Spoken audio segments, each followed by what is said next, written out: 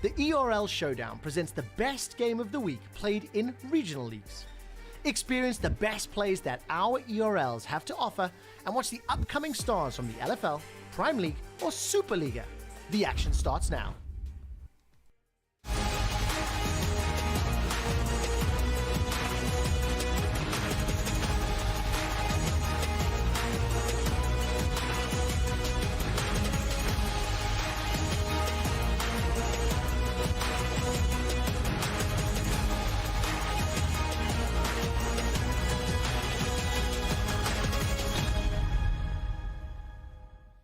LDLCOL contre Carmine Corp, ces deux équipes qui ont été victorieuses lors de leur dernier match jeudi dernier. Et oui, effectivement, il se passe des choses. Alors, cette cover à 5 bot lane va forcément avoir des conséquences en jeu. Bah, Zoélis, mon pote, va peut-être falloir flash out ici. Zoélis qui court et Zoélis qui résiste et surtout qui a le sang-froid de ne pas flash. Effectivement. J'avoue que plus d'un joueur aurait cramé le flash, mais c'est peut-être grâce au heal de Geskla qui est tombé tout de même dans cet échange. Et aussi au fait que Cabochard n'était pas avec son équipe pour face check. Les H au niveau 1, bien sûr. C'était le seul micro CC qu'ils avaient en réalité. Et d'ailleurs, on va revoir en détail ce qui a pu se passer. Mais ouais, le heal de Geskla en réalité qui a mis trop bien. Hein. D'ailleurs, il était sorti du buisson, je crois bien. Il y a eu le reset juste avant. C'était pas loin d'être un véritable carnage, ce niveau 1. Aussi, Zoélis qui a l'intelligence de mettre ses tourelles, donc de courir plus vite à côté. Oui, tout à fait. C'est tout bête, mais ça fait un peu la diff.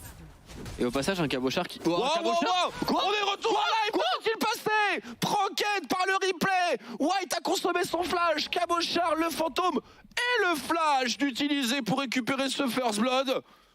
Le Gaulois de la Carmine est complètement fou. Il a été les chercher en 1v2. Et il a attendu que le Sion parte. Là, what? Attends, mais le Sion. Quoi? Ah, vraiment? Il a vraiment été en mode gladiateur. White met un peu de temps à flash out. Oh là là là là là là là là. Flash in, facile pour Cabochard une fois qu'il y a plus de flash sur White. Bien joué. Bah écoute, très bon cheese de la part de Cabochard et assez incroyable qu'il sache qu'il ait les limites nécessaires pour 1 contre 2 au niveau 1. Grand respect à lui. Ça a travaillé le level 1 hein, visiblement pour ce match au niveau de la Carmine Corp. Et on a un Cabochard donc qui récupère First Blood qu'il n'a pas encore dans son inventaire. Bien sûr, il va falloir être patient avant de pouvoir utiliser cet avantage, ces 400 gold. Attention parce qu'il a plus de summoner. Et il a plus de sum, hein. Il a plus de summoner, on l'avait dit avant le niveau 6, il est quand même très sensible. Après maintenant, est-ce que tu as envie d'aller top lane après ce qui s'est passé du côté de White? Je sais pas. Ouais, il a l'air d'être plutôt en contrôle. Hein. L'ami Cabo, après il y a une énorme wave qui va crash. On va voir si la tourelle va se faire arracher. Hein. Je pense que c'est tout ce que peut récupérer un Sion dans cette situation. C'est de la plaque. Et éventuellement deny quelques CS, mais je pense pas que ce soit si facile que ça. Hein. On va voir comment il encaisse un crash de 2 waves et demi. Ah ouais, il est pas très bien du coup sur sa lane. Non. Ouais, parce qu'il a pas de TP, hein, on l'oublie pas. Il va avoir besoin de l'assistance de Skins. Skins qui est du bon côté de la carte, fort heureusement. Qui c'est qui joue Demolish du côté de LDLC? Je fais un Demolish aucun moment. Ça m'a tout l'air d'être le Donger. J'ai un doute. Je vois mal Varus utiliser l'arbre Resolve. Ah justement, j'ai l'impression qu'il joue bot pitting Demolish. Attention, Backroom ouais par contre qui est extrêmement low life. Est-ce qu'il a une smoke? On ne le voit pas en bas à gauche de notre écran. Le laser connect. Ouais, il est vraiment low life. Et il est zoné, on pull la wave pour que ça crache. Mais est-ce qu'on peut vraiment... Est-ce que c'est vraiment raisonnable? Manifestement pas. Non, surtout que White est à la défense. Et je crois que Jeskla. Je crois que c'est Jeskla et je pense que... Attention, Zoelis qui s'avance trop, qui prend une magnifique bulle et qui est forcé de flash out. Très bien joué de la part de White pendant que Cabochard tente quelque chose en 1v1. Attention, plus il est bas en point de vie, plus il est dangereux le Gaulois. L'arrivée de Skins. Christ qui connaît un petit peu cette interaction contre la fin. C'est lorsqu'il est à 1% de points de vie qu'il est le plus féroce.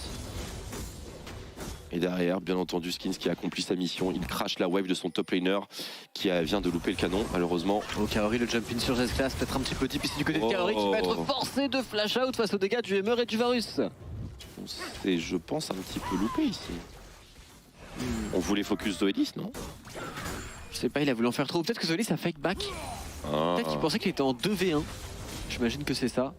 Et juste pour en revenir, je pense que c'est Jeskla qui l'a. Parce que du coup, il y a beaucoup d'AC qui jouent bonne plating contre Lucien Nami. Et c'est très malin en vrai. D'accord, j'aurais pensé que c'était plutôt Heimerdinger qui a tendance à se faire focus, mais c'est legit. Oh, la plaque par contre qui est récupérée par personne. Ah ouais. Ça coûte cher, mais on pouvait pas vraiment se le permettre. Visiblement, ce sera un Varus létalité, mon cher Triton. Ah, je suis vraiment pas fan, non. Qui va tuer le Wukong et le Viking? Qui? Et le Baron. Et le Baron. Bah, Heimerdinger un peu, tu vois. Bon, le Baron. Ouais, ça va être long. Ça va être long. Ou sinon, il faut que Zoelis soit astro-fed et qu'il évite Riley et Leandri. Mais bon, j'y crois pas trop, parce que pour un support, avoir ces 2 items, ça met du temps. En compétitif, c'est un petit peu plus compliqué que dans les games lambda que vous et moi vivons au quotidien. Et le premier reset de Cabochard, plutôt juteux. On rappelle, il y avait le First Blood. Le crash de la wave, bot Vampire Scepter, on part Ravenous Hydra, premier objet, hein, bien sûr, on a l'habitude maintenant, on a déjà vu quelques Olaf. Le mid de Backlund, évidemment, il se fait push en permanence, mais il fait un bon travail d'Akali. Il ne perd aucun CS. C'est ça, c'est exactement ce qu'il veut. Être dans cette situation où la wave est de son côté de la lane. On dit que Cabochard est en train d'en stacker une relativement massive. Mais avec un Skins du côté opposé de la carte. Et un Zolis tapis dans les buissons, accompagné de son jungler. C'est clairement, c'est Skins les flèches qui se one-shot. Sans aucun doute, c'est une bonne idée de trap ici. Ce freeze là est pas mal aussi. Hein. Et le freeze de Jeskla en effet extrêmement bon. Ils s'en sortent bien contre un Lucien Nami. Mais en même temps, Varus Hammer, j'ai limite envie de leur donner l'avantage en réalité dans le 2v2. Il n'y a pas grand chose qui est capable de les tester. Certainement pas Lucien Nami à ce niveau de la game. Ken qui va partir sur le build de ROA sur Victor. Ouais. Bon, c'est un truc qu'on voit assez souvent. Après, ça manque un peu de patate. Ça manque de patate, notamment contre de la frontline. Là où on aurait besoin d'un Liandry pour bosser un petit peu les points de vie de Kryze. C'est exactement ce qui est arrivé au XL, il me semble, en LEC. Et c'était contre un Sion. Je crois bien que c'était exactement ça. Un Sion qui était parfaitement intombable. Alors que la Vette, en l'occurrence, qui fait du coup le Victor, avait beaucoup d'avance. Ouais, beaucoup d'avance. Il était bâton séculaire, Lich Bane et consort. Mais là, la différence, c'est qu'on a quand même un Wukong qui va quand même se régaler sur ce Sion. Et bien entendu, Cabochard. En termes de dégâts, je pense qu'on peut se permettre d'avoir ce build Lich Bane. il y a de quoi. Mais d'un autre côté... Tanami aussi. Ouais, mais d'un autre côté, je me dis que c'est le seul AP. Ah. Et il a une grosse frontline. Enfin, je pense qu'il y a un débat à avoir sur ce build de Saken. Mais après, de toute façon, quand t'as le niveau up, etc., c'est intéressant. Faut surtout voir une autre qualité de ce build, c'est que Akali ne va pas vraiment être capable de one-tap le Victor. C'est vrai. Et ça, c'est un truc qu'on sous-estime beaucoup. Hein. C'est vrai que pour jouer la side lane, par exemple, c'est bien plus agréable. Donc, encore une fois, on voit un Kaori sous sa tourelle qui essaie de subir un petit peu. On tient autant qu'on peut tenir dans un match-up aussi oppressant. Cabochard continue d'essayer de trouver des angles d'agression au maximum sur le Sion. Il y a un Kreis qui a encore sa téléportation et qui est résilient. Tout comme tout LDLC en général dans ce début de saison de LFL. Oh que oui. Et il en faudra certainement plus pour leur faire baisser les bras. Hein. Pour l'instant, toutes les games, ils les ont jouées de bout en bout, avec une seule défaite à leur actif. Soelis, il se permet des choses sur la botlane tout de même de jouer dans ce buisson. C'est vrai, mais il est pas du bon côté. Mais il met une pression de dingue. Il y a des roquettes qui tombent de derrière là. J'aime trop ça. Je trouve qu'il est très créatif pour mettre de la pression. Il crée toujours des choses au maximum. Il essaie surtout de donner beaucoup d'espace à ses ADC en règle générale. Ce qui montre que c'est un bon support. Et il joue un super skin d'Heimerdinger aussi. C'est vrai. J'aime beaucoup. Le hot rod. Et voilà, il s'est fait cancel. J'avoue que le Mais voilà, c'est tout swaggy. Merci à nos observateurs, bien sûr, pour service rendu à la nation. Grosse wave qui crash. Vi niveau 6, Heimerdinger. Ça a l'air d'être parti pour les LDLCOL. On hésite, hein. Ouais, ils hésitent parce qu'ils ont peut-être pas l'information sur où est Skins. Ils se disent que s'il est derrière et qu'il commit sous tourelle, évidemment, c'est un aller simple. Et en tout cas, on nous a confirmé le démolish sur Varus, hein, du coup, vu la situation. Et le ball plating. Et Skins, du coup, comme il y avait... Attention. Oh, ils vont essayer de l'attraper bot side, mais il a bien sûr clone vers son grompe. Après là, il a plus de clones. Et il devrait être safe. Et du coup, la botlane a appelé Skins qui n'a pas pu faire... Il a vraiment le ligne, il met l'ultimate sur Saken est tanky je pense. Hein. C'est un bon poke. Et il force le flash en vrai, il force le tout Macloun. Il va aller jusqu'à la tourelle mais c'est peut-être un petit peu... Et il a flash out en plus, incroyable. Et on arrive à pile en contrôlant Skins de l'autre côté. Mais Skins qui est énervé et qui se retourne et qui fait tournoyer son bâton jusqu'à la...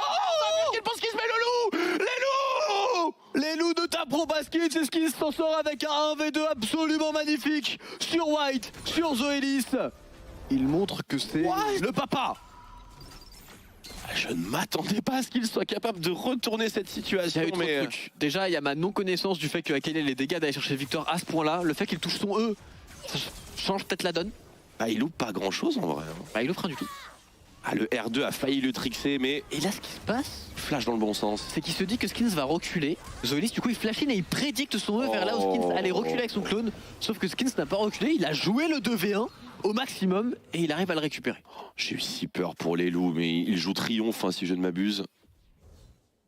Je crois qu'il a un petit peu régène. Ce qui manifestement lui a sauvé la vie. Bah, écoutez, superbe action de Backloon, mais la réponse de Skins vient apporter un avantage encore plus conséquent à la Carmine Corp. Bon, le bilan total, c'est qu'on est ex-aequo au gold, avec toujours un dragon d'avance pour les renards. Et Backloon, un petit peu à l'image de 2 Years, qui vient perturber nos top mid laners de LFL en règle générale. Hein. Et on ne sait plus qui est top en fait aujourd'hui, c'est ça. On s'attendait à la domination des Ekatoku Saken. Ouais. Et que ce soit Raker, soit Backloon, soit 2 Years, même Melissa il fait des bonnes games, je trouve. Enfin, il y a vraiment des très bons mid laners. Il y a toujours Jaye, qui est toujours chocolade. La mid lane est assez stacked et pour le coup... c'est très agréable de voir que les nouveaux mid laners donnent du... Enfin, les nouveaux ou les anciens qui sont de retour. Même Peng joue bien. Ouais, voilà. Comme anciens de retour, hein, je pense surtout à Peng et Backloon. De retour en haut du classement, hein, bien entendu. Et sur la botlane, toujours cette pression. Hein. Et du coup, en vrai, j'aime beaucoup les terminations de Jeskla. De faire arbre vert, démolir et tout. C'est pour ça qu'il a 2 plaques déjà, de récupérer. Et tu sens que la LDLC veulent appuyer au maximum là-dessus. Et du coup, Skins, il doit jouer un petit peu en défensif sur le bot side. Et il peut pas jouer autour d'un Cabochard, il peut pas jouer autour d'un héros de la fight top lane qui pourtant sont gratuits. Bien d'accord. Et attention, il devient tout rouge, il s'énerve, il va récupérer le kill. Mais ça ne passera pas, le coup de tourelle est passé dans l'espace. Mais Bacloun a trouvé une opportunité sur le bot, ça y est dans sa smoke, mais il est en danger malgré tout. On a réussi à zoner Kaori et Whitin d'une wave gigantesque. On va en récupérer quelques miettes. Et il doit réagir, Skins, il doit être en permanence derrière sa botlane pour essayer de faire dive. En vrai ça va pour Kaori et Whitin.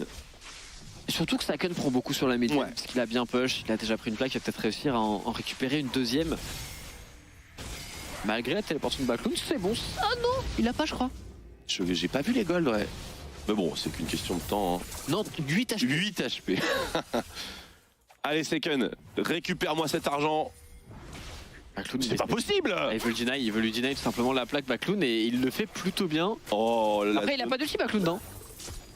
Il est en full bluff Attends, smoke. les creeps. Est-ce que les creeps ont pas pris la plaque à la place de C'est Saken? tombé, hein. Si, c'est tombé, c'est tombé. Bah, en vrai, ce que vient de faire Bacloun, il vient de lui deny Un demi-kill. C'est légendaire ce qu'il vient de faire. Surtout que Bacloun va pas en perdre grand chose parce que la Saken doit push et back. Bah, reste pas lui. Écoute, bon, après, il va perdre une wave hein, quand même, Bacloun, de mine de rien. C'est vrai. Ça coûte quelque chose, ça coûte quelque chose. Hein. C'est vrai, je suis sûr. Il a reset entre temps. Il a senti le coup fourré, il savait que Seken avait encore sa TP et que ça allait pas s'arranger avec le temps. Et LDLC qui met une telle pression bot side que avant 14 minutes, rends-toi compte, c'est très rare. Ouais. Personne va avoir récupéré d'euros de la fête. Bonne remarque, Tréton. Très bonne remarque. Et je me demande si Cabo aurait pas pu le solo à un moment quelconque. Bon, écoute, franchement, si. Tu vois, bah après, il a essayé de le dive, ce qui était bien aussi. Si le dive passe, c'est très bien aussi. Ça a failli passer, hein, ouais. Mais en vrai, le euro de la fête, je pense qu'il aurait peut-être pu le prendre. Est-ce que c'est toujours envisageable maintenant? Ou attention, Kaori, on aurait pu se prendre une mauvaise. Oh! C'est une flèche ou les missiles? Les deux, certainement. Les deux, certainement. Je n'ai pas bien vu. Je n'ai pas la réponse à cette question. En tout cas, c'est une plaque de plus. Pour Jeskla, Une nouvelle flèche. C'était définitivement la flèche. ah, il a son item, hein. Il a déjà son mythique. Ah, c'est un peu toute la problématique avec Varus Lethality, c'est qu'une game sur deux, ça fait pas de dégâts. Mais là, on est sur la game 2, visiblement. Oh. Et le piège. Mais je pense que c'est Skins qui remporte le 1v1 tous les jours. Mais ce n'est pas un 1v1. Avec Cabo. Ce plan héros de la faille, il est vraiment pas bête. Hein. Je pense que c'est ce que redoute Kreis d'ailleurs avec son déplacement. Il a été posé la vision dessus. Avec Cabochard qui va faire le décalage complet pour le dragon potentiellement. Qui peut essayer de surprendre les LDLC. Ça va coûter cher ainsi. Bacloun, il vient de E, non? C'est vrai. Après une Akali avec R et flash de up. Ça. Quand t'as pas de CC sur ton mid-top, ça paraît pas trop jouable. Et puis bon, si Cabochard commence à roam un petit peu à gauche à droite, un Sion en termes de vitesse de prise de tourelle, c'est pas le dernier candidat. Le démolish est plutôt violent. Alors en plus ils vont... Oh attention, mais Zoelis qui met de la pression depuis le FOC, qui va mettre absolument tout son focus sur la Nami qui va tomber sous les coups de Jeskla, c'est tellement bien joué. Mais il est dans ce push depuis 5 minutes. Mais si je suis White, je pète mon clavier, je le pète.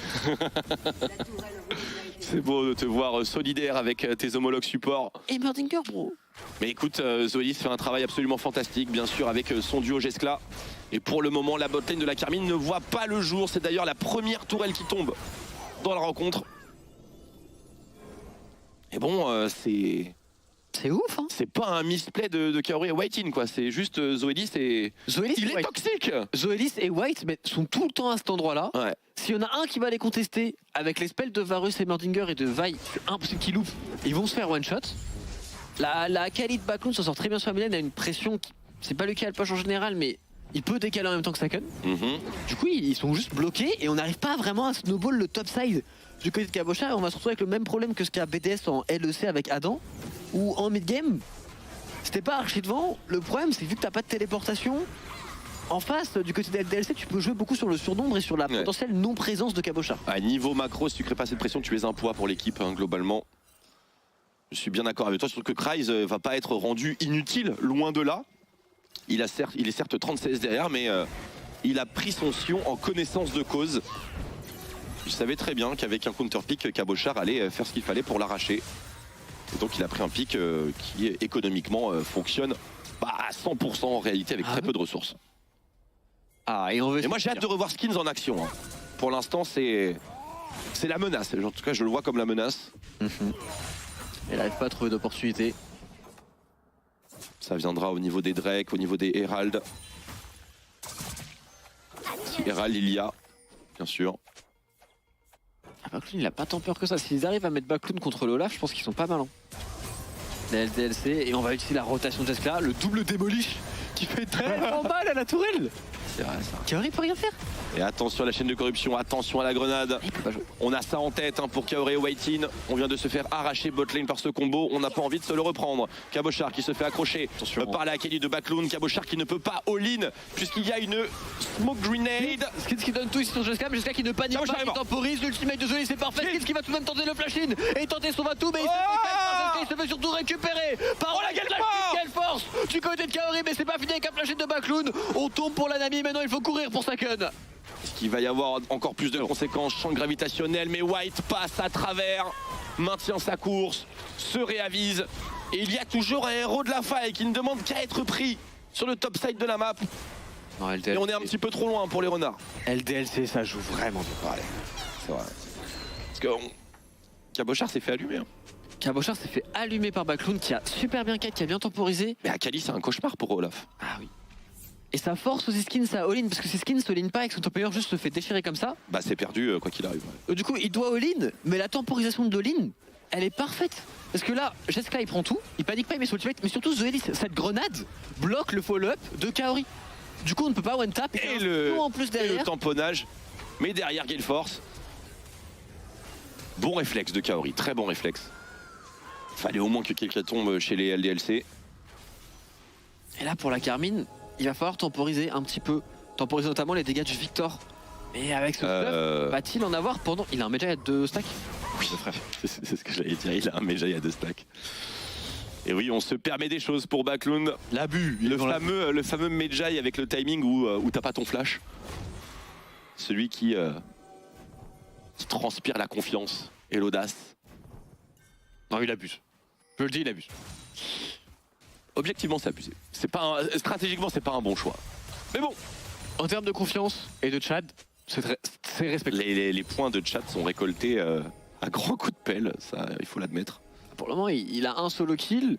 C'est lui qui allait chercher Cabochard dans un fight super important. Il fait une très bonne game pendant que Skins au fait sec pourrait se faire punir.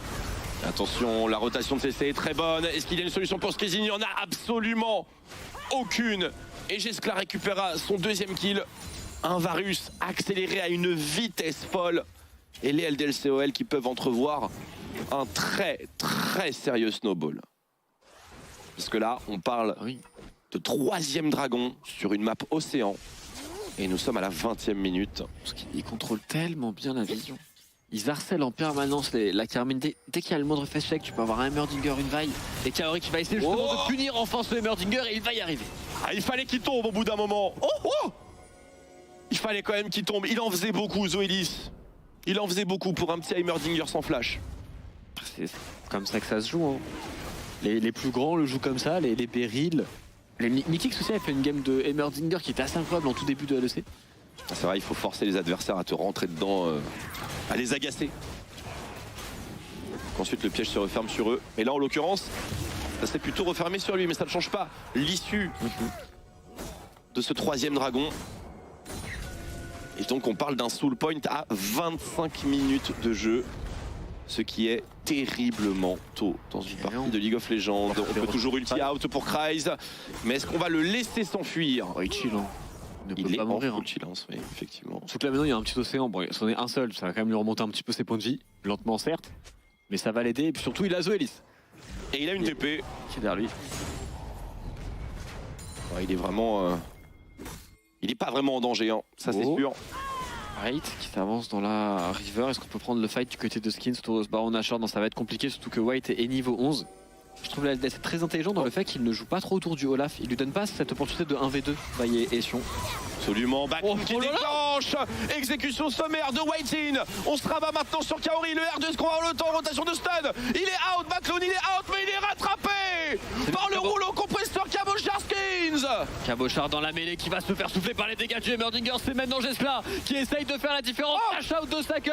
Un pixel HP, mais flash in du Sion bien évidemment. Skins qui se retourne, qui essaye de mettre des dégâts, mais il y avait encore la grenade qui est parfaite du côté de Zoélis et qui offre à son ADC un kill supplémentaire. On n'est pas bredouille pour la Carmine, mais on a perdu 4 membres. C'est un 4 pour 2. Et un baron Nashor qui va être pull. On a l'affronte.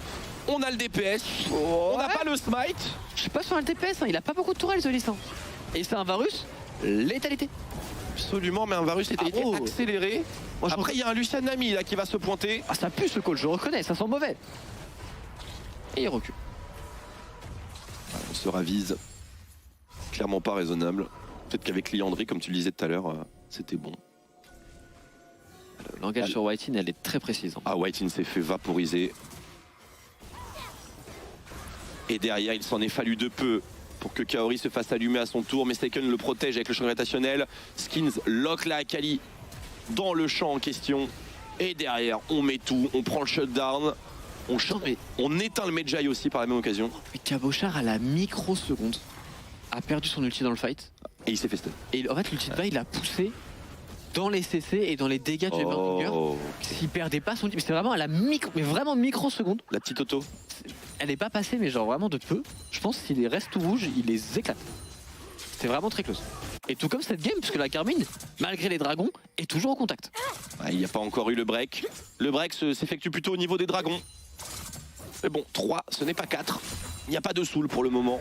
Donc il y a toujours de l'espoir pour la casser. Et puis deux items sur Luciane, la fameuse Navoré qui est de sortie. Et on est curieux de voir si ça fonctionne. Pour le moment, dans la game précédente, on a plutôt tendance à dire que non. On va voir dans cette partie. Après là, situation compliquée, parce qu'il a 2 niveaux de retard par rapport à un Jeskla qui est un monstre dans cette game. On va récupérer la T1 pour la Carmine. Seiken aussi est bigissime. Il est niveau 15, hein, mine de rien. Avec pas mal de pénétration magique. Il n'est pas parti de Lichbane, hein. Il sent qu'il est capable d'accomplir de grandes choses dans cette game en tant que solo AP de sa team. Il a bien raison, je pense. Hein. Je suis bien d'accord. Et puis l'air de rien, ça fait aussi que son rayon sur ultimate. Oh, attention, Zoé, c'est fini. Attention, il flash out, mais il est assommé par l'énorme bâton de Skin. Skin qui se fait paralyser à son tour et exécuté par Jeskla. Et il est passé à côté. Kreis qui temporise. Attention à l'entrée maintenant de cet Akali qui pourrait terminer tous les espoirs de la Carmine. Directement utile. Et il est maintenant bloqué, Backloud. Il devrait être récupéré. Non, il flash out. Et la flèche est dodge du côté de Whitin. Oh, les mécaniques se réveillent pour la Carmine Corp. En rose. On monte en pression, traitons. Le Shuriken. Si Kaori fait pas le side step. C'est double kill. Il récupère les... Ah non, quoique Kaori a son flash. Vous pouvez peut-être s'en sortir malgré tout. Ah, s'il est tag...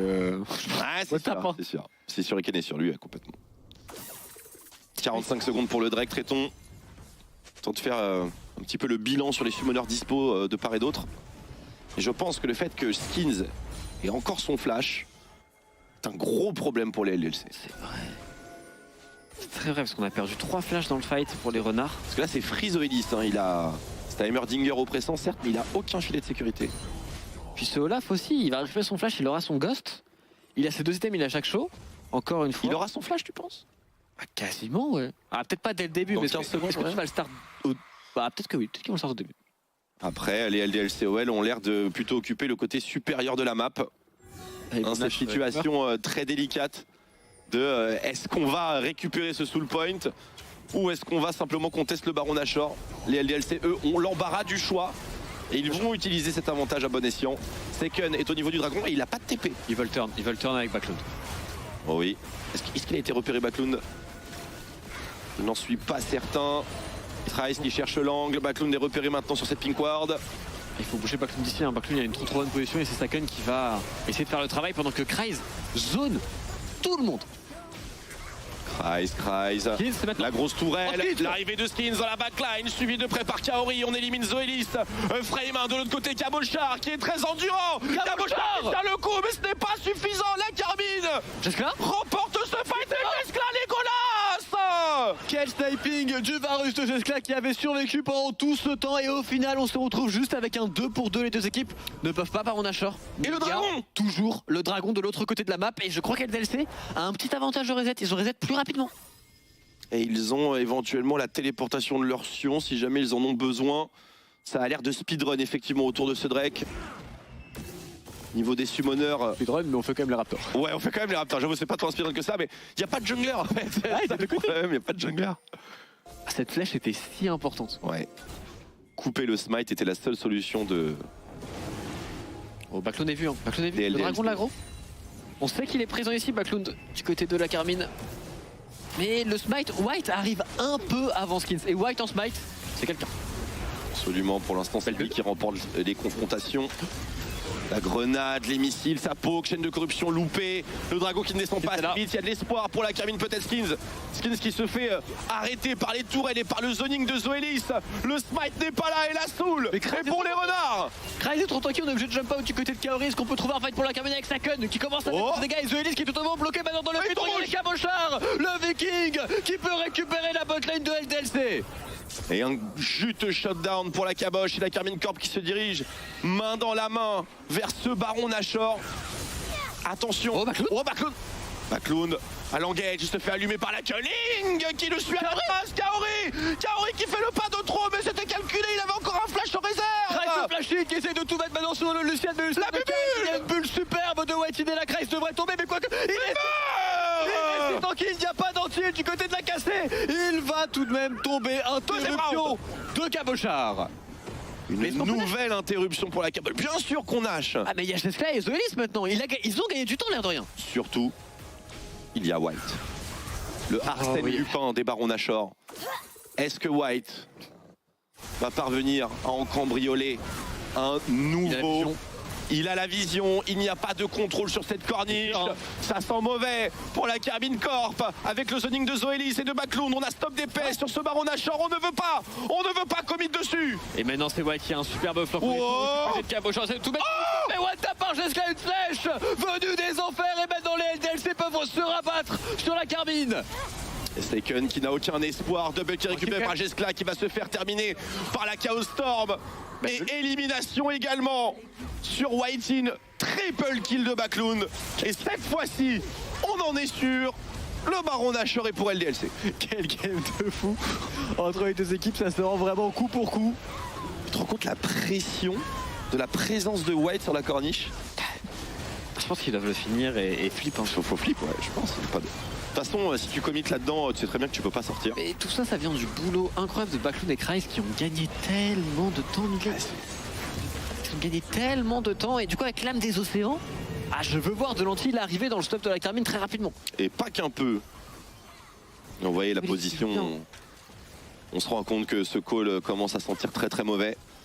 Mais lorsqu'on s'en rend compte, il est déjà trop tard. Et heureusement que Jeskla shutdown Cabochard. Sinon, on aura encore un Viking très énervé. Sakun aussi qui a la présence d'esprit, très bonne présence d'esprit de se retourner sur Jeskla qui lui met tout juste avant de tomber. Il a touché tous ses spells. Complètement. Belle bulle quand même, je l'ai bien aimé. Je l'ai bien aimé. Eh bien, là on peut parler de break. Hein. Regarde à quel. Ah, le Medjay est toujours là. Eh oui. Tu vois, faut jamais désespérer. Ah bah, il est mort une fois, mais une seule fois. Une seule fois, et il est plus que là maintenant. Et surtout, s'il y a le Rabadon... même Sakun ne va pas le tanker. Hein. Avec son héros, clairement. Puis il y a l'âme des océans. Non, là, on parle vraiment de break. Pas un break économique incroyable, c'est sûr. C'est vrai. Mais cette âme qui va avoir des conséquences.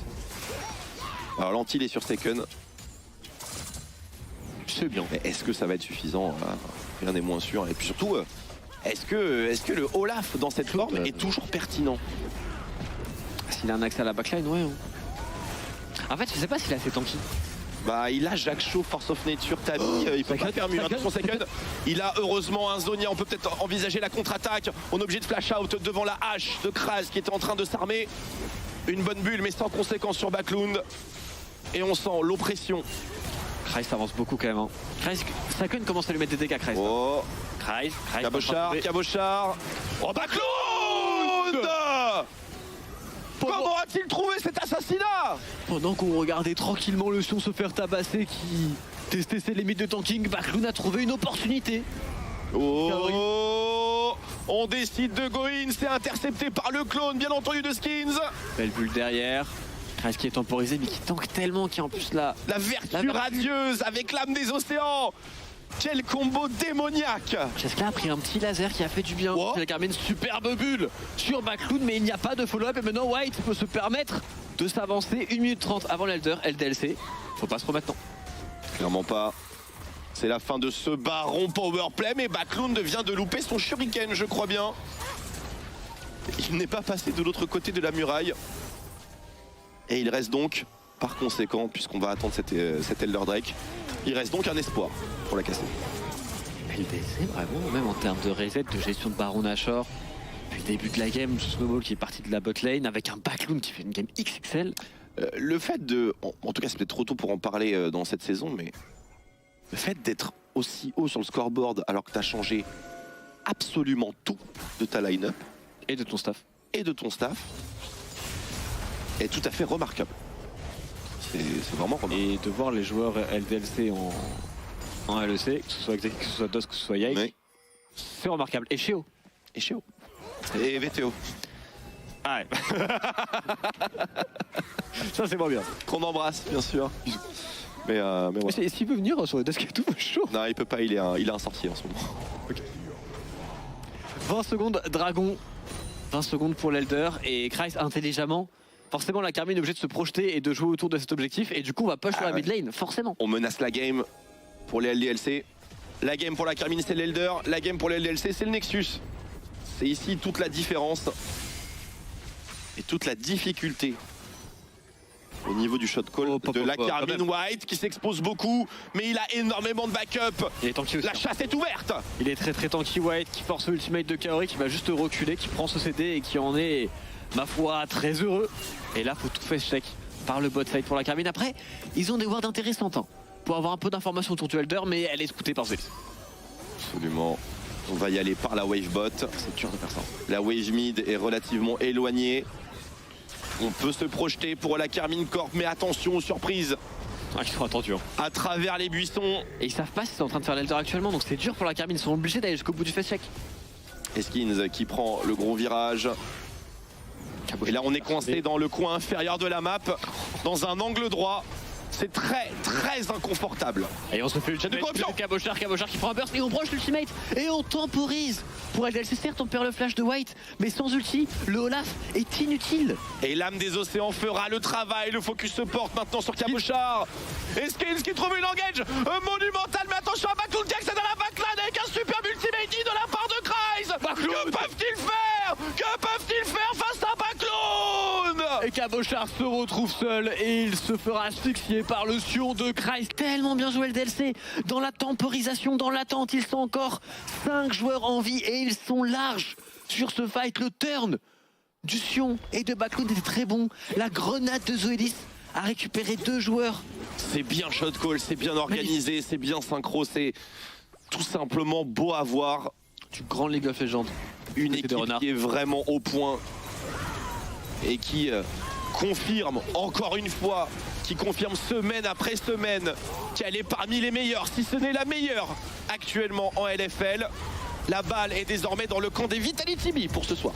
Tout à fait.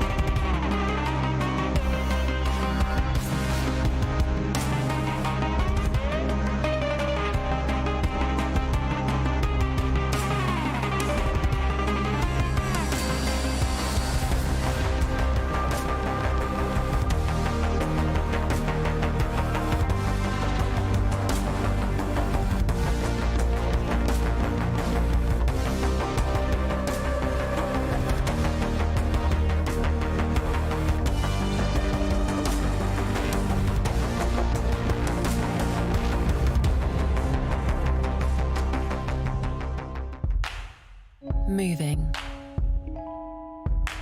When did we stop doing it? When did we settle for technology that keeps us still? So move me, baby, like if nothing left to prove. The Kia electric range.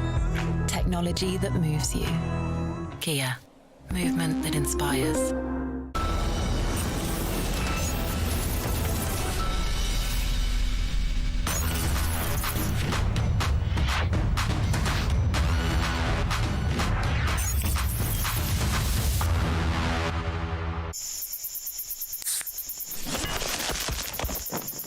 Red Bull gives you wings.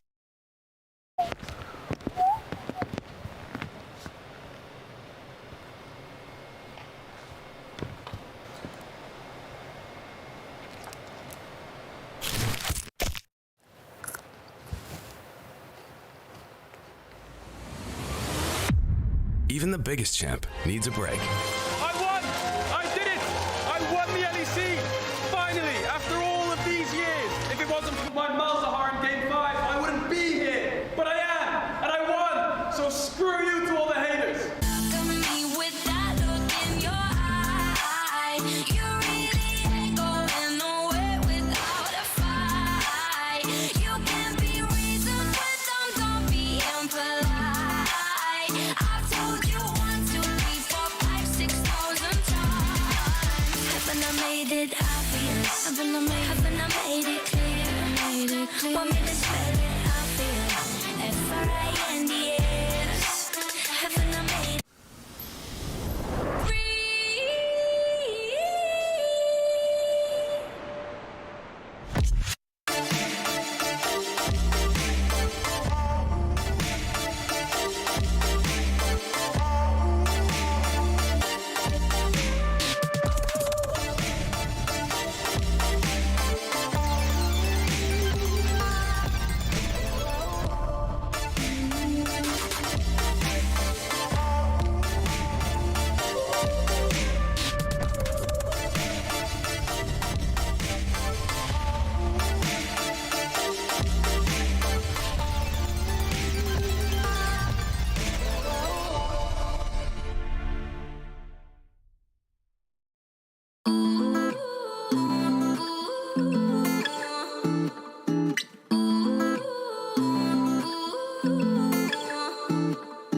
You say you love me, I say you crazy. We're nothing more than friends. You're not my lover, more like a brother. I know you since we were like 10. Yeah, don't mess it up, talking at ears. Only gonna push me away, that's it. When you say you love me, that made me crazy. Here we go again. Don't go look at me with that look in your eye. You really ain't going nowhere without a fight. You can be reasoned with them, don't be impolite.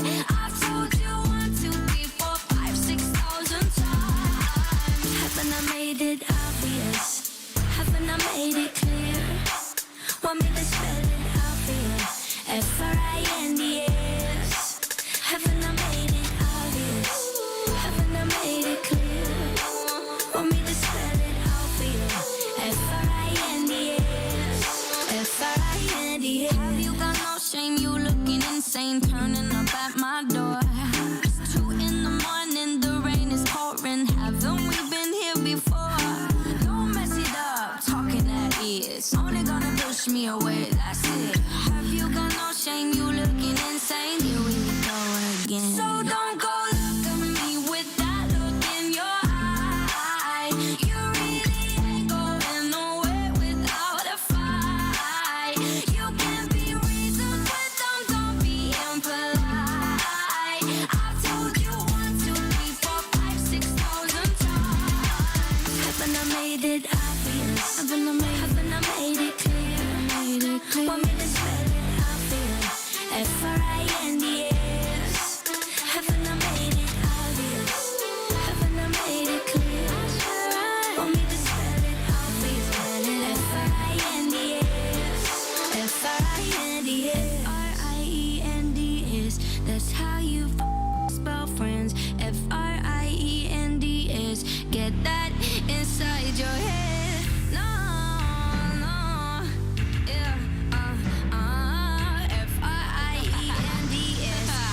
We're just friends. So don't go look at me with that look in your eye. You really ain't going nowhere without a fight. You can be reasoned, but don't be impolite. I've told you 1, 2, 3, 4, 5, 6,000 times. Haven't I made it obvious? Haven't I made it clear? When I said it obvious, F-R-I-N-D-S. Haven't I made it obvious? Very obvious. Made it clear. Made it very clear. Want me to spell it obvious? F-R-I-N-D-S. F-R-I-N-D-S.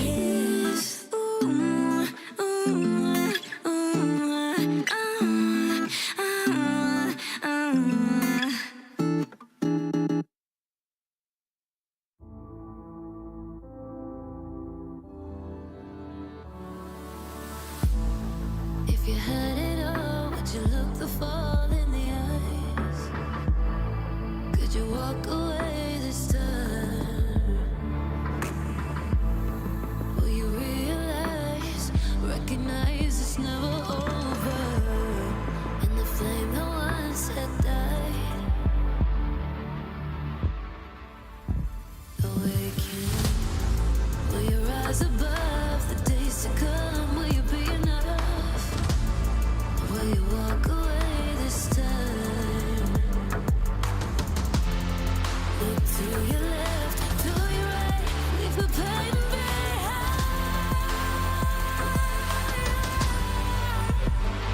'Cause we all face the fires, and we stray from the light.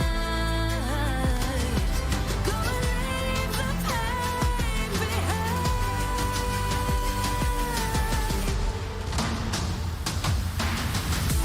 Feel that rush, feel the taste. Can you feel it with the pain? Wash it away and stand again.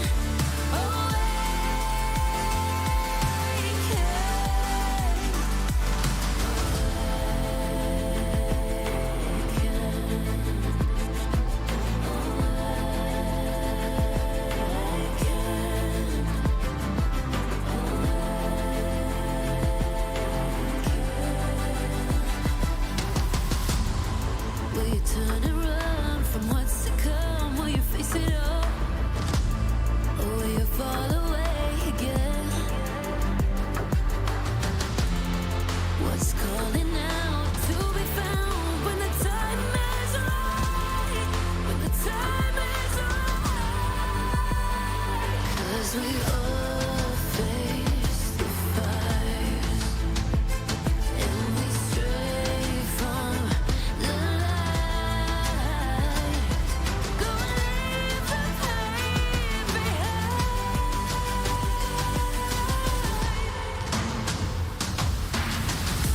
Feel that rush, feel the taste.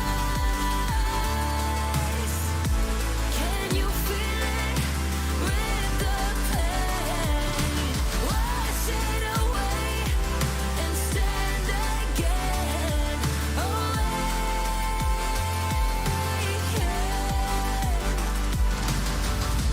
Feel the rush, feel the taste.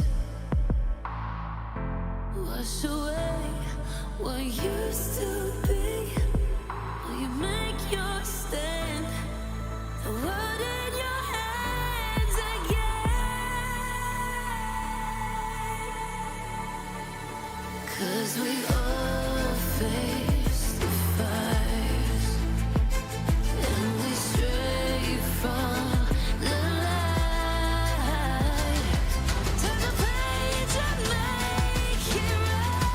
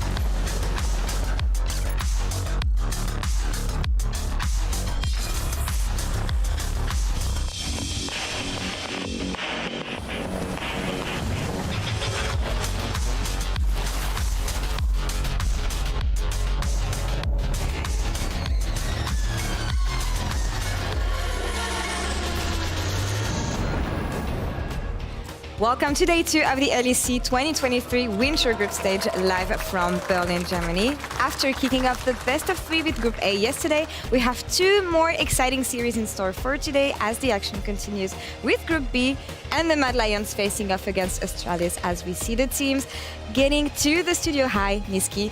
And hi, Ender and Goldberg. How are you guys doing? I'm good. I want to know how Hillesang was not just freezing to death right there. All he had was like a little world sweatshirt on. Bro. Everyone else has 4 jackets. He's just born ready, you know, like that's the mood he's into today. Excited for the matches we have? I mean, if they deliver as much as yesterday did, then yes, I'm incredibly excited for more best of 3s. Maybe a bit more than the second series we had yesterday. And before recapping some of the action from the first day, I think we should celebrate something that we've all been waiting for so long. The cat is actually dead. Yumi, bye. You shall not be missed. Look at this. God. Beautiful. Are you guys dog people or what? This is toxic. No. I'm completely a cat person, but after like 30-something nurse, Goldberg, I love it. Thank you. You opening the show like I'm this. Gonna keep these around. Look at this. We'll celebrate some victories later. Getting on my outfit. Go away. You know. No, but Ender, okay. You cat today, or dog person or not? Did you really like the cat?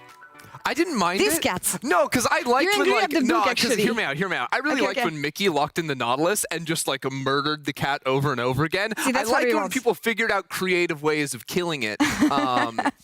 But yeah, I mean, now we don't even get that. It's truly a tragedy. See ya next time, Yumi. Now that we got that out of the way, let's look at some picks which define yesterday's action. And I want to start by talking about Nautilus, the Mickey X special, I want to say, because he was one of the first players who brought back this champion, but he's been defining the drafts yesterday, GB. Yeah, it most certainly was, but I think it was more comfort pick yesterday. Yeah. I think it looked better than it should have, specifically in this game as well, where Kaiser's kind of running into the hook as well, but it still really gave them a lot in the mid to late game where it made it easier to play when they started roaming out on the map as well. Yeah, I think it does do a lot of really cool things, though. It makes the lane super volatile, right? Especially from level 1, we saw Mersa instantly burning a flash off of Neon's Caitlyn, and then all of a sudden that bot lane becomes really hard. If you miss position around your minions and you get hit by an early Nautilus hook, lane can end pretty quickly. I also think it provides great gank assist later on into the game as well, when you're trying to set up around different objectives, find picks, these types of things that you can't necessarily get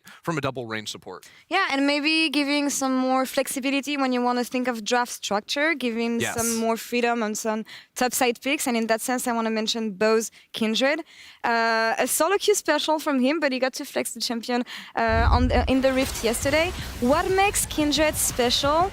And here I think we should focus maybe on the item changes and the crit item. Yeah, because it was definitely Kindred's a pick that we had seen before. It's not like this is coming out of nowhere with the patch, but I do think the changes to Infinity Edge, allowing you to get it as a second item with the crit threshold going from 60 to 40%, makes a lot of sense, especially on a champ like Kindred in the jungle. Also for AD carries down on the bottom side of the map. All the ADs that in the past would like to go double AD items instead of going for a Zeal item as their second like to thrive. So a Caitlyn, a Sivir, these types of picks that can lock in their big crit item second instead of attack speed is really nice. Yeah, especially when you already have a team that gets the early game going for you, you start stacking up the objectives, and then you reach the 20-minute mark. That's usually where, as a jungler, you finish your second item. So coming in with the IE there, it's just great for continuing the snowball, making it more efficient to go for some of these plays. I'm just wondering about Kindred as a whole, because we don't see that many players picking this champion. Is it something we're going to see a bit more in this patch or in general, or do you think it's like a Bo or some players special? I definitely think it has its position in the meta, and we have seen it as well before this patch as well, still be played a little bit by the likes of Yaya and Bo, of course.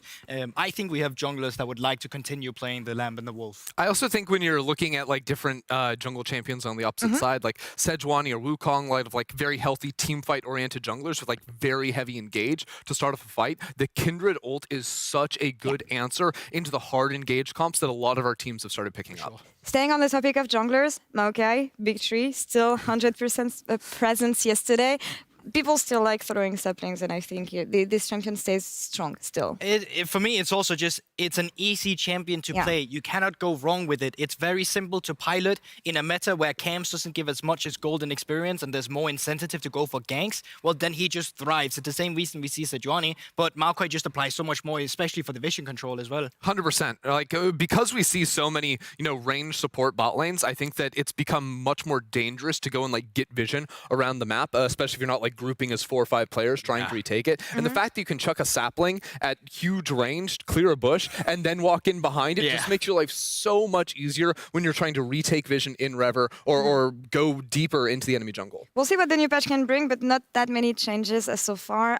Let's take a look at the bracket though to see what happened yesterday, because Vitality and Koi will be clashing tomorrow after winning their games yesterday for a spot in the winter bracket. I'm really hyped about this, and I think we had expectations about Koi ramping up in the regular season, but they delivered so much yesterday. Oh yeah, it's specifically because Vitality was the rank 1 team from regular season, but one of the few teams that they actually did lose to was Koi, and now you get the rematch coming into it with Koi also looking so much better. That's going to be so much fun. I also think it's really important to remind everyone that you only get 2 best of losses in this bracket, right? So Heretics and SK on death's door now. They have to win out from here on out, and that applies through BO3s and BO5s. You can't lose 2 of either. Absolutely, and they will have one last chance next week facing off against each other. But let's focus on today's game as we're kicking off the action with Astralis facing off against the Mad Lions, and Trouble caught up with their man in the mid lane. Dejour, take it away. Thank you very much, Laure and Dayer. Thank you so much for joining me prior to your first best of 3 ever in the LEC. And how are you feeling? Feeling neutral, I would say. First time, best of 3, like you said. Hype for it. I don't know how I will perform. Like, I've never played best of 3, so let's see how it goes. That must be so exciting, because a lot of people will backlash when I say it's Astralis' first best of in the LEC. But truth be told, after the rename from Origin to Astralis, it is the best of series for the entirety of the org as well. So how is the atmosphere behind the scenes? The atmosphere behind the scenes, I think we are just happy that it's finally match day. Because it was it's rough, right? But like I said, really nice to be here in the studio now, and I think we are prepared. Perfect. And talking about preparation, what have you prepared on? Not necessarily like picks or anything, but how have you evolved your playstyle? Because there was a lot of criticism coming from the first 3 weeks, now jumping into the best ofs. Well, we just focused on what we are already working on. There's not anything new on it. We're just trying to get better. We still have a lot of problems, as a lot of other teams do as well. And we're just trying to improve where improvement is needed, just in the basic concepts as well. And that's what we worked on. I love it. Very vague. You didn't let me in on any secrets. Well, I guess we'll see them on the best of series. And now, talk specifically about mid lane. You posted a tweet, I think it was last week, where you said, "I'm never going to lose to Niski again." Well, the game against Mid Lions, I have to say, that was a game. That was a game of League of Legends. I entered very hard, so I don't want to repeat it again today, and I think we have a chance. So I will not lose to Niski. That's all it is. That's fair and square. We'll hold you to that. Now, when it comes to Mad, you guys are playing them today. What do you think is their strongest asset as a team that you guys have to overcome? I would say they're pretty solid mid jungle. I think Niski is performing really well this split. So I think we will focus on mid jungle as well, and if we can take them down, then we have a good chance. Oh, I can't wait to see the Bloodbath 2 versus 2. Dayer, thank you so much for joining me. Good luck in your first best of series in the LEC. Laure, back to you and the guys on the desk. Thank you so much, Trouble, and thank you, Dejour. It was interesting to see what kind of mood he's into, because as Trouble was saying, it's going to be his first best of series. You can feel the nerves in one way on the side of Dejour, but I think it makes sense fitting off against a team like Mad Lions today. you can feel the pressure of it, but you can also feel the fact that you can screw up one game and you have a chance to come back to it. I think the Team Heretics versus Vitality yesterday is a really good example of that, because Vitality came in, they completely stomped. Had that been a best of one, we would all said they're so good. But then the second game, they bounced back and they completely stomped Vitality. So for Astralis, I think there's room for mistakes. Yeah, also for Astralis, like the odds have been stacked against them since 2 weeks ago. Yeah, right. Like Since it they was joined the LEC, miracle run, yes. exactly. It was the miracle run to get here in the first place. They have to go against Mad Lions first, who are an incredibly difficult opponent. This is a team that is used to coming in as the underdogs, and that is going to continue as long as they survive here in the group stage. Let's talk a bit about Mad Lions then, because I'm still not over the fact that the players keep on saying we don't know how we got here. These results don't match the expectations we had coming into the split, and also the training we've been through. So what do we think of Mad Lions now? Where does the strength lie? I know that Daja was mentioning the jungle mid, but I also have my eyes on the bot lane, because we were expecting madness going on the bot lane when you look at Karzi and Hylissang, and they're actually super stable. And when you think of the coin flip side of things, we actually got the good side of the coin. Yeah, so what do we think?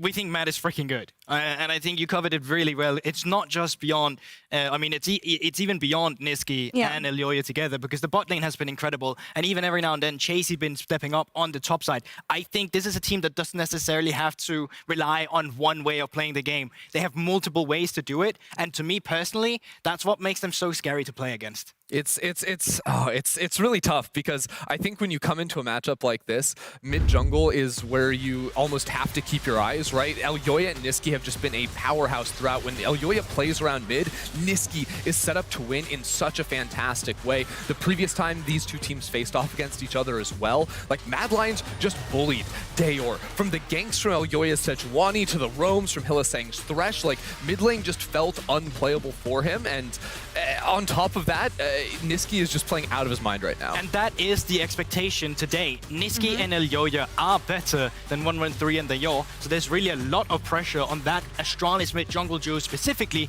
because not only are they going to try and match it, they may even try to elevate it at times. The thing is, once Mad Lions get an edge with this mid jungle too, is they go out and they attack the opposite lanes as well. Like no matter how comfy you can be with Finn on the top side and the bot lane looking pretty solid from Astralis as well, if mid falls apart, the rest of the game will start to become unplayable for the sides. And I think Finn, especially because you mentioned him, is going to be one of the central points here for Astralis. We saw that whether it's in communication, team atmosphere, but also in game, he's been one of the central points of this Astralis lineup. When you think about Gnar, GP, and every opportunity he's been able to unlock for the team. I mean, his GP single-handedly started them on the run to even get here with this insane comeback win against SK. And yeah, some fantastic team fights on the carry champion was necessary to pull this one off. But then also in the next game they played, when he locked in the Gnar, his team fighting was so good, from looking for different angles to flank into the fight. So it's not a one-dimensional player, right? Him stacking up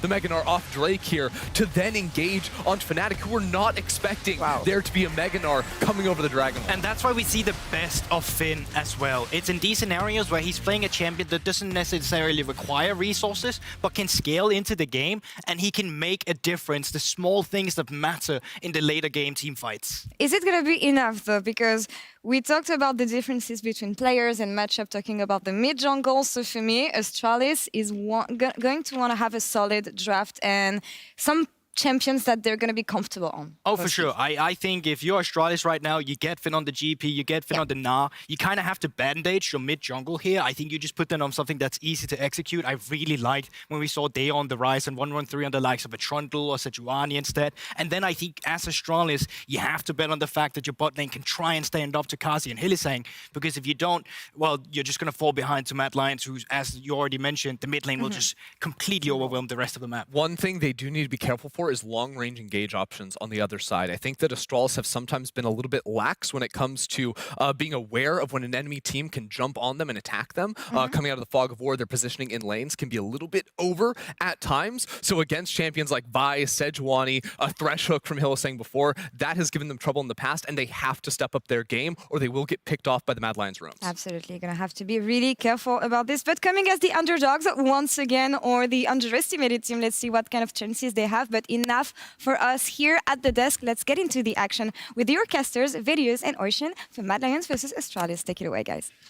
Thank you so much, Laura. Welcome to our second day of the groups. We're into best of threes. They called in an expert. Oh, wow. Yeah, just in case you didn't know. It's shade, Machine. I'm not saying more about it, all right? I'm just, you know. Well, yes, we do, in fact, have more best of threes lined up for you today. Our first one of the day is, of course, between Mad and Astralis. And, well, what can we say? Mad are the heavy favorites. Absolutely, right? yeah. But I will say, and this is kind of how we've been looking at it coming into this, is that yes, Mad are the heavy favorites, but Astralis have been week on week getting better, getting bigger and better, and all of a sudden this kind of becomes a little bit more of an unknown territory for Mad Lions. Certainly does. Well, as we get ready for the draft, enjoy some light and refreshing music.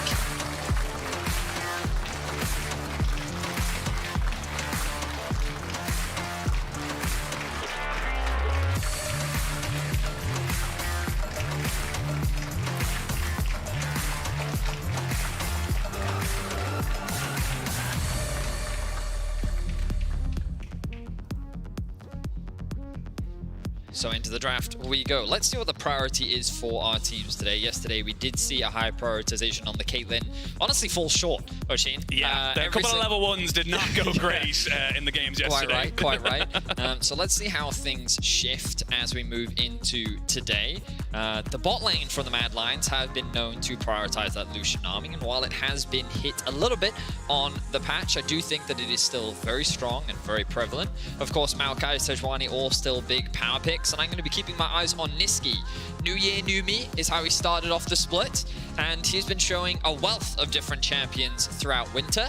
I'm curious as to what he has prepared for us, and if he can still be the big carry for Mad Lions. Absolutely, and I think that, as I said on the desk, it is going to be about containing that mid lane, making sure Niski doesn't have his way with whatever champion he does end up picking up, but we are kind of getting through the picks and bans right now, and I do think that for the meta as the moment, obviously we are on 13.1B, we have seen a little bit of a shift as well. We're seeing, not as many people, specifically yesterday, kind of defaulting into that kind of arms race in the bot lane. We saw a couple of Nautiluses, we've seen a couple of different hard engaged champions coming in to kind of say, look, we'll take the fight to you. We're not just going to sit back, relax, and just kind of hope for scaling. So it's curious to see now what the plan is for both of these teams, but the Sejuani you mentioned, taken off the board, and that AP Elise not going to be given over either.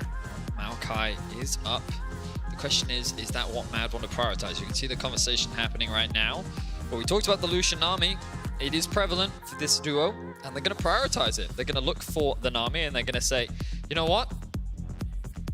If you take our Lucian away, we have other things that we can pair alongside it.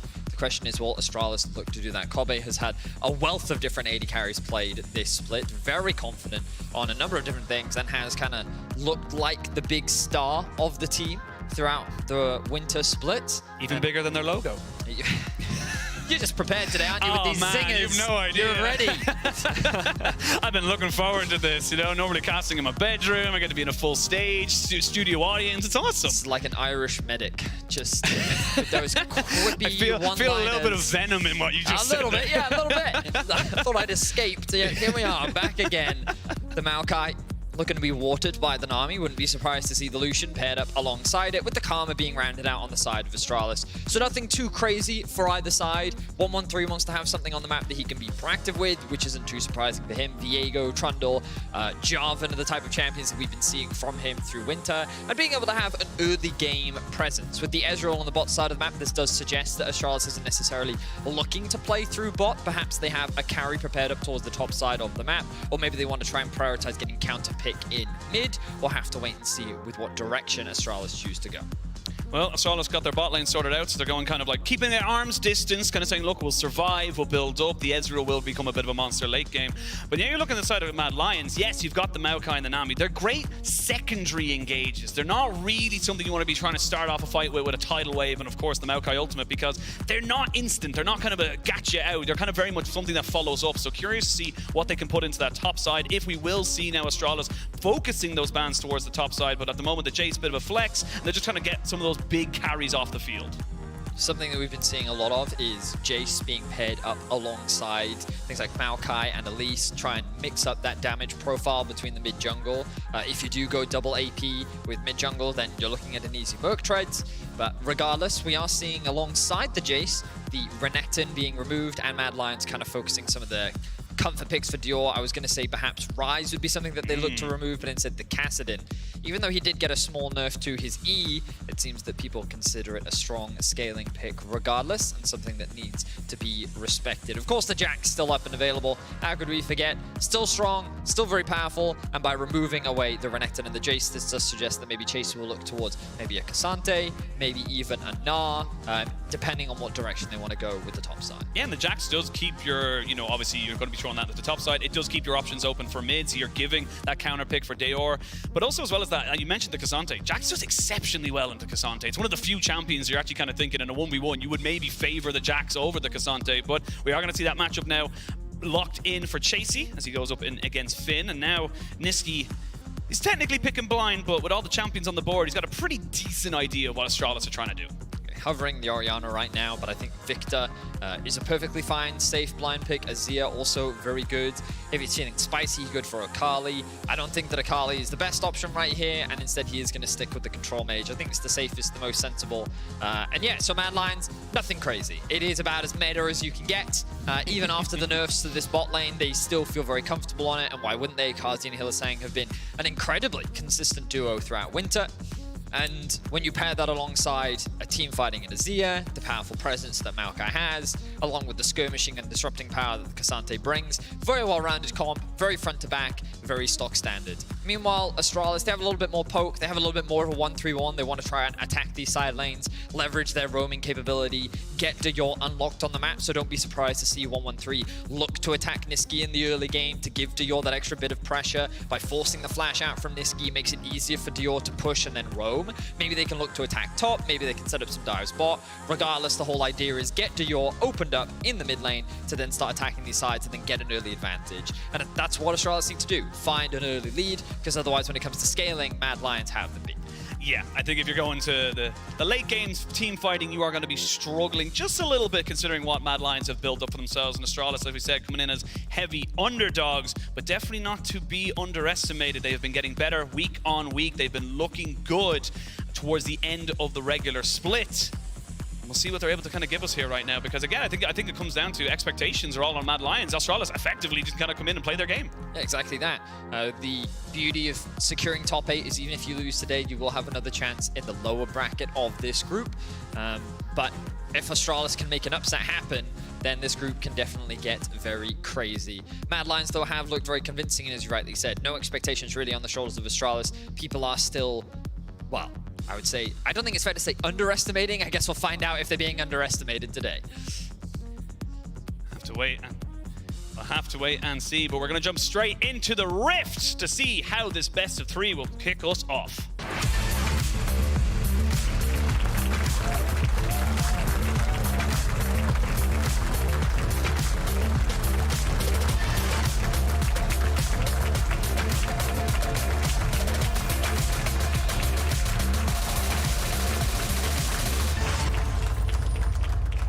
30 seconds until minions spawn. Onto the Rift, and the new standard in the game seems to be these 3 brushes. Everyone goes down there, be it in one side or another, because you just need to know if anyone's going to be trying to get something a little bit more, less than standard in your bot side. It's making sure that you get that early information. The power of the level 1 cheese is very scary, but also just being able to claim control over the 2v2 lane is important. The observers are highlighting some of the vision that has been littered around the map for us. Okay, observers, I get it, I see it. You've been around a long time, you might have missed it, all right? They did a cheeky zoom in there. Thank you very much, observers. But yeah, the whole purpose of that topside red ward is to spot, well, Mad's invade, if they want to get deep vision to try and spot out what 113 is doing. Meanwhile, Mad is just covering. They wanted to secure and see if Astralis were trying anything cheeky in the bot side of the map, along with covering that entrance to the top side to make sure that Aljoya is well protected. Dior currently hiding in Fog of War. Chasey actually going to drop his ward very early and not in an ideal position. Shallow, yeah. Yeah, he was a little bit worried, but investing the ward that late into the laning phase, I'm not entirely sure what he was expecting to happen. But this may be something that 113 looks to try and punish. You're taking a lot of damage already. A hell of a lot of damage. You can't underestimate the Ignite. at level 1, and we've seen this so much from Karmas, and even just kind of high-intensity bot sides, is that, yes, the Nami Lucian is fantastic. Not really that great level 1, so you want to try and put it under pressure, you want to try and keep yourself in the ascendancy, and like you said, if Astralis' plan is to go in mid lane, bot lane doing this on its own works well for them. It's one of the things as well, for those, we see this matchup a lot, but seeing as we don't have anything too crazy happening in the early game, Kazi, when he runs first strike, will always start with the W first to be able to start getting those procs off early, which, as you rightly said, contributes to the fact that your level 1 is just much weaker. It does also scale with AP, and we have seen someone like Hansama even start with the Doran's Ring to give them a little bit of extra poke damage very early on into the laning phase because of, well, how well it actually scales with AP, but no Lucian in the right mind is going to build full AP. You never know, man. Carry is out there. Now, 113 has done a 3-camp clear, is looking to set up an early gank mid, which is exactly what we talked about in draft. Yeah, well, looks like Niski recognizing there is he doesn't have the priority on the bot side just yet. So Loya is just coming in towards his Raptors, but 113 not going to get any purchase there. And you can see the Niski having that veterancy, the sixth sense to kind of recognize where he does have priority and where he straight up has vision as well. Does secure that cannon minion. And as you rightly said, just really great awareness from Niski. I definitely would have died. That's for sure. You know how in fighting games they always go, be honest, who got hit? You know, and they do those mix-ups in the corner, and then the commentators were like, yeah, I got hit. Yep. And I was like, yeah, I love comparing it to League and how I'd be like, yeah, I definitely would have been ganked there. Keep my eyes as well on the map. Dior going to invest an early TP here. Wants to start stacking up that tier as quickly as possible as 113 secures the bot crab. Alyoya does have information on where he is roughly, and 113 looking for a gank in mid. And again, the whole game plan here. Ooh, nice W there. Nice little W. Karzi, though, going to be going very aggressive here. The Ignite came in just as the heal went down, so Kabe has to get himself back down a little bit. Flash forward there by Jonghoon, trying to catch out Karzi. Both AD carries trading very heavily. Flash forward, ebb and flow. Oh, first blood goes to Hylissang. It doesn't matter the champion, he is going to go ham. The Mad Lions bot lane find the 2v2. Now 113 is hovering around. He's trying to dodge the ward, but Kazi's not going to fall for the bait. That wave is still in a pretty good space for Mad as well.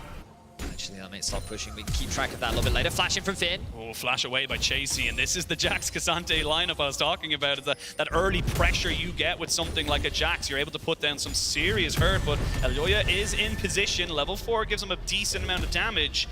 Finn should know, though. Yeah, I was going to say, he knows his buy was just reset. He does not have the priority. Well, it's he should have seen the Scribe's Bloom popped as well. Which is probably the sapling as well that went into the brush. That probably helps, yeah. But so he had information, so I would have been surprised if he fell prey to that. But going back to that bot lane play, a couple of crazy things happened there. Hylissang, if you guys have a chance to go back through, watch the VOD, he actually put himself in front of Kazi so that Kobe couldn't land any more Qs on him, which then gave Kazi the confidence to actually stick in the fight and not be forced to flash as quickly as he needed to. Then when Jonghoon went for that kill, he actually channeled up the empowered mantra, and I think that he was kind of waiting for Kazi to actually burn that flash so that he could follow up. But instead, he then preemptively flashed to try and catch him off guard, and then he hit a minion. So his empowered Q didn't actually have enough damage to secure that kill onto Kazi. So a couple of small mechanical blunders there, but we're actually going to get a replay of this. Oh yeah, this is great. So Kazi here doesn't choose to invest the flash, gets the heal, and then look at the positioning here from Hylissang, immediately putting himself between Kobe and Kazi. And then look, that caster minion at the back is actually what takes the brunt of the empowered Q. Kazi very likely could have lost its life, given that he flashed in a straight line. And then Hylissang is able to secure that kill onto the bot lane. So overall, like, really impressive stuff from Hilly in the 2 versus 2. And credit to him, I know a lot of people have been excited to see him succeed. A lot of people were worried and surprised after his departure from Fnatic, and quite frankly, they thought that it was a downgrade to have him being paired with Kazi. But the bot lane has had an incredible split so far, and they continue to look dominant in the bot lane 2 versus 2. His first dragon goes over to Astralis. Chem dragon collected up. Nice little bit of tenacity picked up for themselves there, but Astralis not to be outdone despite the bot lane priority, like he said. Finn did reset up to the top side. Hasn't used his TP, actually, so Finn does have a little bit of a summoner advantage for now. Let's wait to see what really is going to be the real boiling point between this. And honestly, it could be around this Rift Herald, because you will have the Realm Warp, you will have the ultimate from 113 as well. So we might see a bit of a kind of a setup here between both sides to try and secure that objective. 3 still hovering around for now. no flash and no health bar. That is Younghoon picking himself up a kill, getting one back on Hilly for earlier. Unfortunate that Younghoon was the one to actually secure that. Ideally, that would have gone to 113 or Kobe, but the play was clean. Very little, much more to add. 113 didn't even have to invest a flash. He was able to just get the very edge of the queue, which provided the knock-up, which allowed the bot lane to secure that kill. So 1-1 now is the scoreline. No real objectives on the board to play for Hylissang. I did wonder if he would actually start roaming up towards the top side early to go and contest this Herald that you mentioned earlier, but instead he will make his way back towards bot. Wouldn't be surprised to see Kazi push out one more wave before the Mad Lions bot lane look to go back to base. Keep my eyes on Kobe now, because again, this Herald, as you rightly said, is going to be the next big point of contention. Observers, if we could quickly look at mid lane, you'll notice that Nisqy is looking to push Dior and ideally chip him out as much as possible ahead of this fight that is soon to be. They want to make sure that they have that control, and this one deep pink ward you can see to the right of Dior's tower is actually going to offer that extra bit of information. And look, you'll see Jonghoon actually walking over that control ward now. So again, Nisqy has all the information in the world. Finn doing the same thing in terms of using his pressure to move down, drops the control ward, drops a ward onto the Rift Herald too. And we have to keep our eyes on what these bot lanes are up to. Right now, neither one of them are making their way up, so perhaps neither team is looking to contest that objective. As I say that, the pings are coming down to Dior and 113. Oh, you're going to have a lot of AP damage here onto the Karma, who does have flat to try and get away. You are going to use the Maokai ultimate to try and lock him down. Flashes into the ultimate and sadly gets himself taken out. Mad Lions just being proactive with the information that you rightly sought out earlier. Did Jong get rooted twice by Elyoya's ultimate? No, I think his dash, the W caught him first. I can't remember the name of it. Twisted Advance, excuse me. Yeah, Twisted Advance caught him, which then didn't count on the first bit, and then he got caught on the second bit. Okay. Yeah, it's a priority that's thing. Unfortunate. Yeah. So Jonghoon does end up losing his life, but overall, Astralis not too unhappy about that trade. Given that window, knowing where Elyoya was on the map, they're able to secure themselves a nice neutral objective, and they should be able to steal away this blue buff. So small goal gain for Mad Lions for the time being, as a plate is also secured by Kazi, but this Herald can be dropped to equalize that gold in no time at all. It's interesting as well, because of the new format within the LEC, the last time these two actually played against each other, Hold Myself is going to have a 3v3 in his bot side. Kazi trying to put down the damage. Kobe jumps in though to try and stop him and loses his life. We get the Lucian trade for the Karma. Hylissang now trying to run away. They're going to use the ultimate as well. Double kill coming into Kobe. Deor is here, and you do not have an ultimate to dissuade. There is still a flash on Elyoya, so he should not die. But great active play here from Astralis. 113 covering for a potential bot lane dive. Going to drop the Herald as well to invest even more gold into Kobe. And Nisqy can't follow up. He doesn't have a TP, it's not unleashed, and with Dior utilizing the ultimate, he's able to quickly rotate to the bot side of the map as well. So overall, big gains for Astralis, closing that gold gap quickly and trying to funnel more gold into Kobe, who, as we rightly said, has been one of the big carries for this split. Replay here, because it looks like Mad are covering it, but they just don't expect the damage to come out. I think Kazi recognizes that he's just dead here, decides that the best thing that he can do is trade 1-for-1, and if he can get that kill, it's the best case scenario for him. Unfortunately for Hylissang, he realizes, well, even if I flash away, what am I going to do? It's already been spotted out that Dior is on his way down towards bot lane. We may as well hold on to the summoners for now and just disengage as quickly as possible, because some viewers may have seen what I saw, which was, hey, Elyoya is doing enough damage that he could probably kill 113. But what I didn't initially notice was the fact that Dior was already moving, but Elyoya, with much greater map awareness and good communication with Nisqy, was like, we can't win this, there's no way that we can stay in this fight, we have to get out, we have to disengage, and they end up losing Hylissang as a result. This game is very reminiscent to the first time these guys played. It was week 1, all the way back then. Again, it's only a best of 1 in the start of the winter split, but it is kind of a similar pace to what it was. It was slow, it was a kill here, a kill there, an objective here, an objective there. Both teams kind of ramping themselves up towards those 2-3 item fights that we kind of saw Mad Lions take over with, because, you know, the way Nisqy's been playing this split, because of Elyoya's, pathing and working around his these team fights. So at the moment, Astralis are keeping in tow. Only about 1,000 gold lead in favor for Mad Lions at the moment. It is looking like this Infernal Dragon could be a point of contention now for both these sides. Trading up towards the top lane, 1v1. Chasey fully committing with the all-out. Good damage on the Finn. Oh, that was clean. That was so clean from Finn, but now you're going to try and use this on the bot side, and Younghoon will be taken out and traded back. So still 1-for-1 in the overall trade, but Finn getting dominance in the top side. Finn continuing his great performance from week 3, finding a solo kill onto Chasey, and will pick himself up a couple plates. It does mean that Mad is very likely going to secure this dragon after losing Jonghoon, but Mad Lions, again, when we came into this game, oh, hang on a second, look at the collapse here.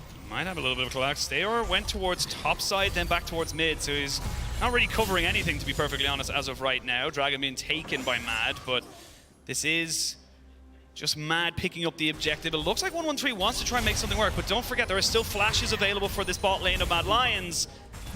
As 113 makes himself known, he immediately tries to get himself out away from there, does not want anything to do with it.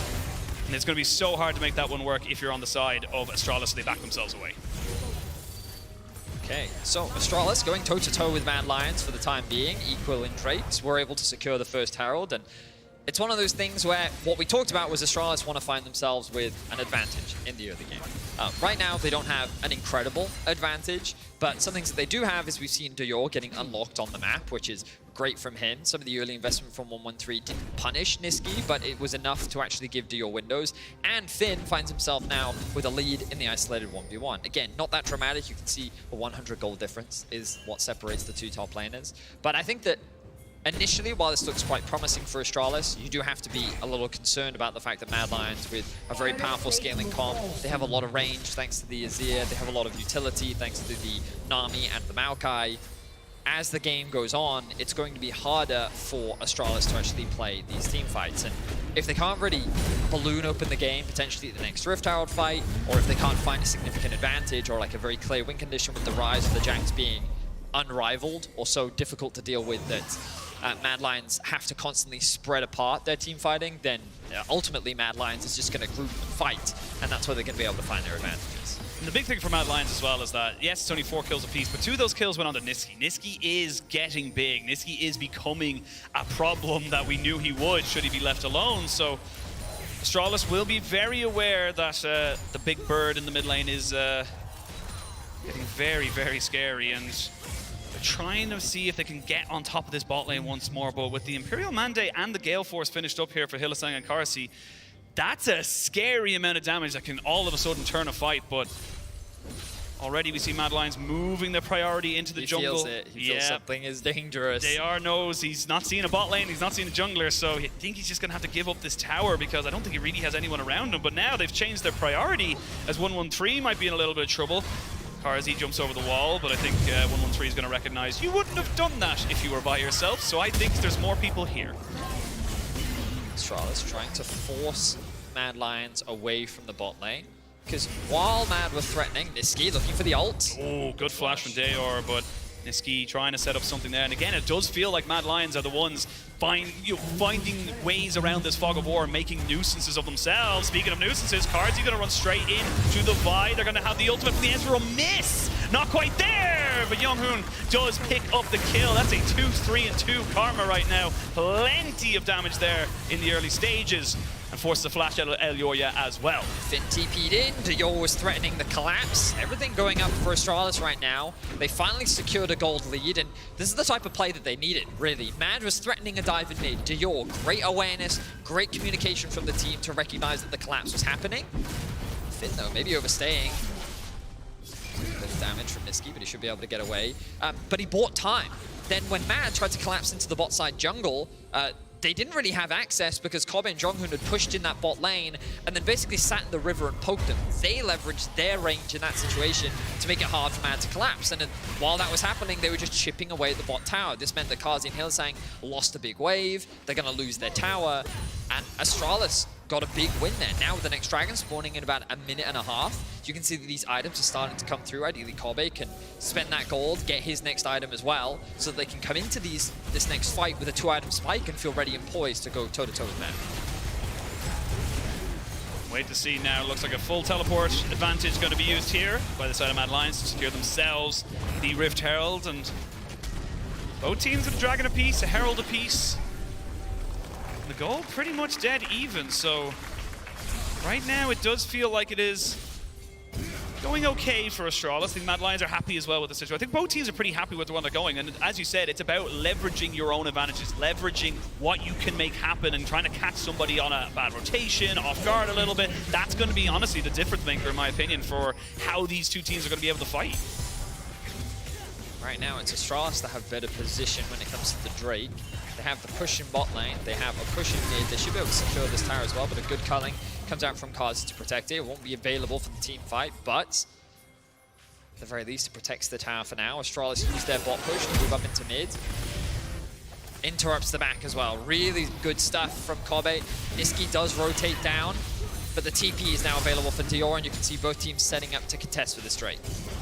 Do have the Rift Herald for Elyoya, so they should be able to get, if they want, some priority in that mid lane. Maybe put a bit of pressure there, but Astralis not going to take the bait just yet, saying, look, we're happy with where we're at, and we're happy to keep our priority in this Dragon. Not a lot of vision for really either side of it, being totally honest, in this Dragon pit. It's a bit sparse for the moment. They finally get a ward in the back of it. It's the Dragon down to about 6,000 HP. Set comes through, Chasey on the flank, but Jonkin's trying to zone him away. Mad with the ultimate though. Look at how much zone control and space that they acquire. But now that's gone, Astralis can look for the re-engage. They can look for it, but there's a little bit of a tidal wave. The currents are not with you, and they're going to go straight in onto Dayor, who falls. They're trying to get the Jax up to the backside. Hylissang will flash away from him as he gets taken out by the Cassante. The Dragon secured by Mad Lions as Finn wants revenge, saying, I was part of the party and you took me out. Go down to the grey screen, so they will trade back a 2 for 1, excuse me, but still Mad Lions coming out on top. Exactly that, Archie. Mad Lions walk away the victors after they secured that Drake and won the team fight, and you can see how difficult it becomes for Astralis to play these front-to-back team fights. Chasey protecting his AD carry by dragging Finn out of the fight and sacrificing himself for the betterment of his team, but Mad want a bit of revenge. Got no flash, Finn. Don't know if he has a ward or not to try and leap strike out of this, but he is just far enough away to keep himself alive and healthy. They won't get anything else, but let's have a look at how this fight went. So you can see the ultimate from Maokai mainly used to zone away Astralis from the pit. The Dragon doesn't get burst down immediately. Dior oversteps, gets knocked up by the Nami ultimate. Then the bubble comes through and he loses his life. Chain CC'd, 113 goes onto Kazi as he then disengages from the fight. At this point, Finn tries to get the kill on Kobe, dives in, but Kazi is able to create space as Finn is removed from the fight. As we mentioned, it does of course cost Chasey his life, but the objective was secured, and his AD carry lives to fight another day. So overall, a great fight for Mad Lions. Really, really good fight, and Kobe has been the big key, as you said. He's got his Navori Quick Blades alongside that Essence Reaver, foregoing a Mythic for now. They're overrated, if you ask me. Niski topping the gold charts and really is just kind of scaling into oblivion. Already has a Shadow Flame on top of him. Didn't have to use the stopwatch in that last fight. So good to not have to use that, which means you don't have to prioritize anything like a Zhonya's, but might see a little bit of a movement coming in here as 113 goes in very, very much so and ends up dying. They end up getting a bounce house on the Dayor. Elyoya survives because Cassante has TP'd in. They finally kill off the Maokai as it's a 1 for 2 in favor of Mad Lions. They're chasing down a couple of kills and this damage from the Lucian is starting to stack up. They can just threaten a Baron right now, Oshin. There is no jungler alive. Of course, they don't have Smite themselves, so maybe they don't want to gamble it. But with 4 members up, with the Azir at their disposal as well, they're going to start this one off. Yeah, they're going to look for Yules. Absolutely decimate this Hellfire right now. As you can see, Yonghoon just trying to walk forward. I've seen a Karma steal a Baron before. I've seen this before. Definitely read this chapter, but Kobe is around. He's going to try and poke just a little bit. They do not want Yonghoon to try and get anything here. Niski will not get stunned up just yet. They turn straight off from the Baron and immediately try and find some of these kills. But Finn has made a surprise entrance. Finds one. Looking for Niski. Not going to be able to get it just yet as Elyoya has come back into the fight. He's now all alone. 1v4. Finds himself some refuge in the Wolf Cave and does get himself out. But Astralis stopped the Baron. They do. I think the goal from that was never actually to commit to the Baron. No, I think so. I was wondering. They don't have an AD carry. That would be very, very risky. True, they do. A very fed one at that. But you can see how Mad, they just used it as an opportunity to force another fight. Kobe ended up losing his life. The shutdown did go over to Chasey, who will now get his second major item. That was a really nice flank from Finn. He continues to perform incredibly well. He looked great during the winter split, and his performance and level of play is currently at a high level, but I don't know if Finn is enough alone to be able to 1v9 this game. He is very strong right now, but just look at how tanky Chasey is. 246 armor is what I think I just saw in the lower left screen. The man's strong. He's beefy, and he's going to offer value as the Infinity Edge now being worked on for Kazi. Of course, with the item changes, a lot of AD carries can build it second. But one of the weaknesses, I guess you could argue, of Lucian is Lucian players still feel the need to have that extra bit of range. Meanwhile, Azir in the mid lane. It's the tale as old as time. Ryze versus Azir. Ryze clears waves faster, has more mobility, has more side lane threat. Azir has more range, has better scaling, has more damage, right? And it's one of those early versus late game things, and that's not to say that Ryze is weak in the late game. It's just that when it comes to a front-to-back team fight, Azir's range is always going to be king. You're going to put your money on Azir. I think that's the best way to put it. But it's just, you know, it's a matter of Emperor of Sands or a little wizard blue boy. You know? It's just... Hey man, I love the song "I'm Blue Dabba Dee Dabba Die," but I was gonna say that thing was iconic. Like, you know, like as was Ryze. True. I was gonna say something, but it's a massive now he's spoiler. Old with the time. I was gonna say I had something there, but it was a massive spoiler for Ruination. So. People still get mad at me when I reveal Lord of the Rings spoilers. So how? I don't know. I don't know. There's Hobbit. You know, I'm just gonna say it, guys. They take the ring to Mount Doom. They just do. Oh they my do that. god! That's what I can't believe you've done this. Yeah, you know. You woke up and chose violence. Yeah. And I can hear them all tweeting right now. Yeah, there's you like hear giant the Reddit keyboards. threads. Thaddeus is so unprofessional. The dragon being started up by Mad should be able to secure that one largely uncontested. Keep eyes on Dior as well. Does have the TP. Gonna go catch that bot wave. Try and push that one out as the dragon drops. Mad Lions though, they're in full swing. They really are incredibly strong right now. Double damage items secured for Niski. Looks like he's working towards the Death Cap third. The Infinity Edge should be close. You should be able to press a little gold button for me. See if you can figure that one out. There you go. So he's sitting on about 1.1k. So I think he only needs like 150 more, 200 more, something around that.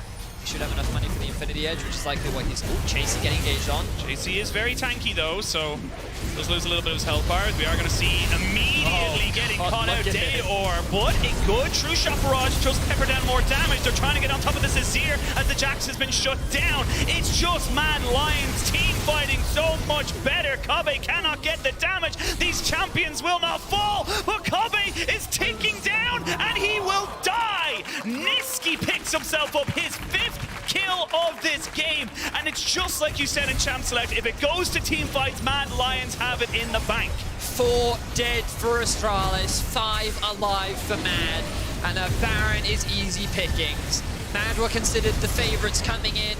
They haven't had to do anything crazy or chaotic. It's just been clean, straightforward League of Legends, and their team fighting continues to be immaculate. Look at the chain CC, just watch Dior as he TPs in. He gets rooted, he gets knocked up, and then he's immediately forced out of the fight. Finn tries to re-engage beautifully, but the bubble from Hilly is clean. The stopwatch from Niski, and it comes back to this range conversation. Kabe is doing what he can on the backline, but as 2 champions are going in, he's forced to stay back as all this utility is coming through. Dior is forced to stay back, and it feels like that if Astralis had found creative ways, coming in from multiple flanks, kind of tore this Mad Lions apart a little bit more, rather than just playing the stock standard front to back, there were ways in which they can win. But if it's just going to be a front to back, Mad have your number every time. Absolutely. Now with the Red Bull Baron power play, Mad Lions going to continue to try and knock down these outer structures. They haven't been able to do a huge amount of work before this. We are still fairly much in the late stages of the game as we come to 26 minutes, but they should be able to take down pretty much all of these tier 2s without any real resistance. For Astralis, you got to find a place to go. You got to try and find a last stand venue, because it is just going to be so hard to try and defend yourself. Dayor, no flash, and already losing about 1/3 of his HP just off of one combination for the Lucian. The towers are slowly falling, 26 minutes in. Mad Lions continue to look dominant.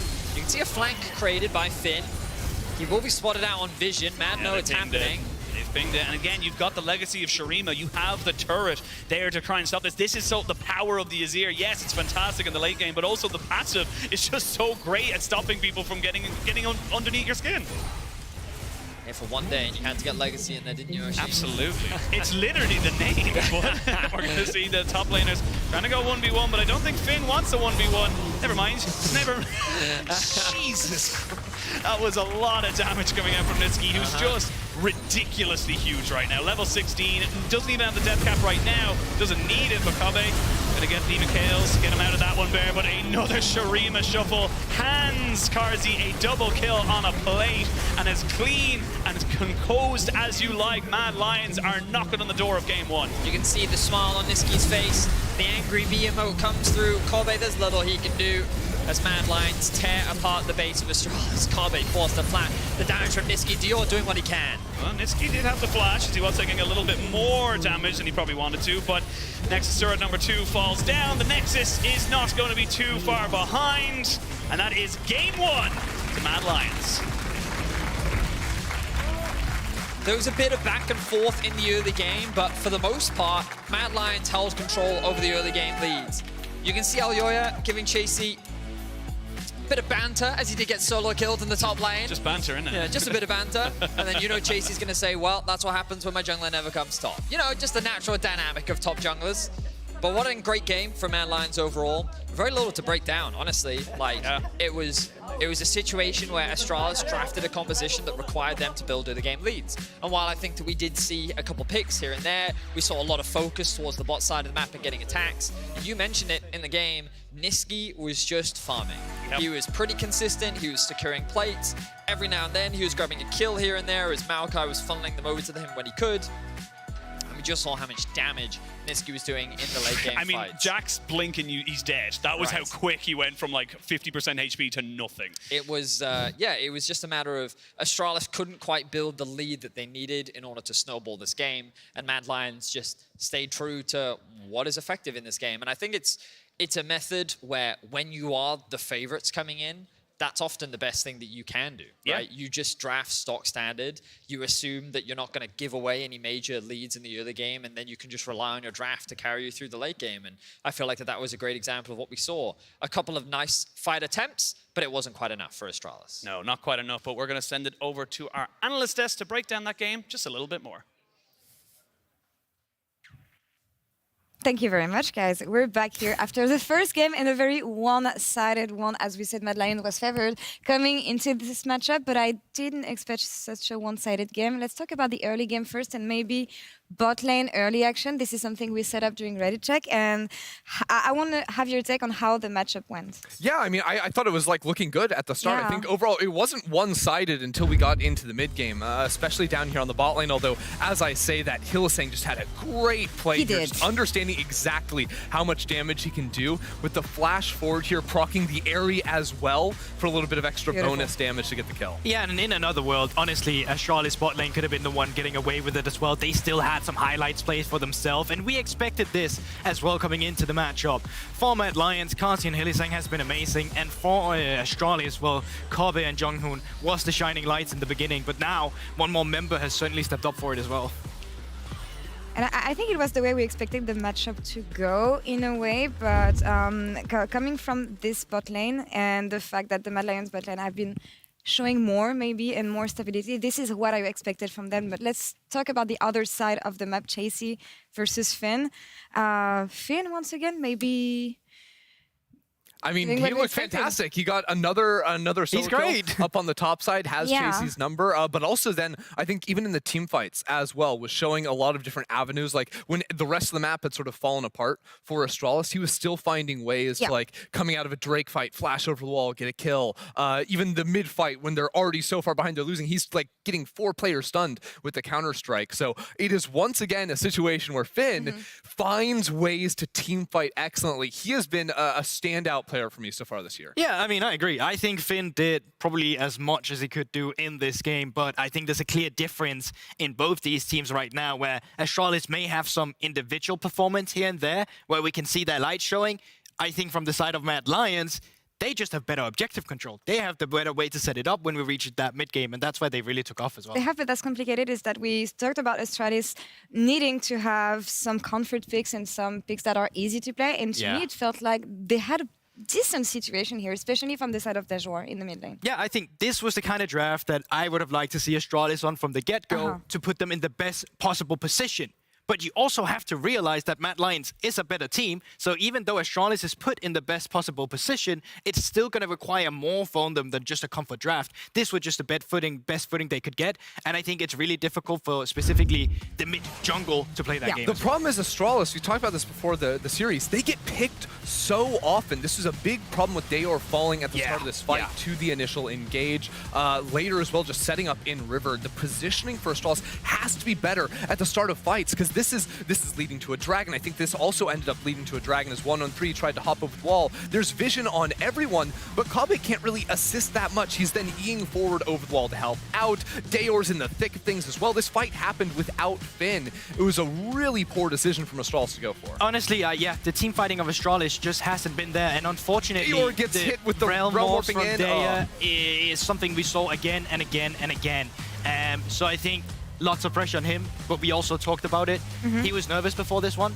This is a best of 3. He gets the ability to bounce back, and he's going to need that, because looking at that right there, compared to Niski, that's rough.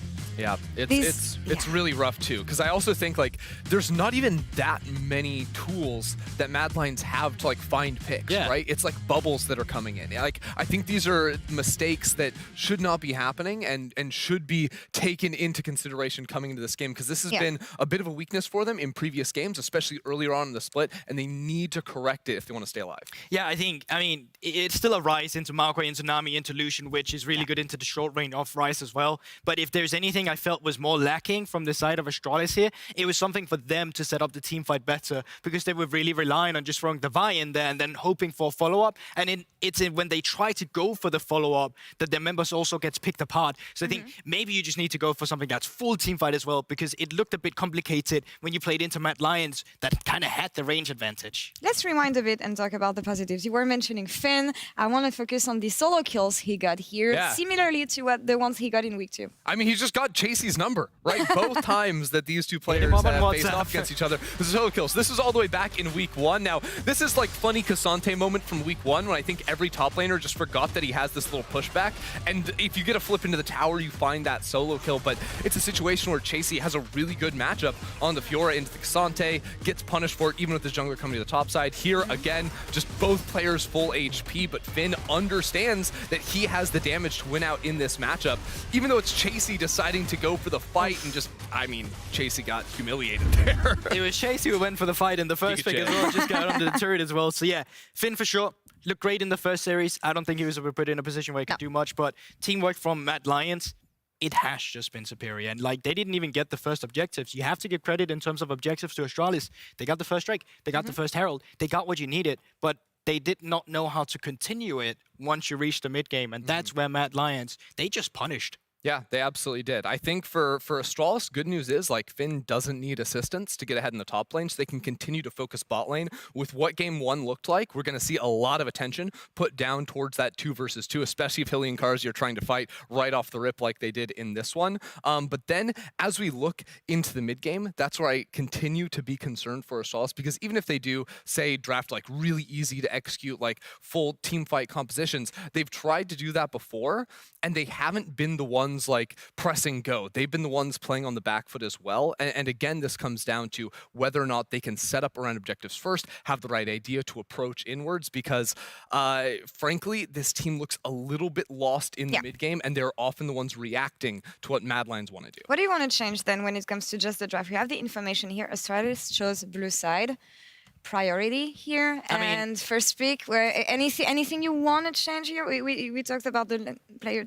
Yeah, so I think it is specifically as well, like, you have first pick, you can try and go for the Maokai yourself, go for the Sejuani, this team fighting tool that kind of allows them to go for something different there. You also get a really good bot lane matchup as well on blue side, because red side so often is required to ban away the Ashe, the Lucian, the Caitlyn. We've talked about it multiple times, so that's a good position for you there. I think they need something that allows them to play that mid to late game better, which would just be team fight setup. And maybe it's not the Ryze for Deo, then maybe it's just the likes of an Orianna, Syndra, something that's not necessarily full meta, but we've seen him play before as well. Ender, anything the Maokai is one that shocked me here? No. No? Okay. All I right. mean, I still think it's expected that Mad Lions is for sure still the favorite here, and it's up for Astralis to show that they can adapt in a best of 3 now. And I want to see how they'll be able to adapt. They surprised us so far, but we'll see what happens after the break. But before we go, it's important to remind you that Riot Games is working alongside local and global charities through the Riot Social Impact Fund.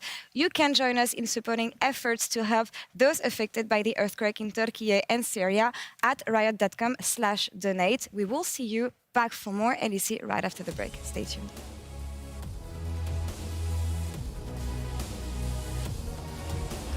Everyone is too happy today. Please, let's not be so happy. You are annoying me. Don't worry. 5 minutes into the game and no one will be happy anymore. Shut your mouth, Kazi. Both AD carries trading very heavily. Flash forward, ebb and flow. Oh, first blood. Look, Jax, look, Jax. Bye. First target. Bye down. I go. We have Nash as well. Okay, look Karma. Nash, Kerezro. Maokailo, block it. ID. Yeah, okay. Is that? Is he? I think so. Go Okay, Nash. nice.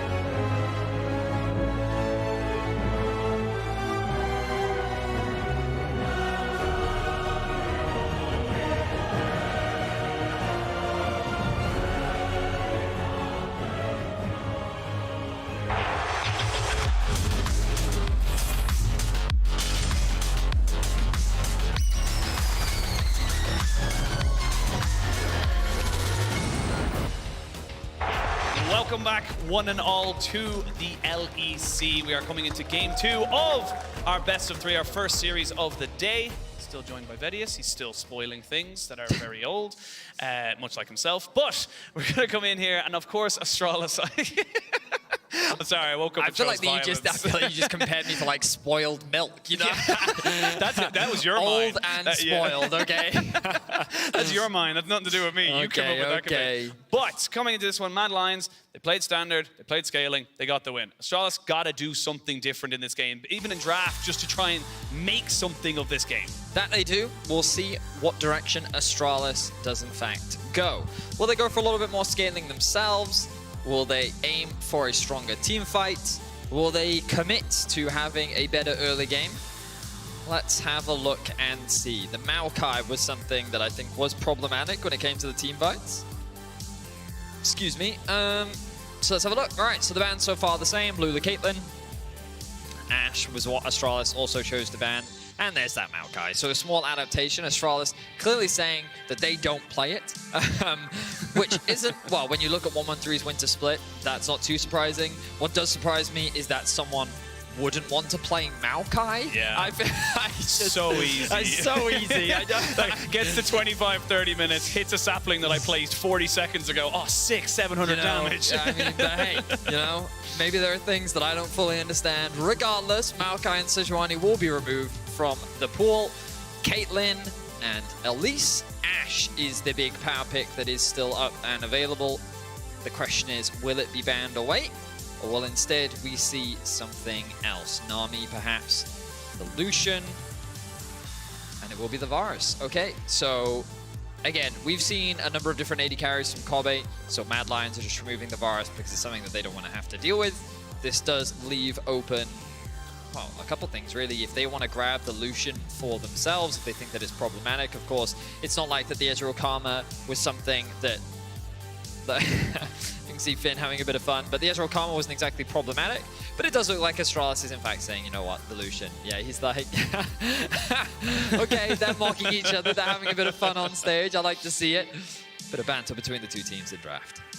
And look, I'm not going to say that it's going to be a pretty standard bot lane into jungle pick, but it's probably going to be a pretty standard bot lane into jungle pick from both sides here. And then Yoya saying, look, cool, you got rid of the Maokai, I'm going to take that Vi away from you. I will say 113 was very good in the early stages to try and find some decent gank paths off, to try and catch out the bot lane specifically of Mad Lions. But this time around, it's going to be Yoya taking the Vi. Very, very simple champion. Just C, especially when you hit level 6. C champion, that's the one we want to kill. Right, I'm going in.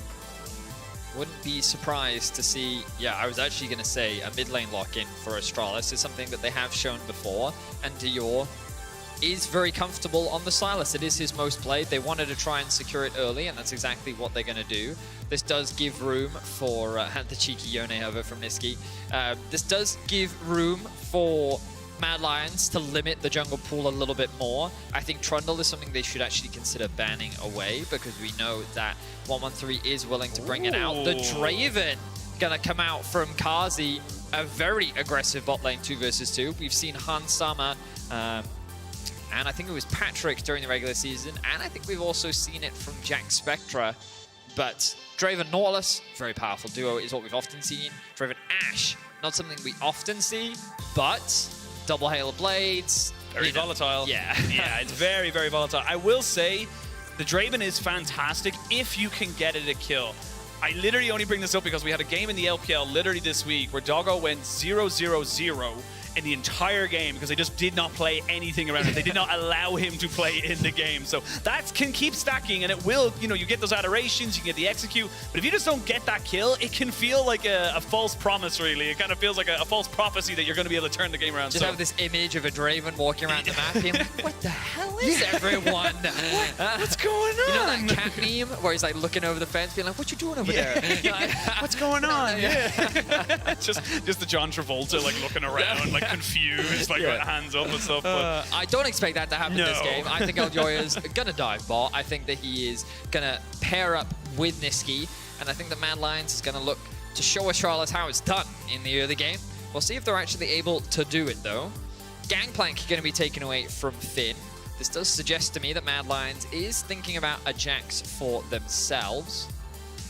Maybe they want to go for the Cassante once more, though, but I feel like that they're going to lock in the Rise now. I mean, that does make a lot of sense. Yeah. You already know what you're playing into in the mid lane. And for those that don't remember, Nisqy, back when he was on Fnatic, I believe it was Sylas, Rise, Twisted Fate. Yes. The 3 champions he played all split. That was a long split. That was the old format. I mean, they finished. I mean, yeah, they finished second place that season. They ended up losing to the Mad Lions. But Nisqy is a very prominent Rise. He is very much about roaming, looking to be active on the map. And yeah, we'll see if he can get unlocked on the map. Meanwhile, Astralis responding with a Jax and a Jarvan. So a little bit more team fighting power. And but again, more towards early game, more towards this 1-3-1 style. Yeah, and the Jarvan being locked in does kind of lend into what we've been saying all series about 1-1-3. He likes to engage. He likes to be the initiator for his team. And honestly, with the way the bot lane has kind of gone right now, is that you're seeing the Namis, the Ashes, the Heimerdingers. You need that initiation. You need someone to be able to put them in, which generally falls on the shoulders of the jungler. So 1-1-3 picks up that one. And of course, you're going to see the Gragas go into the Jax just as a mitigator in that top side. And let's talk about how Astralis' draft has shifted from game 1 to game 2. Yes, it does require a little bit more early game presence. You still have strong side lane threat in the form of Sylas and Jax, but in team fights, it now all wants to do the same thing. Lucian is quite short range, Sylas wants to dive in, but Lucian has way more mobility to be able to navigate these fights. He's got a lot more initial burst. The Nami can offer more utility from the backline, with the Jarvan also having strong lockdown for the Draven, so if he ever loses his flash, it's very easy for these dive champions to get on top of him, and then it's difficult for the Draven to escape. There's also not a lot of peel on the side of Mad Lions compared to the previous game. There's not a lot of massive AoE crowd control outside of the Gragas that can be used to disengage a little bit more. But it's a lot more volatile on the side of the Mad Lions. Again, whenever you see Vi and Rise, don't be surprised to see an early mid lane gank. And there should be early mid lane action into heavy bot lane focus, because both these bot lanes want to try and get ahead. We're going to see how both these teams play as we jump into our second game.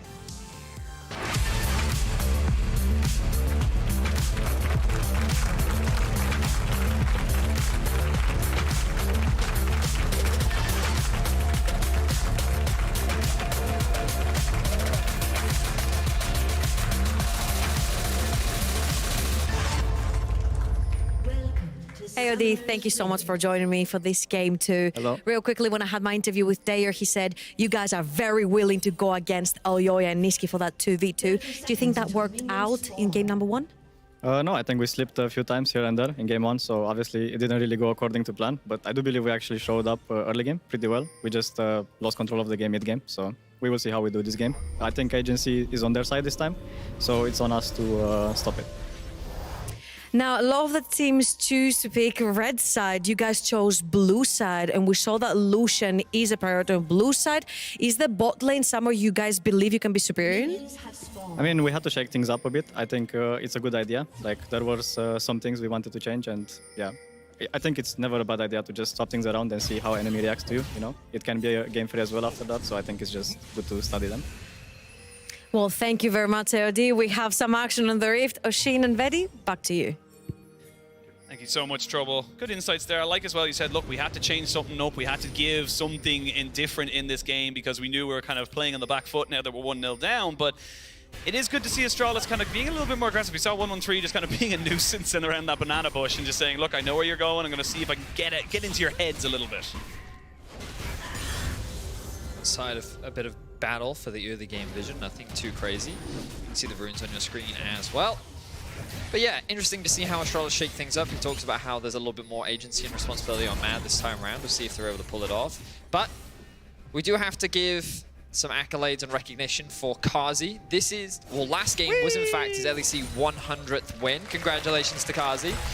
Man's been LEC for a very long time now. 2 championships under his belt, or 2 title holders, I should say. And yeah, 100 LEC wins now. Quite an accomplishment. He still feels like a bit of a... I don't want to word this poorly, but he still feels like a bit of a kid to me. You know what I mean? Yeah. Like, I mean, I was there when a new guy on the block. I was there when he joined the league, and fresh-faced, eager to play, happy-go-lucky guy. But the man's come a very long way in his league career. I expect him to continue to go very far, especially with this Mad roster. Was able to get the early push, was afraid of an early 1-1-3 gank who was threatening after a full bot side clear. Keeping my eyes now on Elgoya, who's trying to stay in the fog of war. That's level 3, and they are going to try and fully go into this. Carzzy flashes away. Elgoya is roaming down as well. This can all go very wayward here for Astralis if they give over an early kill, and you do not want to try and get that Draven going. So get the flash, nicely done. Actually get the heal as well. So far so good for the Astralis jungle and bot lane. Elgoya is here, covering, and he shouldn't have been spotted yet. 1-1-3. They're suspicious though. Yeah, they know. They had a feeling.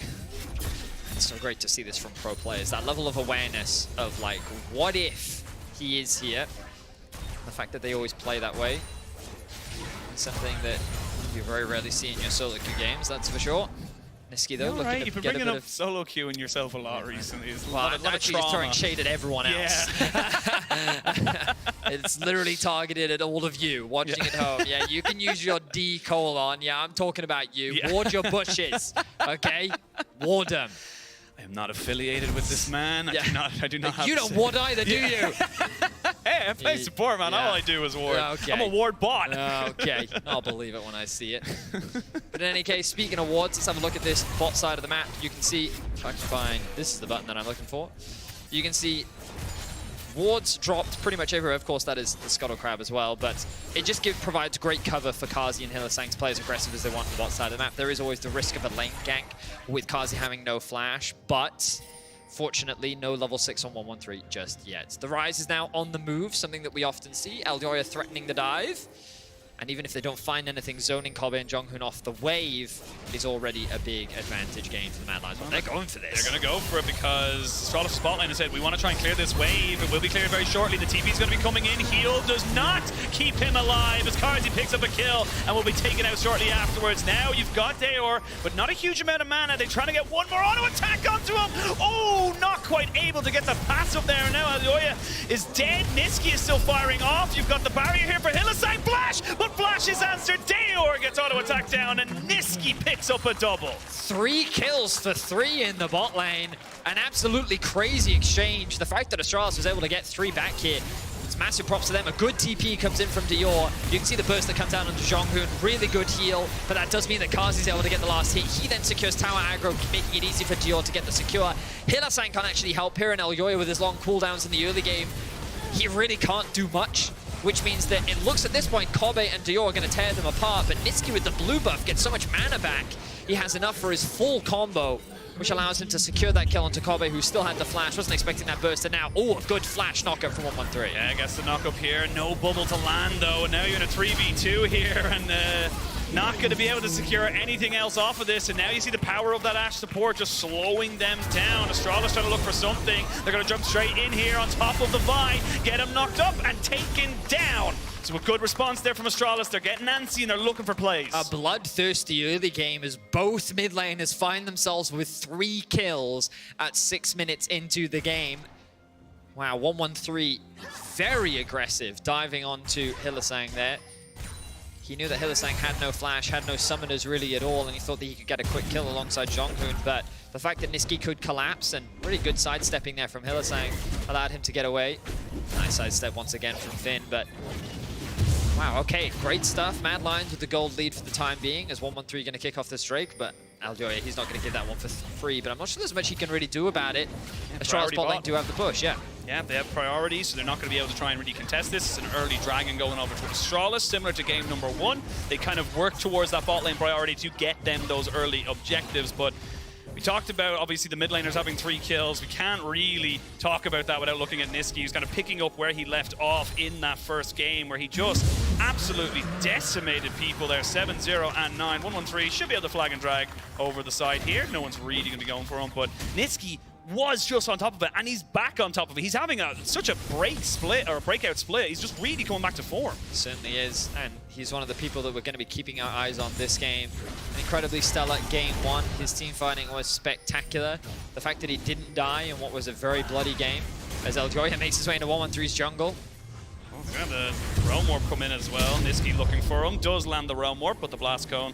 The environment in favor of Astralis. Oh, the dive. Yeah, they're going to keep going with this one here, but this time around Astralis are ready and willing to back away. Don't believe they can go for this one just yet. They will not have a heal here onto the Nami, but plenty of damage. I really thought Algoy was just going to Q and one-shot Zhonghoon then. Very squishy Nami, of course. I guess he was cautious of the flash, and then once you go in on the Vi, unless there aren't many ways for you to get out, but the damage is done. Look at all these farm. Look at all these minions the Astralis bot lane is losing right now. Losing a lot of minions, but I'm going to look at the gold right now, because you can see Niski and Karzi, definitely the biggest benefactors, or beneficiaries, excuse me. I think believe you and Medic. Oh, you did a Vedi. I did a Vedi. I'm a mini Medic, but inside I'm a mini Vedi, you know? It's just how it is. But again, look at the two carries on the side of Mad Lions doing what they need to do, which is getting that early gold. Can you actually show me the gold very quickly? Yes, actually, maybe you won't have time to. I was curious if he's going to. There it is, the Bloodthirster and Boots picked up for Karzi. Of course, with the itemization changes, there was a lot of discussion around which champions would be the best. Well, beneficiaries of the change. I love how you were like, no, I'm not going to give him the satisfaction. I'm going to think about this and come at it from a different angle. But it's... yeah, because now you can just rush the BT. The value, like you can go BT into Infinity Edge, and like that's a really powerful 2-item spike for the Draven, because you don't necessarily need an attack speed item on the Draven, right? Because you do have the Stirred on your W, which is what you'll end up maxing second. So you can see as well, for those at home unfamiliar with our UI, you can see stacks in the top right corner of Karzi's icon on the right-hand side of your screen. So you can see right now he's sitting at 113. So you at home can keep track yourself of the stacks, and this is true for a number of other champions in our league, just for your awareness. The Rift Herald will go down in favor of Astralis. The question is, well, they look to invest that as Dior is hovering around the bot side of the map. This will give window for Niski, though, to just keep pushing and secure some plates for himself. Yeah, you know exactly what's going on. They've read the playbook, know what you can do. I will say, you've got Elyoya kind of sitting here in the jungle, so with level 6 just hit, might be in a little bit of trouble. There's the Evercross coming out. Elyoya flashes away. They're going to go fully in on top of this. A 2v1, though. Going to be a 2v2. As they're going to try and make this one work. Elyoya does end up going down. Nice Cataclysm. They're jumping straight back in on top of Niski.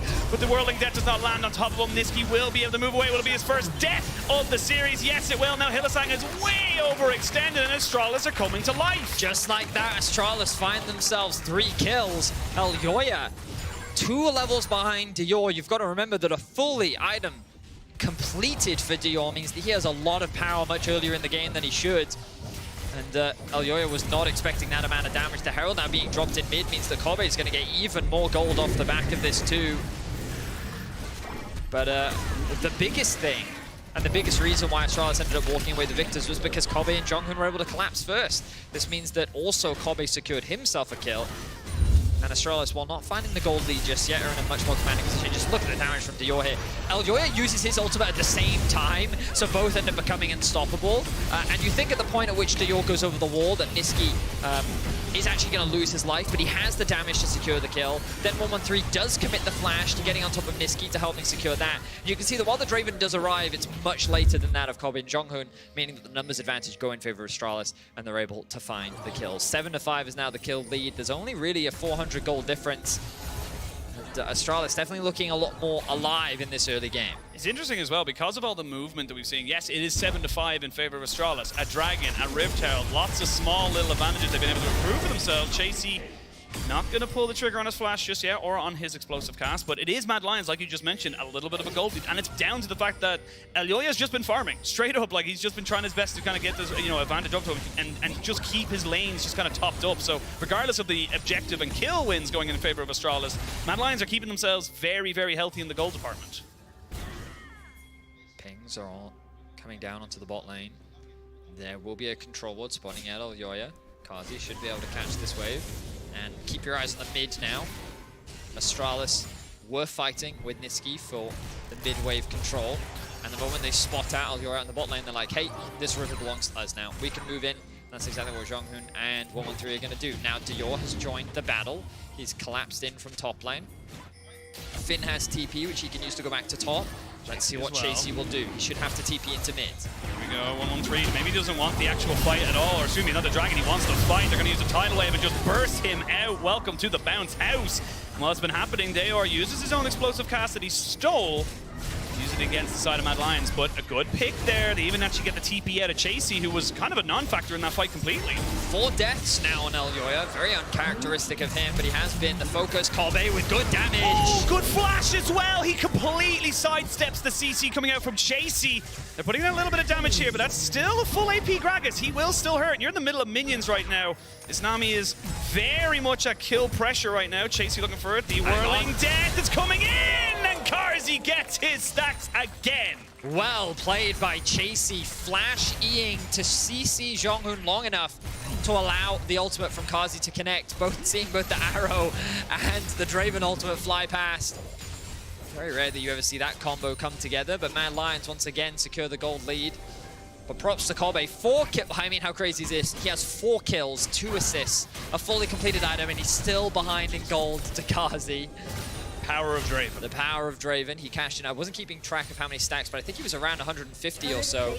So a lot of money went into his back pocket. 400 or so. If you want to know the pure maths of it, it's stacks times 2.5 plus 40. Oh, cool. Yeah, no, I totally, right there, yeah. Let me just, no, man, I just want, you know what? Yeah, now I know exactly how much gold he got. I'm just not going to tell you. You know what? You'll tell spoilers, but you won't tell the stats. Yeah, That's exactly. just how this works. Yeah. If you're not going to do the math yourself, then yeah. Why even here? But Elyoya is going to try and make this one work. The tidal wave was good to try and disconnect 113, but he gets shut down. That's more gold going to the Draven. Karzi, though, in a lot of trouble, means he gets shut down. There's 2 kills, and they're going to continue this one on. The Realm Walk doesn't get taken by anybody. Niski, though, still very healthy. And all of a sudden, this is Astralis kind of putting the pressure here onto Mad Lions. They finally get themselves a goal lead. Kobe is slaughtering right now. 6-1-3 is the scoreline, and the man is becoming a monster. He's moving around these fights beautifully, and he's just picking up kill after kill. And what looked like 113 getting caught out of position was very quickly punished. What's crazy is the fact that the gold is still so close. It feels like that it should be much worse than it is. And again, like, you see 113 clearing out this wards. Like, it is a bit risky from 113 overall, but Karzi, he can't quite land the autos that he wants, and so he commits to flashing over to securing this kill. But he puts himself in range of Kobe, and now there's no peel for him, so the culling just eviscerates Karzi. Then Dior shows up, and at this point you realize that the collapse is real from Astralis as they secure 3 kills. And again, like, the gold is dead even, and a large part of that is because of mid lane. You can see that Niski is still very far ahead thanks to the farm that he's been picking up, and Karzi, largely because of the CS lead that he has alongside the stacks that he's been able to cash in. It means that this gold stays very, very even. When you kind of look across the itemization, I mean, yeah, I would agree. Sometimes, I would say that if I was mad, I would feel weak right now.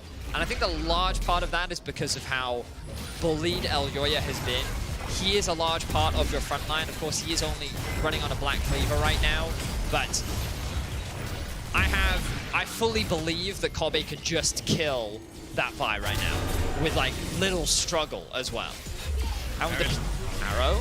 Arrow does land. They're going to try and jump at Dior, who throws it back. Oh my god, that damage! The stopwatch stops him from getting collapsed upon as well. Now Karzi flashes a wave, gets jumped on by the Cataclysm. They're going to try and kill him off before he can do anything else. Dior with a double, Dior with a triple, and Astralis are putting down Mad Lions. Really good fight comes out from Astralis, and we're continuing to see them claw ahead, and that was largely just an execution difference. Dior completely outplayed Mad Lions with a really good stolen Ash Arrow and a stopwatch too to just buy enough time.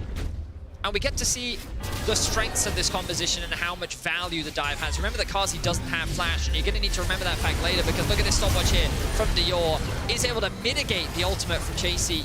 The Elyoya can't really get involved in the fight either. He tries to peel for his AD carry, but this ultimate locks down Karzi, and there's nothing he can do, making it very easy for Dior to get into the fight and clean up the kills to secure a triple kill. Now both of the big carries for Astralis find themselves with 6 kills. Again, look, it's just great from Astralis. We saw from the interview with Trouble and AOD is that we needed to shake things up. We needed to be a bit more aggressive and try and get this going back in our favor. It's exactly what they've done. I don't know what they were talking about or what they had backstage when they went in for that, post-game 1 kind of break, but it's clearly working. And Mad Lions, they're going to need to try and find a different solution to what they're actually being thrown up against.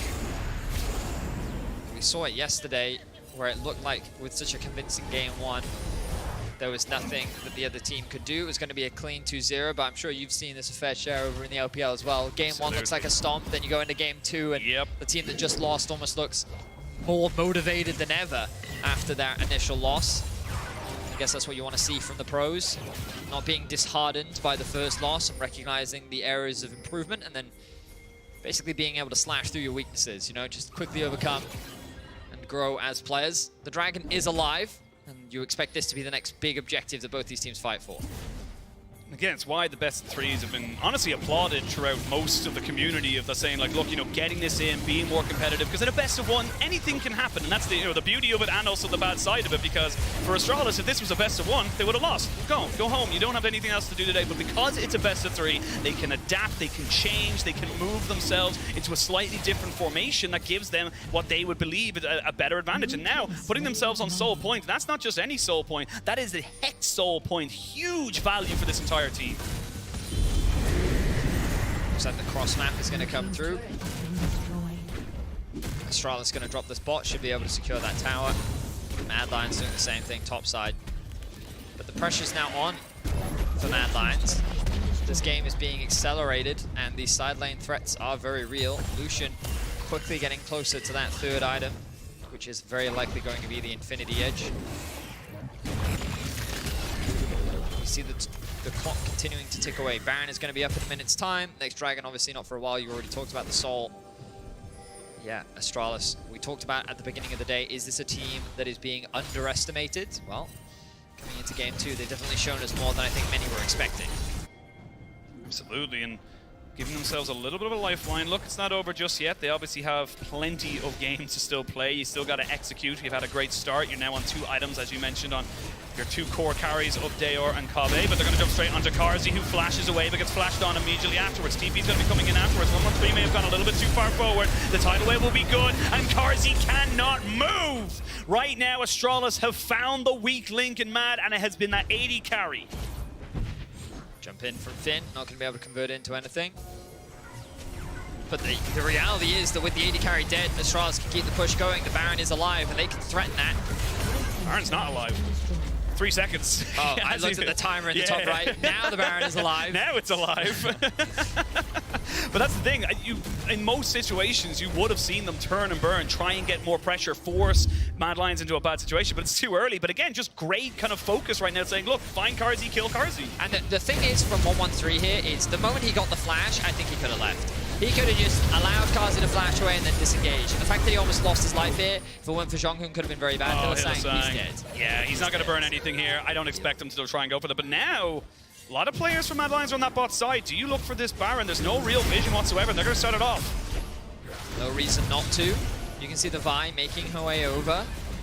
Can Alyoya get the steal? That's the only thing that they need to be concerned about right now. Oh, but Kabe, he's got damage. He's going to jump straight in. They actually deleted him. Kabe just went away from the map right now, but now Finn trying to jump in here with the Jax to try and burn down some of these health bars. They are very, very low. Will not land. The Abductor trying to jump on the Niski now, get the CC onto him, but Alyoya's trying to save out his jungler. Finn will be traded there for the jungle of Mad Lions, and Astralis, they went for the turnaround, but Kabe just got nothing done. That was a one team fight for Mad, and they were even able to shut down Kabe. Good positioning for Mad overall. The fact that they could shut that down buys them a little bit more time. Astralis were playing with confidence, but the Baron, she is an illustrious mistress that has led many teams to their doom. And it felt like that Astralis were one step away from giving Mad Lions the comeback. But let's have a look back and see exactly what fell short. And you talked about Kabe. Just keep your eyes on Alyoya here. He goes for the fight with Alyoya. He gets queued into ult into dead. Niski with the combo. Dior tries to peel, but he can't quite get onto Niski. Instead, he focuses on Chasey, and you can see the damage coming out from this rise. Karzi coming in for the flank as well. It's at this point that Dior realizes he needs to disengage. While they do get that kill onto Alyoya, Karzi cashes in once more. Not a huge cash in, admittedly, but still another kill going over to him. He's getting close to that Infinity Edge himself. Will they start off the Baron once again? I hope not. And they won't. They're just going to clear out this vision for now. Like a concerned parent. Please don't. You guys are doing great. Really proud of you right now. However, let's not ruin this. Yeah. Well, you've got Dragon in a minute. You've got yourself potential soul. We can't, you know, again, understate, I think, the value you will have with that as Eldoya goes forward there, and they're going to find Dayor completely isolated. They're going to send everyone on top of this Silas. He goes into stasis because they know there's no real way they can take him away.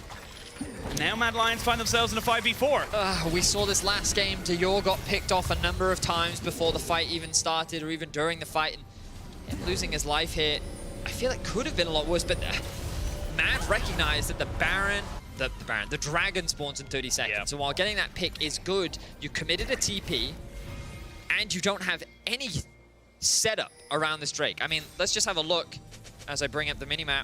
You'll notice, like, zero vision whatsoever. Observers, if you can just show us what Mad Lions see right now, and you can see that it is not a lot. They see blue buff. Yeah. I know that's there. Now, they do have, of course, these two things. Hang on, let me get rid of that real quick. They do have this available, and they just used another one, I believe, on our screens right there to try and get a bit of information, but they need to gain control over this mid wave. In fact, no, they're actually going to...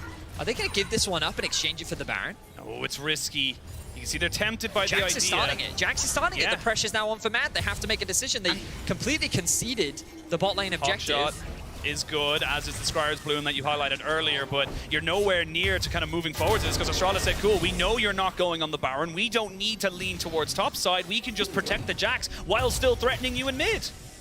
He stopped it. He has stopped it. He was a little bit afraid about the collapse. Chasey is in a choke point here. 113 goes in. 113 goes in. Chasey True is Everfrost. Completely blind. There's going to be the Ash Arrow. Misses, but it is a very short cooldown. Do not get deceived by that. It is already going to start ticking away. So you've got an opportunity here as Astralis as they move in now. 113 going to go in straight away. Gets the Cataclysm down onto Niski and Hylissang. Hylissang is dead.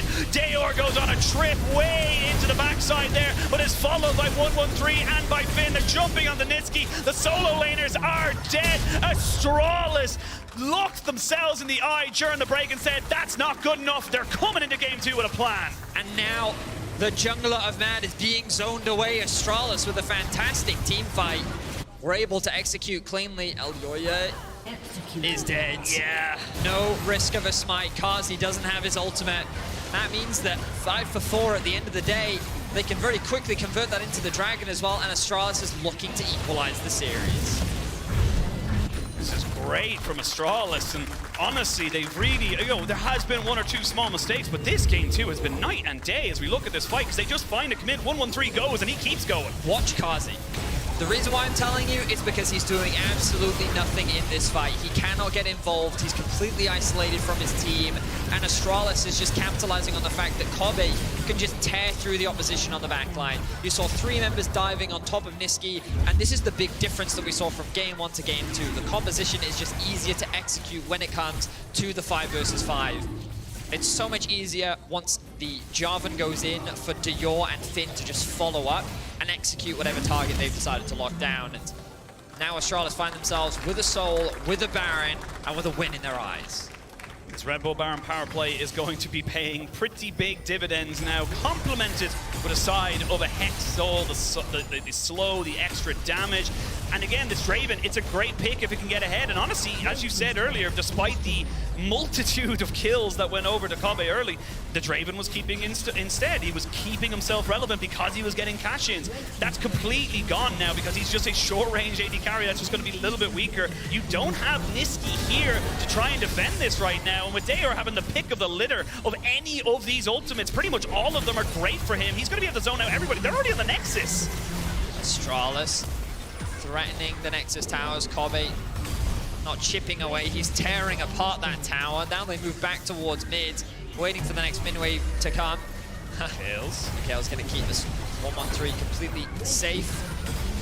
And that's going to be the base in tatters. Mad Lions looking for an opportunity to force a fight, but Astralis not going to give it to them. The base into TP from Finn, perhaps. They have their eyes on Kazi. Yeah, they're going to go for Kazi there, and there's just nothing he can do. They're getting Hylissang after. Good bubble, getting the triple knock-off. This is Astralis through and through. They looked their weakness, they slashed it down, and they came back fighting in game number 2. We are going the full 3 games. Astralis, they recognize some of the failures in game 1. They were quick to adjust. I like the differences that they made in the draft. and they played very well. They were able to match a lot of what Mad was trying to do in the early game.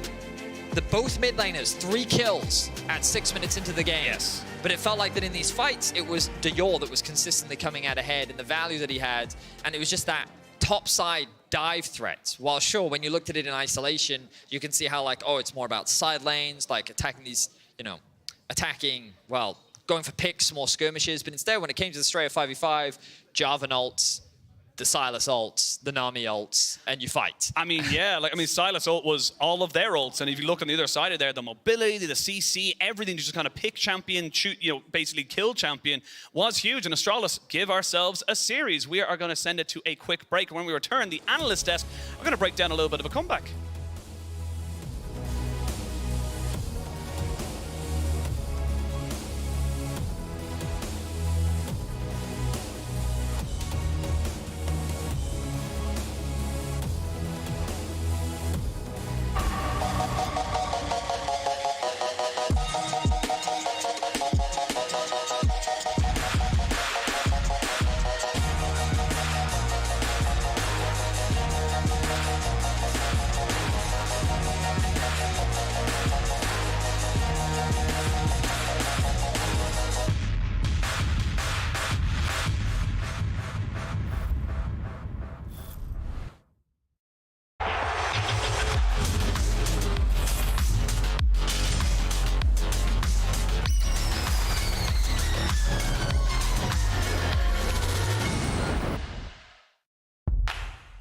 Moving. When did we stop doing it? When did we settle for technology that keeps us still?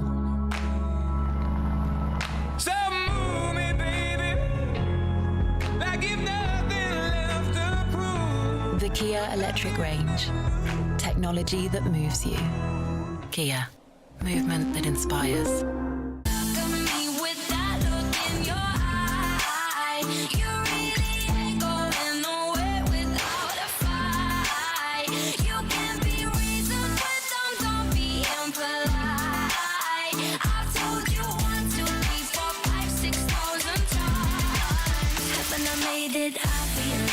Haven't I made it clear?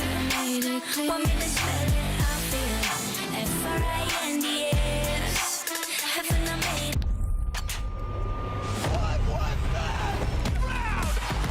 Where legends have walked, and even bigger legends will continue to make their name.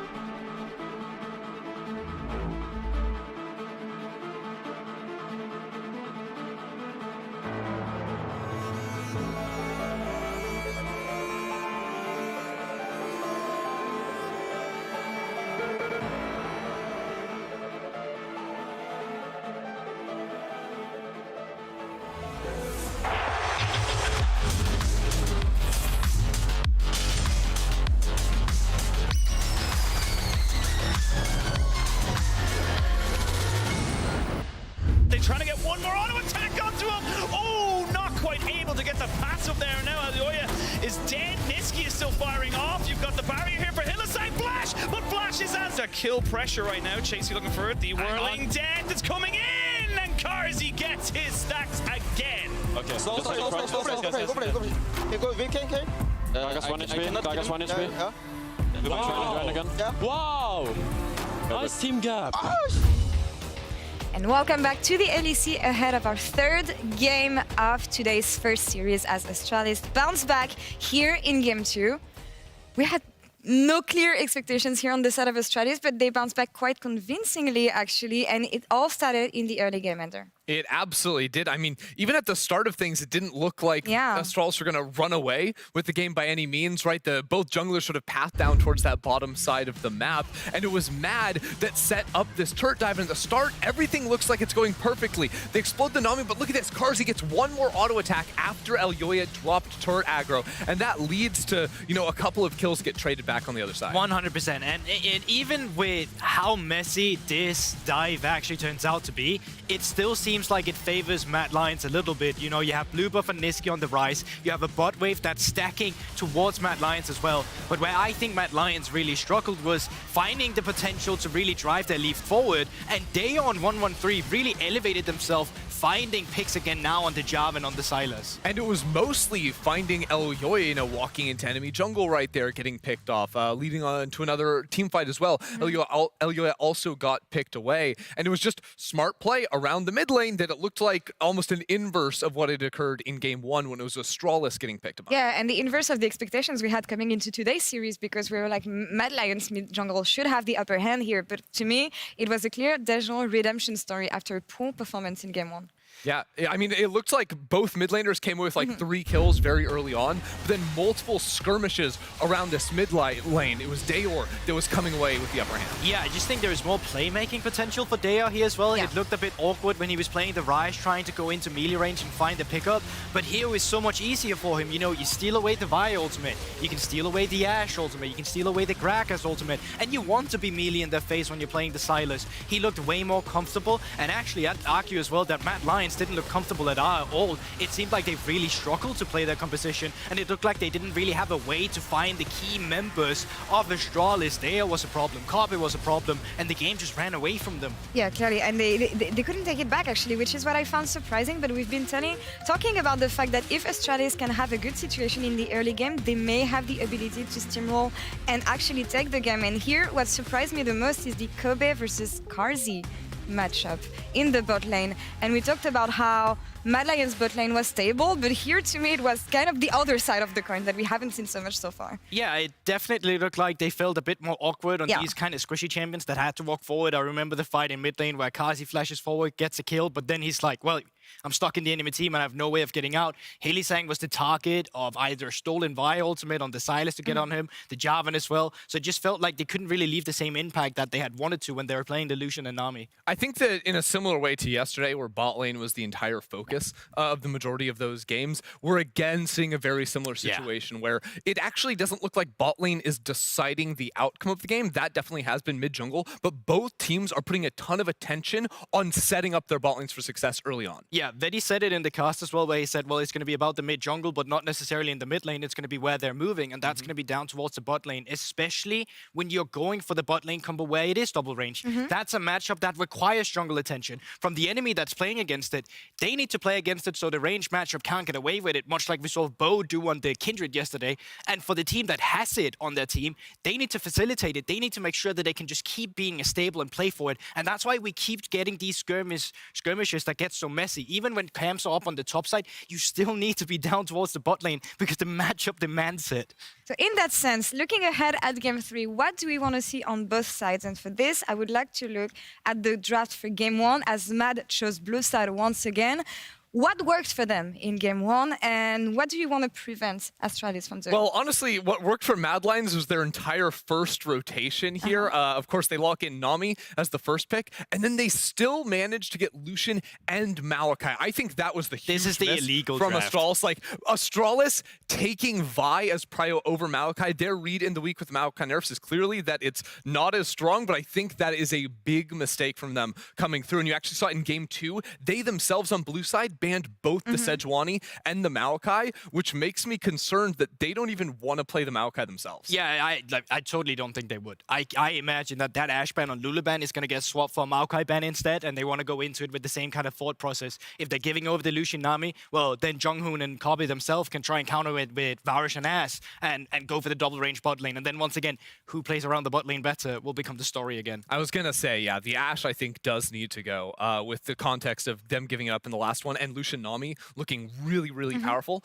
in the bot lane in this series. I think that's a good look. Then in terms of the rest of the map, like, I think the Jax pick is something that Finn looked really good on for Astralis, and quite frankly, I think Mad Lions might try to ban that out in the second phase because this time they banned away the Sylas back in game number 1, so Daor went over towards the Ryze, but I think Daor would love to get another one of those melee picks like the Ryze. If there's one thing that, in terms of the pattern, I saw in both games that would really make the difference for the mid and jungle as well, it's that you find yourself with team fighting tools instead, where you can actually accelerate a gold lead when you get it, or give more comeback potential. When you had the Maokai, it was easier to play. When you had the Asir, it was easier to play. And now when you had the Vi, that kind of seems like a cursed champion so far. It's got 2 losses now.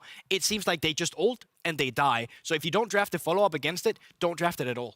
Quick hit on the priority of Lucian and Nami, maybe on blue side so far, and it's really strong. I yeah, mean, yeah, still. I think you keep locking that in, especially like Mad Lions would never change that with the context of Maokai not being picked from Astralis on the opposite side. They were happy to give that one up in order to secure the Lucian Nami. And you see in the bot lane with Hylissang coming away with that 2v2 kill here back in game number 1, like, it's just perfection. Yeah, and I think we've seen changes on the 13-1B in terms of a lot of these AD carries.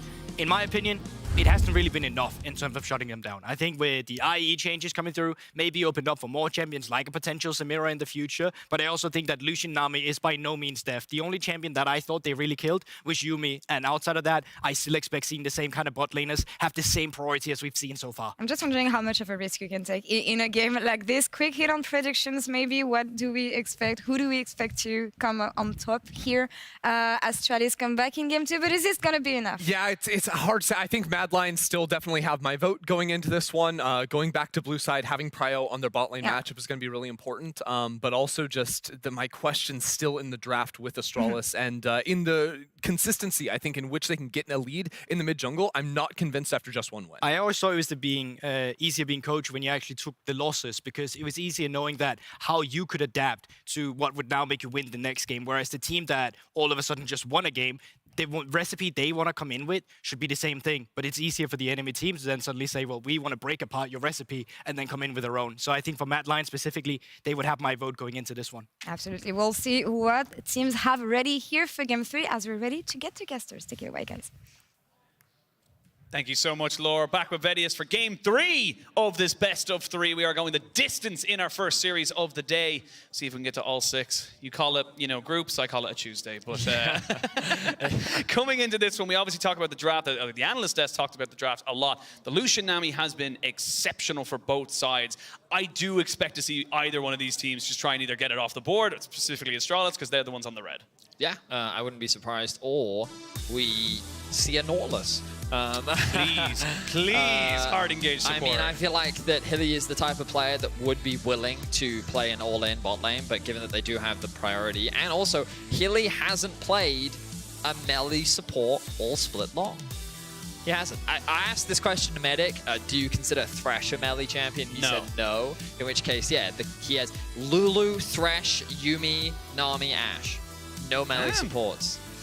Well, we'll see what he ends up kind of going for. It's definitely a different feel for Hylissang coming into the split. Has been fairly successful, but... He's been great. Yeah. I've been a big fan of Hilly this year. I know that, like, obviously, as a player, his history is that of, like, a bit of a coin flip player. He, like, you can, if you don't love him at his worst, how can you love him at his best type of mentality when it comes to Hilly?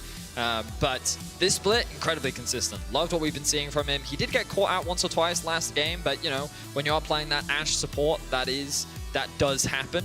It seems that with regards to the bans, the Lucian will now be taken off. Does mean that Varus is up and available. Wouldn't be surprised to see Mad Lions prioritize that. It is, of course, Kazi's most played AD carry of the split. And, I mean, it's good. It's just good. Feels like a slogan for LEC from Vedius. It's good. Oh, so a couple things here. Remember our conversation earlier. 113 doesn't play Maokai. Yes. Hasn't played it this split. They banned it on blue side last game, and so Mad have said, why don't we just pick Sejuani then? So, like, because if you always trade Sejuani for Maokai and you know that the enemy jungler won't play Maokai, then you just get yourself a Sejuani with something that you know scales better and offers great utility. Absolutely. So as you said as well, 113 doesn't play the Maokai, or at least hasn't shown it to be comfortable on the stage. So gonna go back towards that Vi. Goldberg will be a little upset about that. He feels like it may be a little bit of a bait, but I don't think he really had much choice. Yeah. I mean, but I would still even prefer something like the Jarvan at the very least, right? If you're gonna go for something where you know the games have just been decided by the team fights, continue to pick something that is strong by the team fight, or even save your jungle pick for later on in the draft when you can see a little bit more, and instead prioritize the Sylas like you have been doing, right? You could just right now draft yourself your bot side, so you could go for the Ezreal Karma if you wanted to. Oh, okay, a Felios Thresh, a bit of a throwback, an old school bot lane. I wonder with the itemization changes to AD carries, if this has risen Aphelios up in priority, if something that teams have been scrimming, but it's a bot lane that is tried and true, and last year, Aphelios, Jinx, this was the meta, right? If you played AD carry in 2022, you played Aphelios. That was just kind of how it was. So we are going to see the Jax again for Finn up in that top side. So giving him, and honestly, he's had some fantastic games. Even in game one where they lost, he did get a couple of solo kills to himself as well. So really like this prioritization for the side of Astralis. But now, Sylas. It's Sylas. You have to ban the Sylas. Probably the Rise as well. Or well, Kassadin. Maybe. Because the thing about if you lock in Rise, remember Matt have the Cassio as an option. I was going to say the other thing you can do is ban away AD carries, but I think Ezreal is now what they're going to go for, and I think the Sylas is just too good for Dior. It's his most comfortable champion. It's something that he's very proficient at, and you can steal away the Sejuani ultimate. Stealing away the box also has its fair share of value. Like, it's just a good ban. Yeah. I think it's a really good ban. Again, we go back to that quote you just gave me. It's just good. That's just how it is. It's going to be your mantra for life now. But more AD kind of melee solo laners being taken off. We saw this from Astralis in game one, but this time around it is kind of a part and parcel due to the Sejuani. You do not want to give her easy stacking, so something like the Renekton, the Jace is exceptionally powerful at doing that. And with the final ban, Mad Lions will decide whether or not they want to double down. Yes, they go with the Ezreal this time around. And honestly, I wouldn't be surprised maybe even just to see a Sivir come out here for Cobby. Yeah, you're right. Definitely an option. You have a very short range comp if you do decide to go for the Ezreal. Part of me thinks that he might look at something like a Xayah. But, yeah, you did talk about the Sivir. Looks like that's the direction that they're... Oh, hang on a second. Now we don't talk about hovers. Well, that's the rule. I'm falling for the trap. Yeah. He's just going through a champion. Twitch! Okay! All right, bit of spice coming out from Astralis. They recognize that, look, what gave us the advantage in game number 2 was a little bit of a, you know, a different kind of setup, a different draft. The Jarvan obviously coming in. This time around, they're going with the Twitch. Twitch. Wow. He's a champion that I know many believed could be a big beneficiary of the AD carry changes. Medics at home, just like wiping a proud tear away. I'm excited to see his itemization, what direction he decides to go as Mad Lions ran out their draft. Very reminiscent of what we saw in game 1. The Cassio Love this. Locked in for Dior. This is the Niski special. For those that have followed Niski throughout his career, he's always been like the Cassio guy in Europe. So the fact that Dior is bringing it out against him, or is he? Wait. Oh, we're gonna wait. We're gonna wait until it goes down. But this could be a Cassio bot lane and a Twitch support with Karma mid just to mitigate that mid lane pressure from the Azir. This is creative. This is very, very interesting if they do stick with it. I'm gonna hold my breath and we're just gonna wait. The timer's still ticking. Normally I would wait. 20 seconds is the time at which you're allowed, and I don't know what 20 seconds Locked. is. That's locked. locked. We just got confirmation. That is locked. That is a That is Casio locked Twitch bot in. lane. Okay, I was not expecting Casio Twitch. The idea that the Karma could be flexed wasn't even something that I was playing with. I've been completely caught off guard. I imagine Mad Lions, but you can see the smiles on Hilly's faces. Mad are excited, they're laughing. Astralis is excited as well. Okay, so the energy is good for both teams. The spirits are high. We're getting into game 3. Reminder that the winner will continue to move on through the upper bracket, whereas the loser still has a chance. 2 losses in the best of 3s and you're out. 2 wins mean that you move on to the top 4 and the playoffs of winter. Don't forget, though, as well, you've got to be careful of falling into that lower bracket because you will consistently stay there even throughout to playoffs. But we're going to see how this one 100% ends up being. Astralis bringing out a new comp as we jump onto the Rift for game number 3.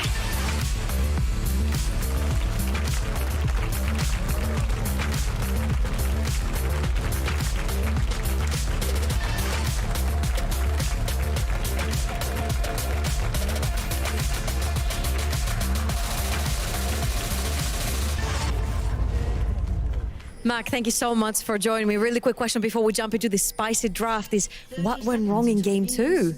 I think we were just a little bit impatient a couple times. We had a couple sloppy fights and then suddenly Draven has no flash and you're playing against Jarvan and it feels kind of bad. So, yeah. That kind of sucks, right? Now, when it comes to this draft, Astralis are throwing a curveball. They're playing it all for all. They've got a very spicy draft. Were you guys prepared for this or were you surprised? I was not expecting the Twitch Cassiopeia bot lane. So I'm expecting that was a surprise for you and all of us. Well, Mac, thank you very much for the quick interview. Back to you guys at the Casa desk. Don't think anyone was expecting the He didn't Casio share a lot Twitch. with us, did he? He just said, I mean, I what's was unexpecting that. But I expect the unexpected, so it doesn't count. Yeah. Well, look, you know, it is something that is a fringe solo queue thing, I suppose. You just get the double poison. Well, so I was going to talk about poison. Yeah, a song is in my head. You know, the poison. Do you know that song I'm talking about? What was it? You're poison. Oh, Britney that's Spears. That's what I was going with. Yeah. No, I do know that one. Yeah, that's cool. See how many poison references we can get in here. This is going to be a fun mini game for us. And you guys can play along at home as well. Can we go to bot lane observers very quickly? I want to see what this Twitch is up to. It's going to be a little bit of a nuisance as he just goes in, just wants to get some Halo Blade procs going in. They will get the Ignite as well. And this is the Twin Fang, the double poison. It did take you down. Look, Hylissang went from about a third to a quarter over a couple of seconds. Wait, so hang on. I'll be honest, I've never played a Casio Twitch bot lane, but does that apply if the enemy is poisoned, right? So let me have a quick... But does his passive count as a poison? I believe so. Because if it does, that's... Because I knew Singed Casio was a thing. Because it's both purple. Yes. I've been confirmed that it fact does apply. So, I mean, like, it makes a lot of sense, the bot lane 2 versus 2. And you already talked about the lethality of it as well, and we already saw that in bot lane. Zhonghoon, level 1, roaming top lane. Everyone in solo queue has experienced this at some point. Yes. The super obnoxious Twitch support. Normally it is AP as well, which means that it's just even more annoying because the poison damage is just so lethal. And here he comes, he's hiding. He's looking for something right now. The wave is being pushed in, the knockback there onto Chasey. Hello! When your flash is burned, you have to respect the damage, and all of a sudden Astralis are finding advantages across the map. Oh, I love Twitch quotes. They're just so annoying. Yeah. The fact that he just pops up out of nowhere, but Eljoya is looking to get something back, making his way up towards top lane. Yeah, no vision here whatsoever. Good knockback. Finn's in a lot of trouble here. Even takes a tower hit. He's not going to flash because he knows he is dead. It looks like the Rat gave him a little bit too much confidence because that was just great pathing there from Eljoya. Yeah, the awkward thing for Finn was that the wave wasn't quite underneath the tower, and he was trying to just get that push in. But because of its awkward positioning, it meant that Eljoya could look for that gank, and he did do a full clear bot side into the top lane gank. Now he's going to secure himself the Scuttle Crab. And Finn is in a bit of an awkward spot right now. Chasey can go back to base, look to get the TP back in, and you can see how this wave is in a very comfortable spot right now for Chasey. So overall, Zhonghoon being annoying on the map, but not really converting it into anything significant. Just a bit of bullying, both in the bot lane 2 versus 2 and in the top lane. Oh, and Chasey can keep this freeze in the top lane as well. Really nice positioning for Chasey overall. I will say I like the idea coming out from Astralis because, let's be real, it's a Aphelios and a Thresh in that bot side. Cassio's not really going to be under much threat in the first few levels, so you can just kind of let her do her thing. She'll stack up a tier, she'll get herself towards her first item. No boots, so Sag, but Astralis will need to try and make this one work now. You can kind of see that this is the thing. When you pick something like this in the bot side with the Cassio and the Twitch, it's on you to make it work and to make it valuable. We are going to see a flash being burnt there as plenty of good damage coming out here. Ignite from Hylissang does get burned, but the flash in response by Cubby. Now, I know technically this doesn't count as a melee champion, but we all know Hylissang for his playmaking supports. And a very clean hook comes out into the Ignite with the damage from Kazi, who's bot lane, unperturbed by the Cassio Twitch bot lane, and they've managed it incredibly well so far. The CS is very even. They didn't fall prey to the early level 1 cheese, and they've been able to stabilize, get a good base off. So impressive stuff. And now Elyoya looking to get a bit of deep vision down towards the bot side of the map. Will be spotted out on the wards littered by Astralis' duo. But overall, good stuff from the Mad Lions. Astralis, let's see what else they can get on the map. 1-1-3 looking to secure the Grom. Jonghyun clearing out the vision now.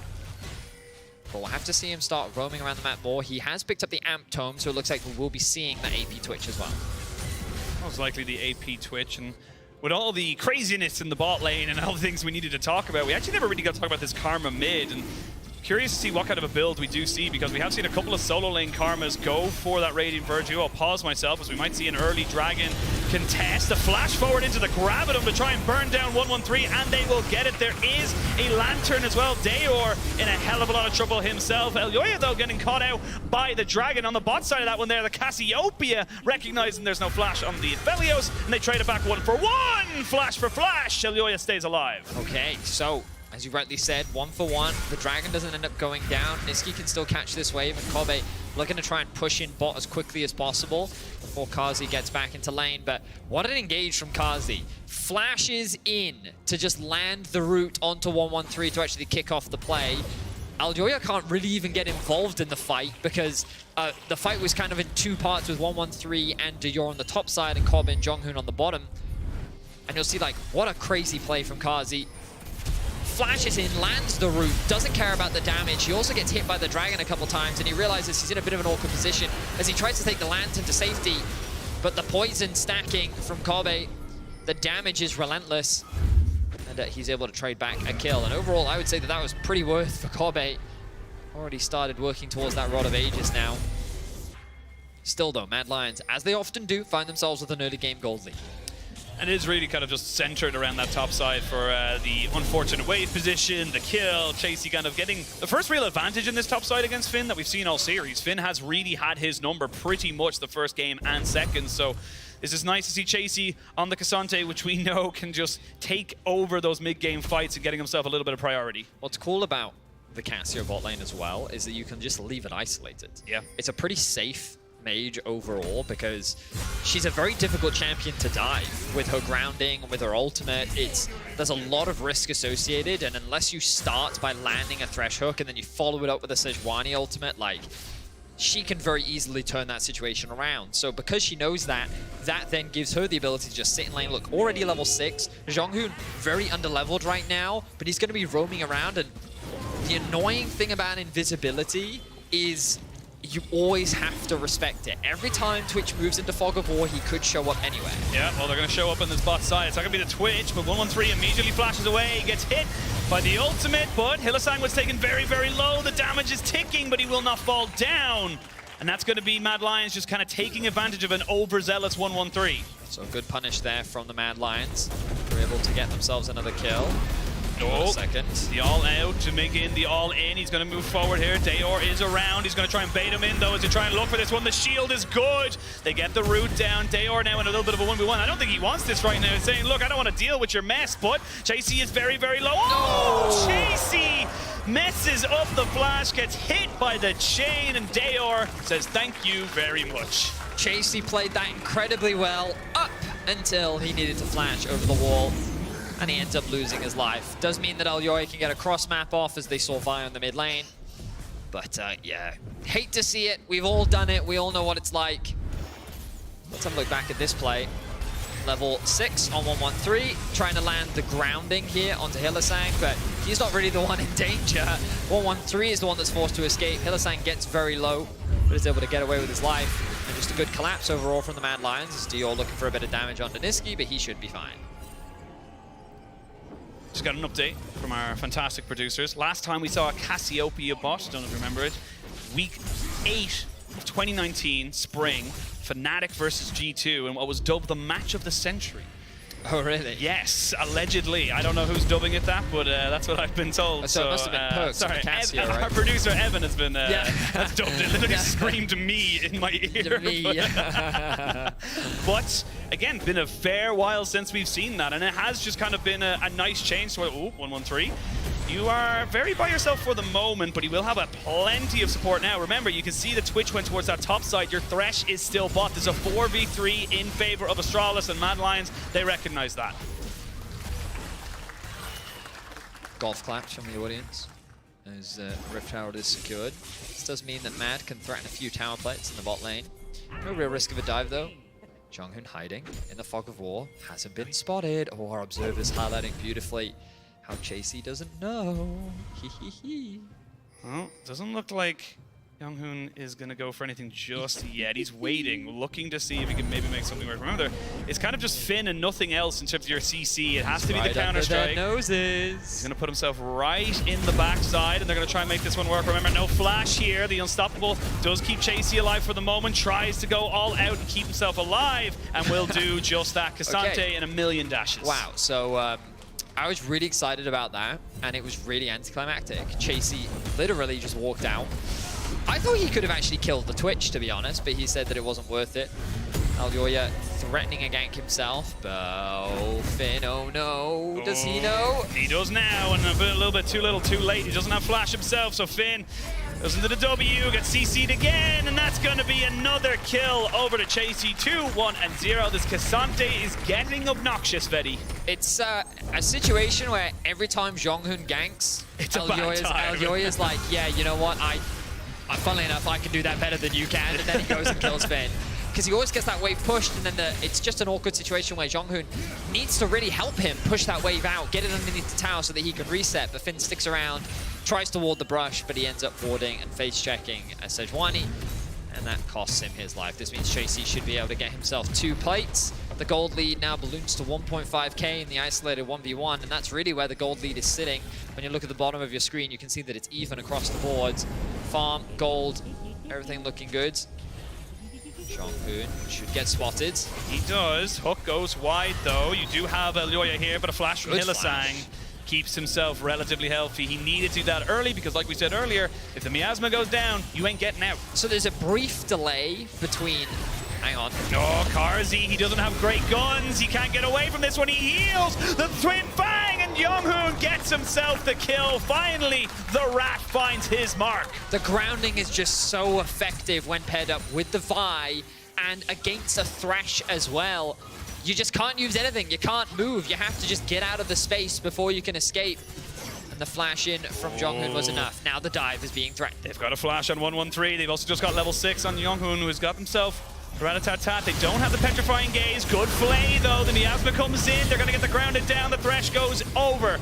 That's going to be a kill there as we can see the Azir come in. Niski finally becoming a part of this fight. Gets a nice little bit of a shielding, though, as he might turn back onto him. Kami trying to go for it, but Niski matches. 113 now, isolated with one Aljoya, but now Jonghoon flash from 113 keeps him going nicely there. Dayor with the Radiant Virtue doing so much, and it ends up going positively for Astralis. Wow, Astralis walk away with all the kills. They did have to lose Kobe in the exchange, but the shield from Dior was so clutch to keep Jonghoon alive, which then set it for 113 and Jonghoon to kill the isolated Aljoya, who really thought that he could get the kill into 113.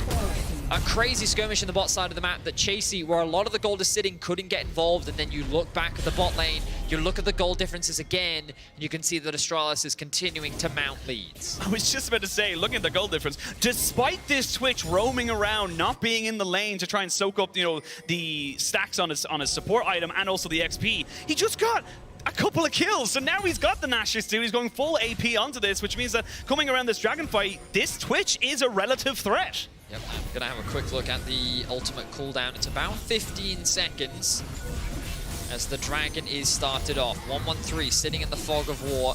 Can we see what Mad sees, please, observers? As the fight is getting closer. So they're gonna lose this position. Astralis fights their way back in, but Mad is afraid of the potential collapse. JC just got his TP off cooldown. That's why Finn's chasing him on the minimap. He needs to make sure that this Cassante can't join. Hook goes wide. Dragon down to 1,000. Oh, nicely secured there by Mad. Smites did not come out for 113, but now the fight is going to look to try and ensue. Dayor flashes forward, looking to try and just be a nuisance. He's a tank, remember, on this Karma, and they get one. Hylissang is dead. Finally, Chasey joins. He didn't need a TP after all. They're trying to jump in on top of this. It's Wani is dead. It's jungler for jungler. Now Finn onto Karzi, who flashes away and keeps himself ticking. That is Mad Lions getting the Dragon, and not only that, they get the fight, and now Niski jumps onto the little rat. The last time you will get a kill, and he gets himself a shutdown. Wow. The fact that Mad Lions walked away as the victors of that fight is incredible. That did not look good at all initially, but too many individual mistakes from Astralis came out. The fight became too scattered, and Mad was able to turn it around with just some great target focus. And keep your eyes on Dayor at the start of this fight. He's actually going to flash in to initiate as Elyoya. He's going to throw out the ultimate, sure, but this isn't really the start of the fight. It's right here where Dayor flashes in that they commit, because this is where Mad gets split up. On the top side, they're getting that kill onto Hylissang. Elyoya gets incredibly low, and you think the team fight is won, but Chasey turns around, kills 113. Finn gets isolated from the team. This wall stops Astralis from being able to support their top laner, and one by one, Mad just pick apart Astralis, securing this additional kill onto Zhonghoon as well. Niski, kind of the unsung hero in that fight. While his ultimate didn't really knock anyone back, it created this space of terrain with which Astralis couldn't play around. You can see the damage graph there. The Twitch was significant. Zhonghoon was putting out work, but just compared to Niski's Azir, just so much there. And this is kind of similar to game number 1. He's just farming up, getting himself items, becoming relevant. And look at the total damage. Yeah. He's actually done the highest on his team so far. He has been the most active, I will say. But we come back to live. It is a 1,500 gold lead in favor of Mad. 2 dragons now. We have another Hex Soul in this series, as the next Rift Herald will go in favor of Mad as well. Chasey going to find himself the rat. Just keep himself nice and informed. So, as the game kind of results in this cross map, Finn, yeah, he's going to back away from that one, unsurprisingly. A quick reminder to those at home. If you've just booted into Champion Select, you're going to want to ban Twitch right now. Right about Don't now. Don't hesitate, just ban them. The moment we showed those damage numbers, a lot of people just said, huh, so support can be fun. Yeah. And, as if it wasn't already like completely messed up with Ashe, Heimerdinger, Jhin, Kalista, Caitlyn. Yep. So just as a quick PSA, you're all going to want to do that. Quick tower goes down in favor of Mad Lions, which will result in the 2-0 tower lead, a 3k gold advantage as well. A lot of that sitting on top of Niski right now. Once again, having a great Azir performance. The grounding doesn't quite come through. But Astralis not out of this game yet. Their scaling still very good. You have to recognize that while they do have a lot of AP damage, which may be problematic, Cassio of Twitch is scary. Yes. And the fact that you have this Karma providing that support as the game progresses, this is a very dangerous Baron taking team. This is one good team fight away from snowballing the game out of control.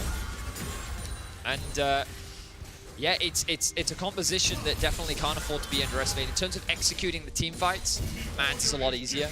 There's a lot of individual agency on the side of Mad's composition with Azir, the wall, and the space. We've already seen a great example of what it can do. They have a much easier time starting off the fights because of Elyoya's ultimate and Chasey's disruption capabilities. So in terms of compositions, Mad's much easier to play, but if you dive into a Cassio, you're only making her life easy. Yeah, and you mentioned as well, obviously, a lot of AP. Not really any kind of magic resistance to be really seen. Not yet. Not yet. And of course, you look at Chasey, he's got himself the Sunfire Aegis just finished up there. Of course, the He's only got 55 right now. I was going to say, that does come passively from the Mythic, so he does get himself a little bit, but it is not going to be that significant to try and, you know, stop this shredding from coming out. 40 seconds until the dragon spawns. You can see Mad are saying, look, we're strong right now. We know we can force you off of objectives. It's the Cassio who is the real threat. Cassio making their way down. the Azir turret will come out, but that's just buying a little bit of time. Baron in a minute, and Dragon in 30 seconds means that Mad's main goal is to push out mid. Not great guns for Carzzy right now. You can see he wants to try and maybe burn through those before this Dragon fight really kicks off, but Elyoya pressuring in that side of the jungle. Top side was pushed in, so Astralis are going to have some lost farm on the top lane as they try and just get vision in on this Dragon pit. Yeah, observers, can we see what Astralis sees right now? How much control they actually have? They've managed to make their way into the river. The Scuttle Crab is going to be super valuable. But you can see how they're playing through bot right now as Mad control mids. Thank you so much, observers. The person you have to keep your eyes on is Zhonghun. His access to the backline is something that's very dangerous. As I say that, Mad have found a way into the backline. Hook goes wide, and that's not going to be Finn there. Zhonghun using those Hex Gates to get himself onto the backside, and have to be aware of that. You can see Niski immediately moves himself to intercept. Dragon has been started down to about 2/3 of its HP. Dayor realizes he needs to be the tank that moves forward. Zhonghun and Finn swap position. Zhonghun is invisible for the moment. They don't know exactly where the rat is. He's going to find a little bit of a mark. Flash forward by 113 does not land onto anything. They can burn down the jungler, and it's exactly what they're going to do. Chasey can't move. He's on the miasma. The heal from Carzzy keeps him alive. And now you can see them move forward. Flash in. Double counter-strike in now, Mad Lions. They are not in control of this fight. They are on the wrong side of the rip as Dayor flashes forward, looking to finish off some of these health bars. You get a great ultimate there from the Azir as he tries to stay alive, but Veti, they're on the wrong side. They can't survive this right now, and everyone from Mad Lions, one by one, little by little, is falling. Mad Lions doing what they can to escape, but the chase is on for Astralis. The Baron is up as well, and 113 has come back out onto the map. The more time they buy, the more stagger, or the more they can do to stagger these death timers, rather, only makes securing this Baron easier. Elyoya is still alive, and the health bars aren't that high. Chasey has come back in with the TP, and Mad are not giving this one up. Here we go, Astralis. They start off the Baron. We saw this go pretty badly for them in game number 1. Let's see if they can secure it this time around. They are shredding it still. A Cassiopeia, Elyoya gets jumped on, but knocks away Finn, so doesn't get the CC. Baron, 2,000 HP. Chasey gets a kill. They're going to try and make this one work. That Sejuani is dead. There is no steal to be had. The Baron is secured, but can you get out alive? That is the question. Dayor, no mana, nowhere to go. He will fall. The Cassio is dead. 113, who died at the start of this whole thing, respawns, and he's the only one left. It's Astralis that walk away with the Baron, but what was the cost? 4 lives. Find themselves back in the fountain as Mad Lions was able to respawn, regroup, and decimate the Astralis lineup. Minus 300 is the current gold that they walk away with. And Mad Lions, while the fight was bad, while things looked great for Astralis, Mad still end up coming out on top. Not only that, they get themselves a couple of kills and the soul point. It feels like Astralis, those staggered death timers were great, but it kind of worked against them because they underestimated how long they had to try and take that Baron. I'm curious as to where this replay is going to start. Okay, so we're not even going to get to see the previous fight. Just watch Chasey. No one is hitting him right now. He also gets the Sejuani passive as Finn is zoning Elyoya away from the fight. But look at that 3-man stun as well. Secures the initial kill onto Zhonghun. He then can't really do much on the backline, but he's just buying time for Carzzy to join the fight. Niski then TPs in, gets the initial pick. And you can see how it's 3 isolated 1v1s basically. Carzzy has more than enough damage to secure the kill onto Kobe, who has no ultimate available. Meanwhile, there's no mana available for Dayor, so Niski secures that kill. Now Carzzy's afraid of the all-in. He is afraid of the all-in. The hook goes wide, but a flash from Carzzy keeps him nice and safe. Uses the ult there to try and turn back onto 113, who is not the healthiest in terms of his health bar, but you can see their last team fight, Chasey. My God, my son, that is a monstrous Cassandra. And the funny thing is, he does that before his all-out because he gets it at the end.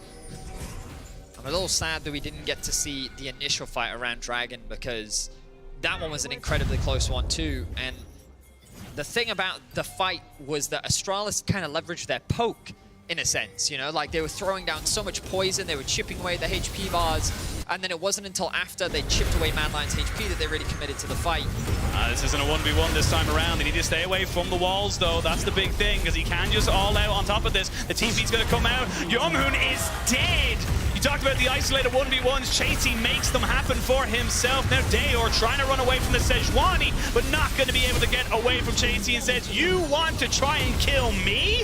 Double kill going to the top laner of Mad. 8-1-3 is the scoreline for Chasey. He got a couple of early ganks and he's showing you what he can do with them. Elyoya has the ult. He does have the ult. He flashes forward, only lands there onto Finn, who's fairly tanky at this stage of the game. There's still a fairly short range composition coming out from Mad Lions in terms of their siege, and with the Barons still available for 1-1-3 for a couple more seconds, they don't want to overextend. Minus 2,000 gold is what Astralis got off the back of this Baron. And admittedly, this is less impressive when you take into account that he killed a level 9 Twitch. 5-level difference. In a 1v3, the fact that he walked away with his life, Astralis just didn't have the damage to kill Chasey. He was very aware of that. Notice that Elyoya holds on to his ultimate because he's like, I don't need it here, we have more than enough damage. Chasey with the ultimate just tears apart Dayor. But what a great game from the top side here of Mad Lions. Chasey coming up clutch. It was a sketchy game, in all honesty. Mad Lions came in as the heavy favorites, but I think Astralis have proven that they're more than equipped to go toe-to-toe with Mad. And this early game looked really good. That last team fight for Astralis looked good. It was just that Baron. We talked about how she be a tempting mistress. And sometimes that temptation can lead to your demise. Yeah, she's not got your best interest at heart. Yeah. You got to be careful there. You got to look out for yourself. But Astralis now will be taking solace in the fact that they have 2 minutes until that Baron spawns, so they could farm up, get some levels onto Younghoon, I imagine. But the big thing now is that we're looking at these two compositions, and Kabe is your carry. He's 3 items now. He's got that Rylet's Crystal Scepter alongside the Seraphs and, of course, the Rod of Ages. So he is the damage. He will melt through Chasey if he's given an opportunity, but as we saw on that top side, you try to go into Chasey with anybody else, it's just not going to happen. All right. Chasey, he is a menace in the side lane right now. He is incredibly tanky. 132 magic resistance right now. He has a lot of armor that I would argue he's not getting the most value out of. Say, yeah. But still, regardless, this front line, this side lane threat, and like Niski's strong, right? You can't underestimate that. Kazi is getting there, slowly working towards that 3rd item, but still quite a ways off the Infinity Edge. Still though, Mad in a good position. They're just waiting for the next Drake to spawn. A quick base as they spend their gold ahead of the fight. You can see a stopwatch now picked up for Kazi, knowing he doesn't have flash. And this is what it will ultimately come down to. Can Astralis find the fight? Oh, Niski. Should be fine. Should be fine, but you be very aware that you're not going to be as safe. As now we see Finn going toe-to-toe here with Chasey, getting him down fairly decently. Oh yeah, I mean the Black Cleaver doing work for Finn in the 1v1, that's for sure. The extended fight, you expect the Jacks to be able to come out on top, but Chasey choosing to group up with his team and looking for the fight. Looking for it. They're going to try and move forward onto this one. That's on the Dayor, but he is tanky. He's got that Radiant Virtue now. Karzi, without his ultimate, Elyoya no longer has his. You've not got flash on Karzi or Elyoya right now, so you are a little bit off on the timing of that. You would love to wait a couple more seconds before this fight really fets up, but Younghoon, he's on the side. Finn looking for a flank as well, but Finn will be spotted. Mad Lions trying to cover for the flank. Very paranoid about where this Twitch is coming from. Tensions mount. Potentially the soul for Mad Lions if they can steal this and get out. Remember that the Baron is up as well, so a fight win here could mean the Baron and the game. Here we go. Younghoon finds himself on the backside here. They're going to go in straight away. They're going to jump down onto Nitsky. Younghoon flashes away, but it's a great ultimate from Nitsky to separate this fight once again. He has been on point on this Azir. It is only the Twitch for the moment who goes down. Everyone else still relatively healthy. Nitsky, though, still needs to go back and reset. He has TP. He can rejoin this fight. Yeah, Mad need to make sure they don't take too much damage. Kazi needs to leverage the range that he has from this gun. 1-1-3 goes in. He goes in, hits Chasey again. Very, very tanky. There's the miasma again. Elyoya hits a great ultimate onto Finn, who gets hooked straight away afterwards. He has got himself, but Chasey knocks them all back. Welcome to the family. Big old bear hug. And it's a double kill to Nitsky. Astralis tried to make this comp work, but Mad played it slow. They played it methodical, and they just played it better. This is just Chasey's world, and we're all living in it. The man eviscerated Astralis single-handedly. What an incredible performance from the Mad Lions top laner. That final 3-man knockback was sublime, and Mad are looking to end the game right here, right now. They are looking to end it. 20 seconds till you got Day or Cobby, and not going to be a sneaky kill for the Twitch. Mad Lions got their Nexus in their sights. Not as clean 2-0 that we all thought it would be. 1-1-3 trying to salvage something from this. The Thresh will die, but it's only a consolation prize there for the side of Astralis. They will fall to the Mad Lions, who take the series 2-1.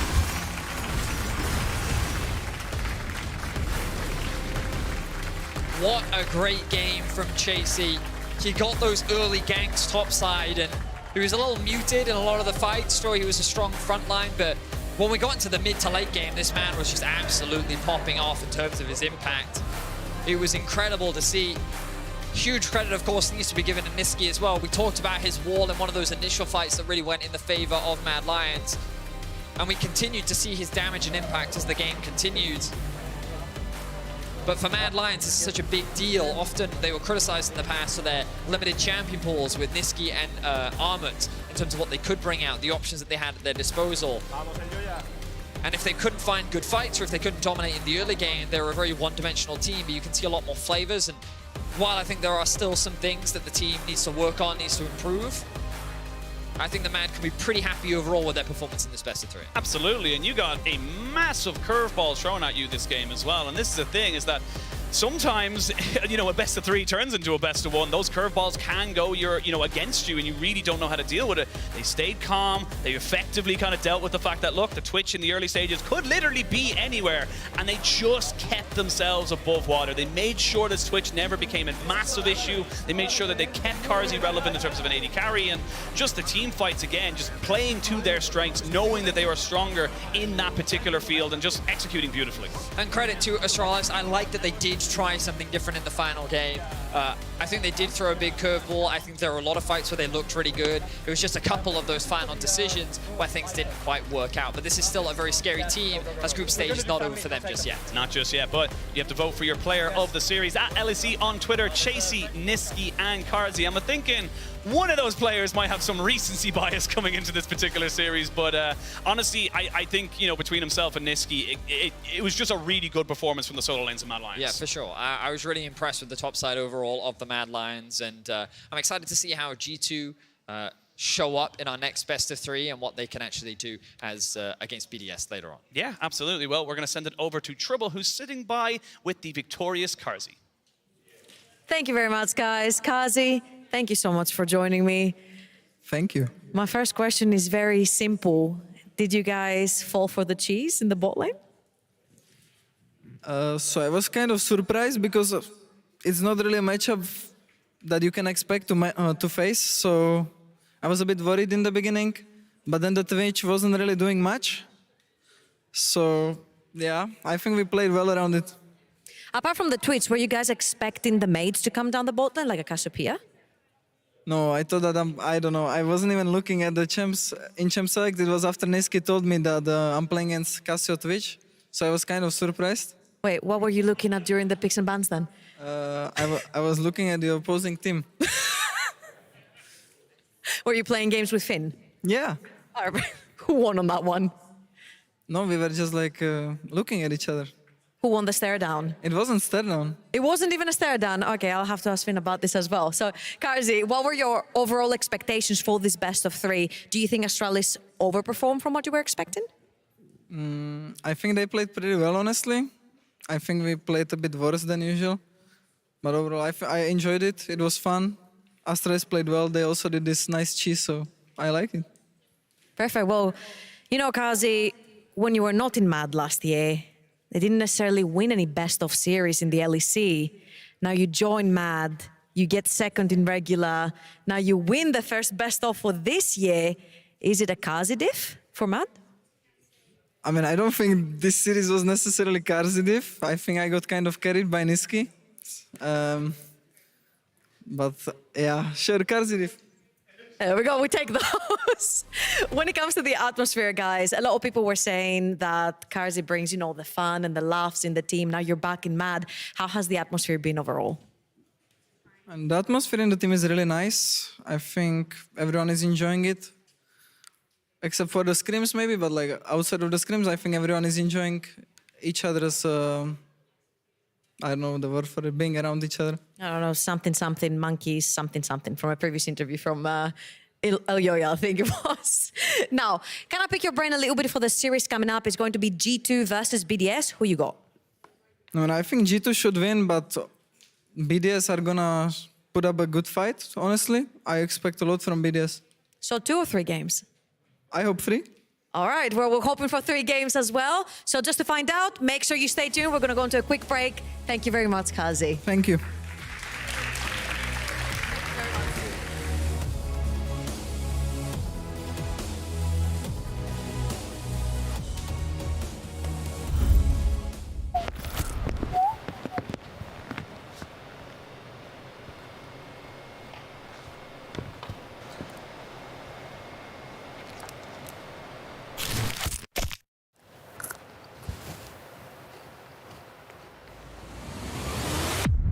Even the biggest champ needs a break. I won! I did it! I won the LEC!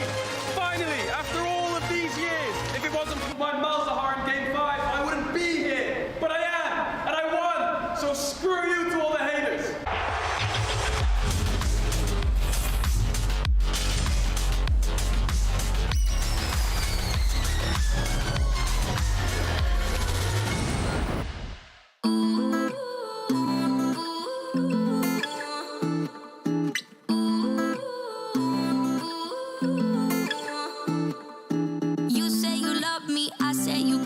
We're nothing more than friends.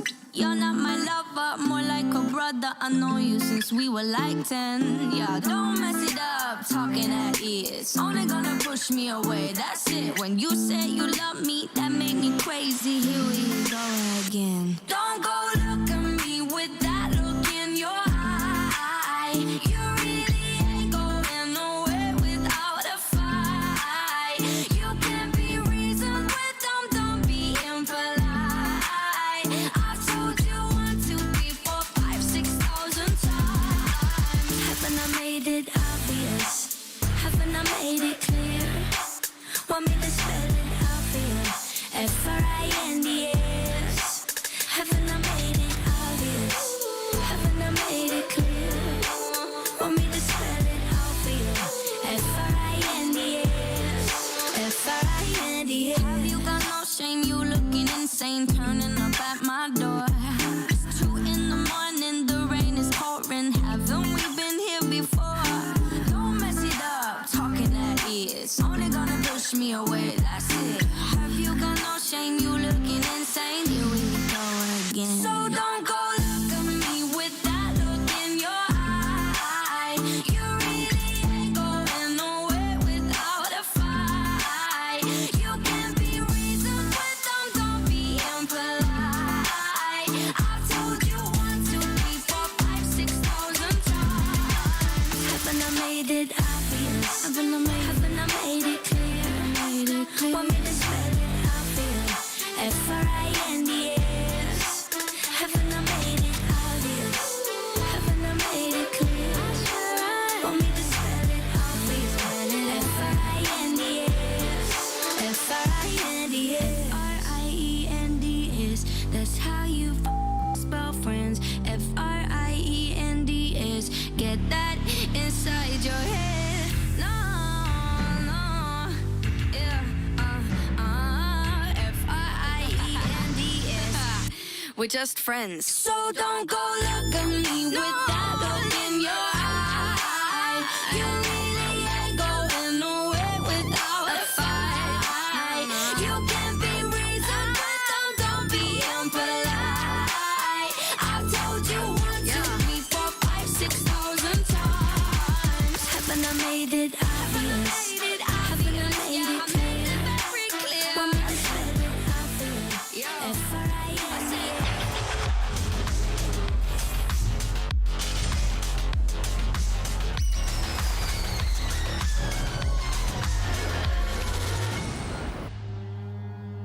And welcome back everyone to the second series of Group B and our match of the week, G2 Esports versus Team BDS. From last place in summer to top 5 in the regular season in winter, BDS has had a massive turnaround since bringing their ERL superstars, Adam, Sheo, Crowny, flanked by Nuke in the mid lane and former Vitality support, Lebrov. This org and these players are on a redemption arc, and tonight they look to prove themselves against one of the tournament favorites, G2, who have their eyes set on yet another trip to MSI. This matchup may seem like a battle between David and Goliath, but these teams are actually neck and neck in the standings coming into the group stage as 4th and 5th seed, and I'll leave it to Goldberg and Ender to break down the strengths of the team and what happened last time they faced in week 3. Thank you very much. Yeah, the last matchup between these two teams was super exciting, and we had so much expectations, hype around the bot lane matchup that it was so amazing to see unfold, because in classic fashion, the 2v2 got spicy right off the bat. Yeah, and this is in a context where Hans Summer and Mickey was kind of looked at like the best #1 bot lane in the league. And then Crowny and Lavrov slowly but surely shows up. They did it throughout some of the weeks, but look at this play right here. I love it. Crowny breaking the ankles of Hans right there with the back step to dodge away from the feathers, then knowing they can turn it around. Lebrov also held the heal all throughout this fight until the grievous wounds from the ignite timed off to get full value on the heal. That was a difference maker in the play. And it just kept happening. The micro things, you can see the flash from Crowny here as well after the cleanse from the Root. They just kept on getting the outplay on Hans Summer and Mickey again and again and again and again. And even on the other side of the map, because it wasn't just about bot lane. Yeah, Adam up there grabbing a solo kill up against Broken Blades. The sides of the map looked really good, and I think importantly in the bot lane matchup, this isn't a situation where it's like Crowny was way better than the duo on that side. This was a moment where like the small outplay switches the entire landscape of the lane, and they were able to run away. They were able to continue to punish. Yeah, from that point of what we just showed right now, you're probably thinking, well, it looks like BDS would have won. You want bot lane, you want top lane, right?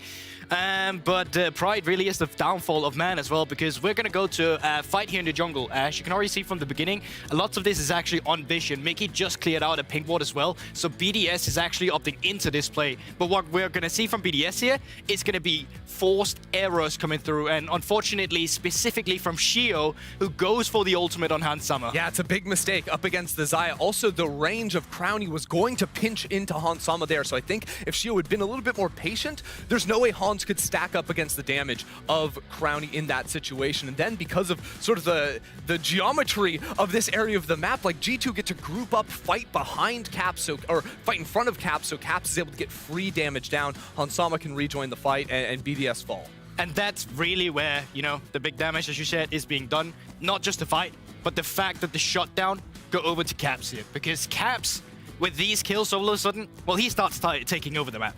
Bot may have been pinned down, Tough may have been pinned down, but all of a sudden, mid lane is no longer pinned down, and that brings us to this place. And we can see at the minimap right now, there's a big skirmish. Oh, that's a Oh, you can see Nuke on that. Yeah, we'll get to him in a second though, but as you can see right now on the top side of the map, as we can roll it out, lots of skirmish coming out here. You can see currently Nuke, Caps on the way up there to join them. And maybe a little bit of a mistake from Nuke here. I don't know if he doesn't have the Abscond Abduct or anything, but he doesn't stop He's Caps. holding on to the Nautilus ult in this fight, so he doesn't... Oh, the Abscond Abduct, right, yes. And as you can see right now, as Caps comes in, once again, he's joined it. We take a look at the minimap.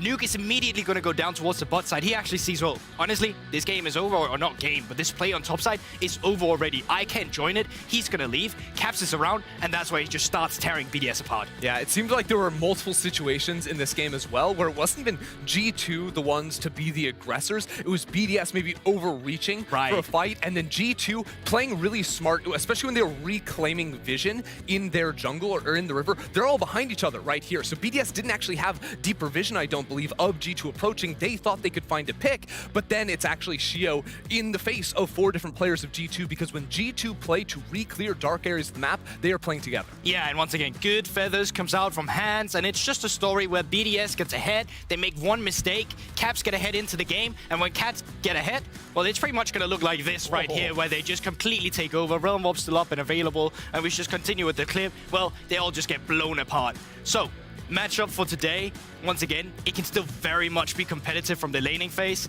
but Caps you gotta pin him down somehow. Yeah, you gotta be able to stop him, and you have to be able to carry over your advantages from the lane phase, not get too over-eager to play into the enemy jungle. Make sure you get down the vision first before committing to a big play like that. But with that, you can actually walk back over and join Lore Come and here. join me. Rate that segment out of 10.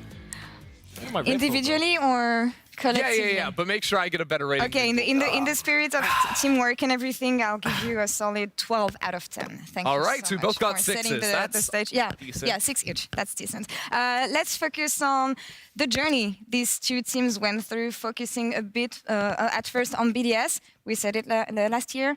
They were 10th, 5th this year. Quite an improvement, especially given the fact that they just switched players between the academy and the main lineup, but this is the mix they needed. I really love watching BDS, Yeah. and I would not, going into the split, have thought that was a sentence I would say. I love watching Adam. I love watching Labrov and Crowny. I really think they're intelligent in terms of how they play around the bot lane, and I don't think they're afraid to make mistakes, which is why they play so aggressive that they do, where they go for highlight plates. I really think Shio has stepped up as well, and Nuke has improved his playstyle from earlier. I was watching an interview earlier that Adam did with Ashley Kang from Horizon, and he was basically talking about how his entire career had been nothing but ups until he got demoted out of the LEC and had to fight his way back there, and how he was just hungering to get back to the main stage, and now considers himself number 1, number 2 top laner in EU. And quite frankly, with the 3 weeks he showed us, I absolutely agree. He's been absolutely dominating the top lane on meta picks, on his own Flavor of the Month picks as well, that he continues.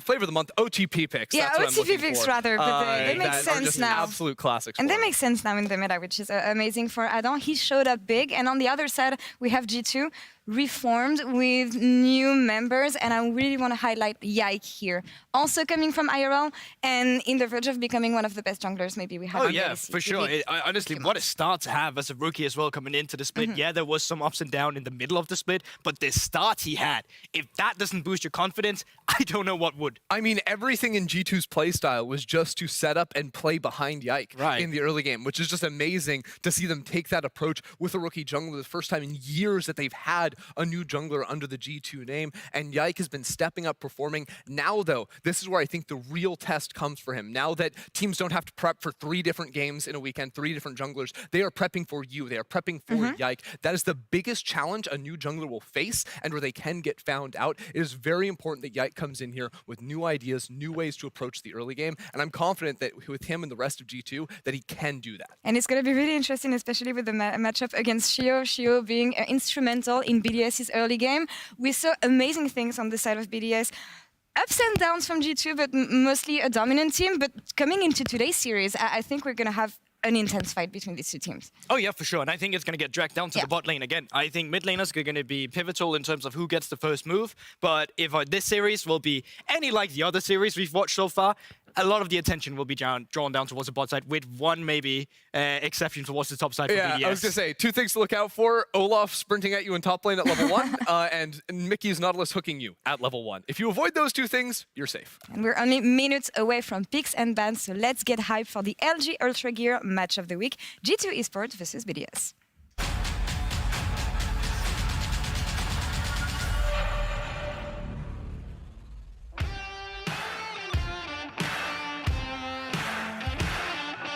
At the top of the table, though, they're not stressing. G2 on an absolute tear. G2 are favorites. A roster of big names expected to climb right back up to the top. BDS were a team judged by their past failures, expected to be fighting at the bottom. At the end of the regular season, only 1 win separates these 2 teams. Everyone was putting us 10th, right, and now we're 5th. I think people are just wrong, and they need to accept that. Everyone thought that this was just going to be a bottom-of-the-table team, but this is a team that's worth watching. I think Crowny improved a lot of things compared to before, and him and Labro actually are one of the only bot lanes that I think actually talk about the laning phases together, like me and Hans. A heal from Crowny. It's not going to be enough. Oh, another heal from Crowny. It's a 2v2. Yes! And it's for BDS! That's going to be the most hyped 2v2 I've ever seen in the LEC. Going up against BDS, I feel pretty confident. I think last time we won, and I think we have a pretty good idea of how they want to play and how to cut them down.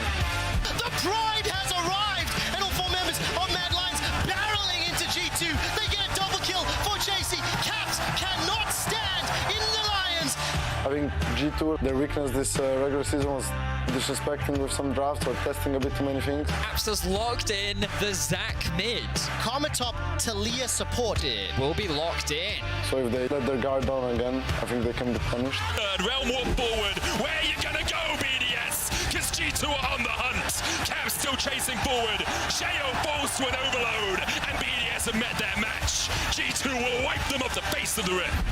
Our team is very aggressive, and we like to take a lot of chances in draft, which gets punished, I guess, and to some extent in best of ones, because if you lose, you're out. In best of threes, you can take a loss and then just win the next game.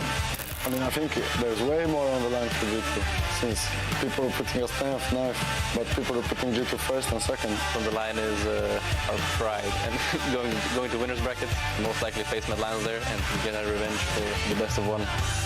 Everything on the line. Everything.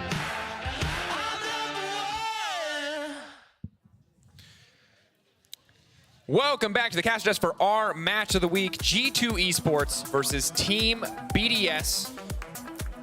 I like those lower half of the players that we have on the player sleds there. That's popping. Yes. I'm Dracos. Casual standing next to me.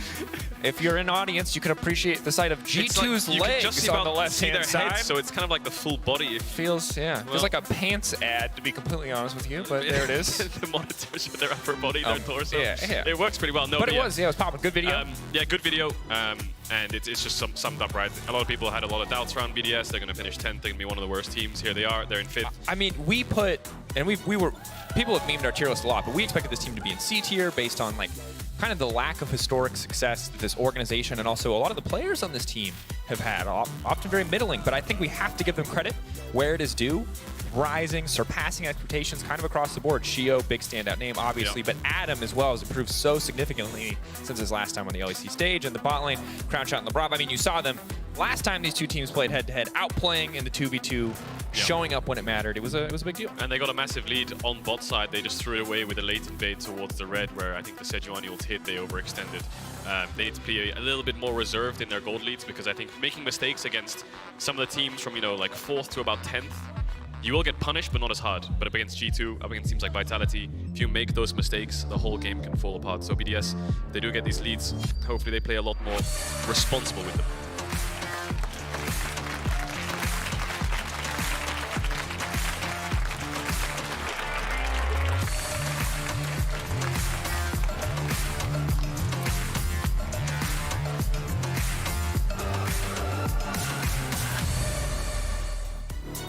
And Cadril, you said it right before the dramatic music kicked in, but I think there's just something so different. It means so much more to win a best of 3 than it does to win a best of 1, and we've seen it across a lot of the best of 3s this weekend already, in the sense that, the teams that aren't expected to do as much can maybe take a game, but it's about winning the series. It's about finding those 2 wins, and we'll see BDS can stand up today and be accounted for. If they can knock G2 Esports down, it would be a pretty monumental upset as far as expectations go, but they came close the last time they played in best of 1. For now, though, not surprising to see a lot of bot lane priority champions taken off the board.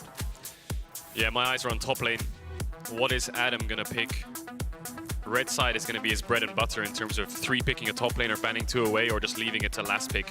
Bot lane will obviously be targeted in terms of pushing bots. It's the whole meta. And I feel like Adam's like the meta breaker we have right now in the LEC. He can play these different and wild champions. We've seen it so many different times. Jace, Sejuani, just such power picks. We'll see what they opt into here because Lucian's up, Zeri's up, Jack's going to be Broken Blade's first pick. Want to take that away from Adam. Make sure he's got a good matchup. I mean, Adam, I think he will probably go towards something like Olaf and Darius to match it. He could play Jace as well. I think that matchup works pretty well. I'm not going to talk about it. Let it. But I'm not going to say that we're really excited about one particular potential champion coming out and that you might see it right now. It's not that one.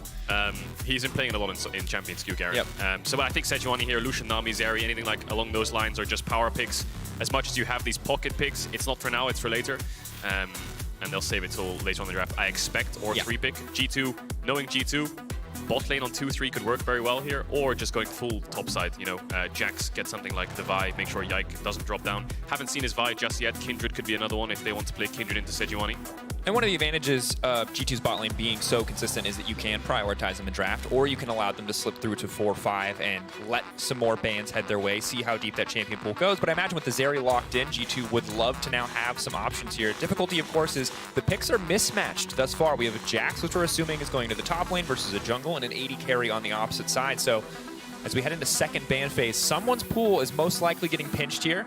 Lilia now coming out. Now, this is a champion I thought might be a little bit better. She did get some small buffs coming in onto this patch. Of course, Demonic Embrace was nerfed, though, so a bit of a hit to her, but with so much healing removed from the game, Lilia now one of the few champions that really feels like she holds on to that heal, drain, tank, bruiser kind of identity when she's up against a beefy front line. So they are going to go full topside. They're going to go double AD solo laners with the AP jungler in Lilia. They're going to sack their bot lane here, so they're giving up on things like Lucian, Nami. I wouldn't be surprised to see something like a Varus ban as well. So BDS over-indexing on bot side here. I expect them to pick support. Something like Lulu could work if they want to ban too, but if they feel the need to match mid or top here, I wouldn't be surprised. And they might feel need to match mid, looking at something like Azir here. Or Ryze. Azir does struggle a little bit against poke in general. If you just think back to counter matchups of Azir, you know, the lethality Varus mid was a bit of a struggle. Anything that, with longer range than him where he can't actually auto is just so difficult. So they're going to go for Ryze instead, make sure that Nuke can move around the map. But yeah, Lilia did get changed on 13.1b. We'll see how Yike can pilot it, but definitely a curveball for the best of 3. G2 coming in with something they prepared all week long. And this is kind of what we were hoping for when we looked at a new patch, was to see new picks. And while we have gotten a bit of a spicy taste in our previous best of 3, I'm glad that we're seeing more here as we get deeper and deeper into the patches. More teams get to show us what they have been working on. No surprise to see something like the Kalista taken away, denying some of the premier aggressive bot lane options for G2.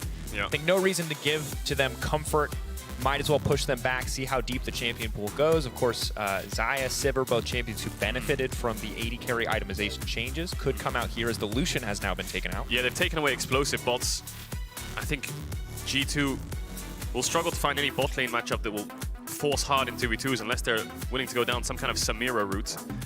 There's the Garen for Adam. Woo! Locked in. He's been playing it in Champions Queue. We haven't seen it in competitive from him just yet this year. And we'll see how he can do up against Broken Blades, Jax. Normally teams ban out Adam's champions on the 4-5, but he's going to get his hands on that Garen. Excited to see how he performs. They're leaving support till 5 here, so with the Lulu ban, they want to counter. Something like Braum could work if they go for some kind of Varus Nautilus lane. Varus Karma would be good if they just want to play for push. Samira lane could be good if they want to play for all-ins. Vayne could also work pretty well, I think. Sejuani Garen, it's an option. Not sure if Hansama wants to pilot it with the Nautilus by his side, but I think Braum here on 5 for BDS is an amazing pick if they want to go for it. See if that is the option they go towards. For now, though, have the aggressive Nautilus. What AD carry is going to be? Whoa, what? Kai'Sa Naut. Kai'Sa would make a lot of sense. Again, Kai'Sa, another champion who has benefited from those changes. Taking their time.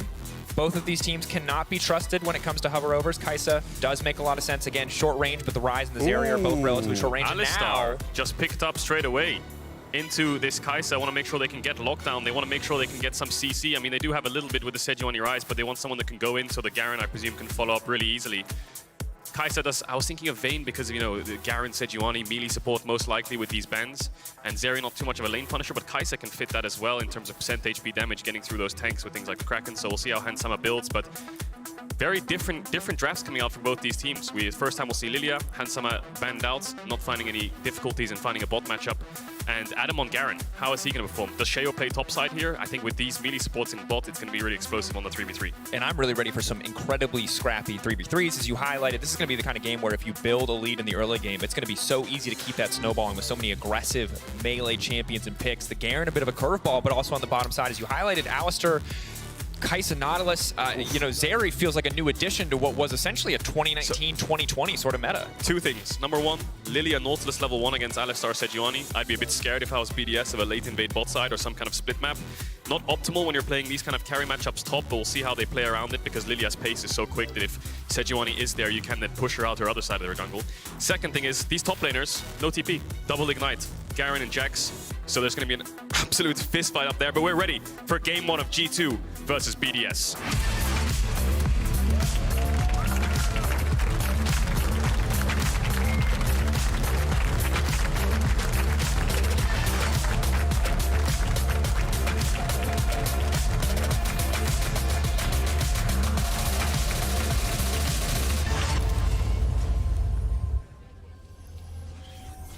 All right, spicy level 1, what we're keeping our eyes out for here. Remember, best of 3 across this entire stage. If you win 2, you are in. You keep that second life. If you lose 2 series, even if you make it to best of 5, you will be out.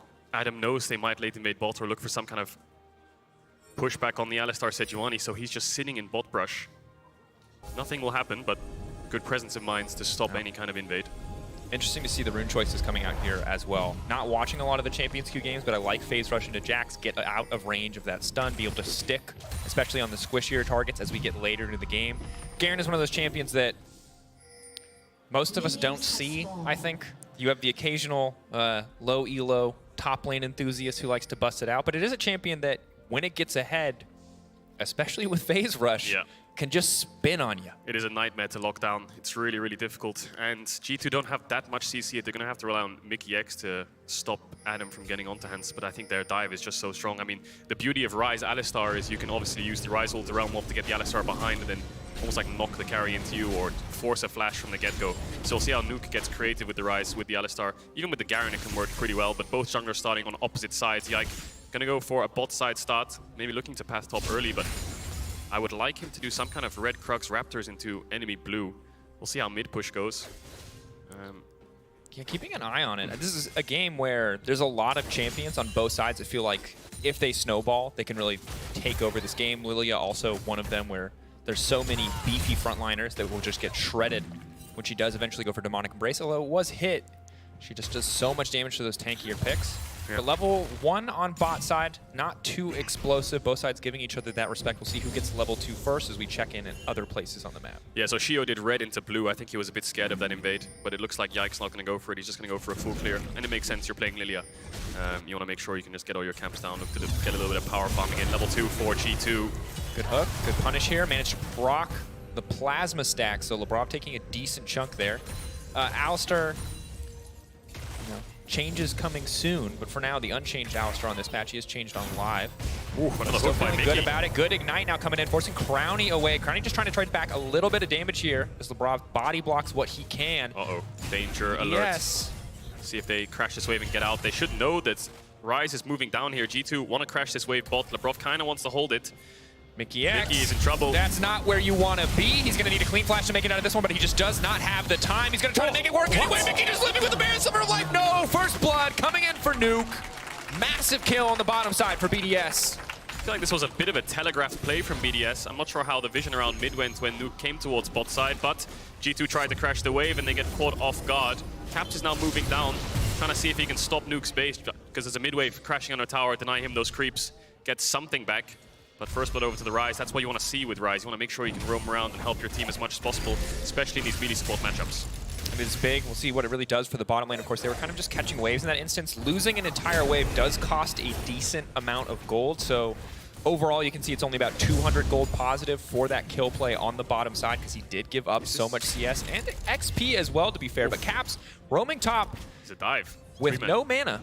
Is this going to be a 3-man dive? I don't know if they can pull this off. We'll see how much damage they can do. Adam. I don't think they can do this. The only question is when to spin. Flash, phase rush procced. Are they going to redive? Broken Blade's really low. Caps is going to have to be the one to tank if they want to pull this off. This could turn into a 1-for-1. I think it might. They're going to try to fully commit for this one. He's just continuing to spin, and Caps gets taken down in the end. That's just a 1-for-1. Not ideal for the side of G2. Of course, Adam is losing a ton of XP. He has no TP, so it's going to put him in a massive deficit. But meanwhile, the counterplay on the bottom side, Mickey X perfect hook buffer, taking him out to safety, means there is no kill here for BDS. Really good buffer there by Mickey to get out of the combo from Labrov.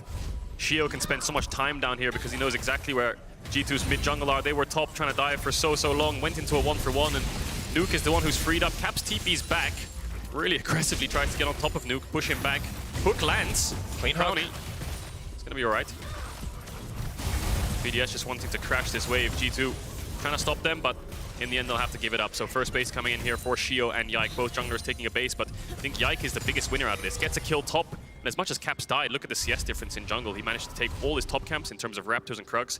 Wards in the top side jungle of Shio, only level 3. So Sejuani using her time to help the team. We'll get towards level 4, but yeah, there's no camps up here. So Yike's just going to keep power farming. And this is big. And honestly, when we talked about this matchup, we looked at bot lane, we looked at mid. Jungle we know is important for both these teams, but it wasn't really our center of attention. So to already see Yike off to such a strong start kind of forces us to shift looking at this Lilia, seeing what this Lilia had done, because this is a massive XP discrepancy when we look at it. Lilia pulling wildly far ahead, and this is going to make it hard for the Sejuani to do anything. Yike just owns the jungle right now. I think what Shio has done is quite smart, though. He knows that Yike's going to reset, go back bot, and clear his second respawn, so he just runs into Yike's top side. Just going to take away the wolves and the grump, maybe. Mickey. Looking for some action here in the mid No lane. flash. Nuke relatively low on mana. Hook into the minion, though. Definitely not ideal. LeBron waiting with Hex Blast over the wall, but I don't think he can save it. He's just going into the midst of the meat grinder, and no one else is there. Shio blast cones back over the wall to run away. BDS, no! Oh, they are just throwing kills into Bambi. You can't make these kind of mistakes against G2. We'll see if Shio can get onto Broken Blade. You just level up to level 6. Level 6 is massive. It gives him so many additional stats. It means he's going to buy that much more time. The rest of the Yike team now descending. Yike is a big boy. Swirl Seed not going to connect. Adam level 6 ticking over before he can use his ultimate to finish off Broken Blade. Mickey in the area.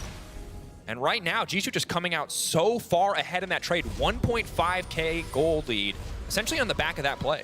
G2 classic jungle support towards mid, 5 to 6 minutes in. Ryze, no flash. I think BDS giving up nuke there is fine, but I think Labrov maybe thought Shio was closer and they could turn it into a 1-for-1, but yeah, just a mistake. An extra kill over to Yike. He's going to be so far ahead, and he is going to be the main AP threat. So Mickey fails the hook, yes, but I think Labrov just has to call it here. The play is over. Shio, he queued over the wall. I saw on the left side of the screen there, and then he took the blast cone back over. Now, I'm not sure if that was a misclick or if it was just a let's go, hang on a second, no, I'm getting out of here.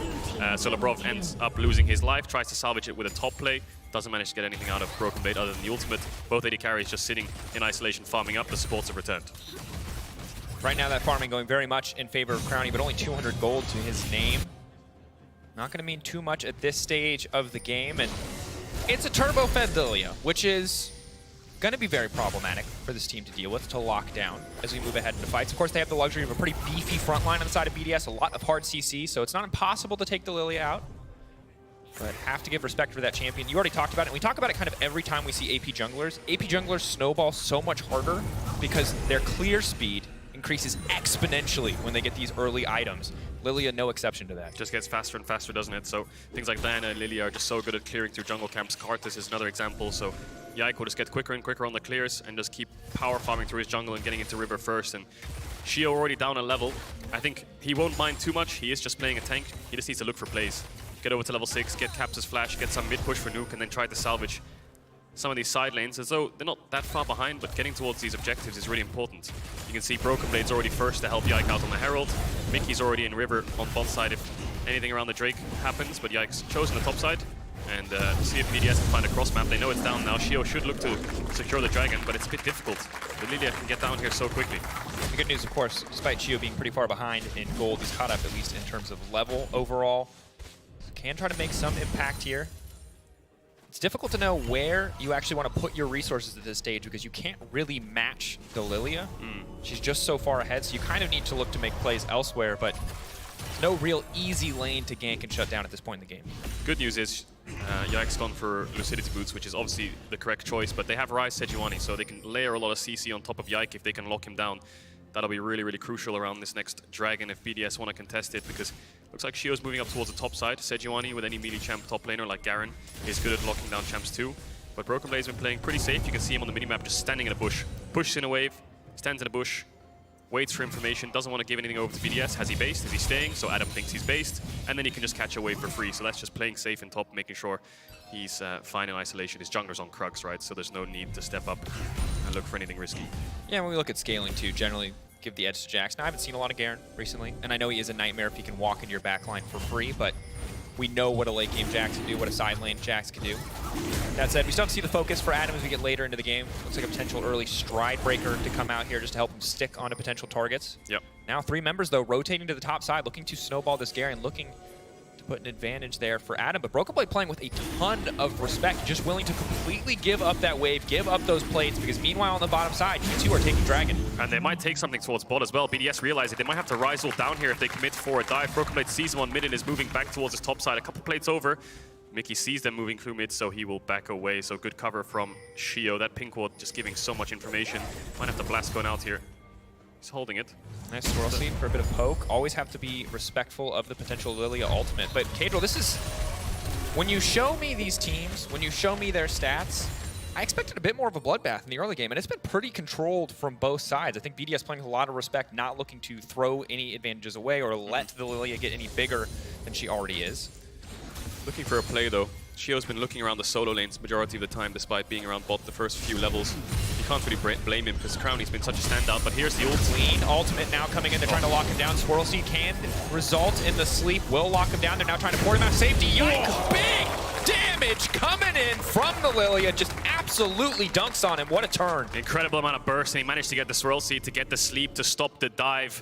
Not enough damage from BDS, so close to getting the kill onto Caps. They managed to get a summoner, but they lose Shio in return. Now G2 bot lane looking to contest the next wave. They know where jungle is, try to look for a fight. Brav stepping forward, finding the immediate lockdown on a Hans, but Mickey stepping forward to try to body block as many of this area autos as possible. Hans immediately ulting back to get out to safety. So far a trade ult for all, but you can see Crowny, wow, big damage advantage when that ult is up and available. Still gets hooked here, but really not much of a counter play. Now getting Lebrov's ult as well. So alties for alties. Getting Mickey's flash as well, though, is pretty big. That's the way melee supports work. If you want to get the push, you have to fight, basically. Otherwise, they'll just kind of stand in your face and get the push themselves. So Mickey trying to contest the wave there, ends up losing his flash. And I think at this stage in the 2v2, the Zeri is just so strong. If she can just disengage after the hook, have Alistar ult in front of her, and just get damage onto the Nautilus to just stack up the ult as much as possible, then there's not really much Hansama can do. Crowny trying to push him away, try to look for some plates. Herald used top, they know where Yike is. Shio's in mid, trying to come towards the top side too. Labrov is base and is running up here. Looks like they're trying to salvage any kind of play that G2 want to look for, but Caps is showing mid, so there's no real threat of a dive. Maybe they're looking for a play of their own, but with Yike, no flash, 400 gold shutdown. Sejuani, Rise, Alistar. You need to play a little bit safer. Yeah. Good news, of course, for the side of BDS is because of the focus they played or put down earlier on the top side, Adam was able to grab a few plates, has built a 600 gold lead for himself. Some of that mitigated by the Herald usage on the top side, but really when we talk about Adam, we talk about signature champions. He's the solo kill on the tower. Looking for the solo kill, trying to finish off Broken Blade. Oh, just in time, the graphic backing it up. Adam manages to find the solo bolo, and now Caps is going down in the mid lane, and just like that, BDS fire back. Solo lane galore, incredible play from Adam. Manages to get the 1v1 dive, 100 to 0's Broken Blade and flashes out Shio. Oh, the E just missed. He can't get the ult on. Doesn't have flash either. He's trying to W forwards. Maybe he's got more moves, but he can smite him here. Tier 1 boots for Adam. Just misses the Q. Maybe the next one can land. He's spinning. Oh, the phase rush. He's just so fast. Okay. Adam with his best Sonic the Hedgehog cosplay. Is he going to dance on him? Emotes and dancing. 1k gold lead for this Garen, 2-1. And I think everyone will know from solo queue experience how hard it is to play up against the Garen that's ahead. Incredibly hard to lock down and so much damage and burst. And Cadril, as we take a look at the replay, this is what makes hold that thought. It's a different replay than I anticipated. So what happens here? Looks like LeBron probably flash combos him, or no, Rise loot, yeah. W's the creep, Q flashes onto Caps with no flash because of the dive from earlier on. Easy lockdown, easy kill. That's the power of Rise, Alistar, Sejuani. And this is Adam versus Broken Blade. Look at him just spin. Just 3 ranged creeps. What happens here? Silence him, he can't get the E off. Then where does the second sword even come from? Oh my god. And then he flashes out. Wow, not much Broken Blade can really do there. Maybe if he dropped the Ignite, he could maybe trade 1 for 1, but this Garen is gonna be a... And this is the thing. Again, this is what makes Adam... In the past, I used to look at Adam's signature champions as a liability, but he's been improving so rapidly. We're gonna need to add another champion to the list. We got the Darius. We got the Olaf. You know what to expect. At what point does it stop becoming, you know, just Adam champions? And what point does it start becoming like, when other people play them? Playing these champions, I mean, right? That's a good question. I don't think the Garen is there yet, admittedly. But right now, this looks like an infuriating matchup to play against. And I think the playstyle of the 3 champs are similar in a way, you know? Darius, Olaf, Garen, they all kind of commit and they go in and there's no real going out. So Adam's just so accustomed to that playstyle that he's the only one that's pulling it off, maybe even in the world right now. A couple of LPL top laners have shown Darius, like King Tien, but other than Garen and Olaf, no one's really showing that kind of diversity in that playstyle. So now Shio's looking towards the top side to help Adam out. Keep in mind overall, though, while it was positive for BDS, it's still a slight gold lead for the side of G2. And as they're able to grab a Herald, it should continue to grow in their favor. But a lot of credit to BDS for evening up what was a pretty disastrous gold disparity early on. Hang on a second, what actually happened top? Because yes, he's ahead 1,000 gold, but look at the levels. Adam's 2 levels up on Broken Blade, but Mickey's looking for Labrov. Nothing already happened there. Hands looking to chunk. They're looking to turn though. BDS want to land a combo. Labrov has to be careful here. No flash. Used it earlier to taxi into the mid lane and lock up Caps.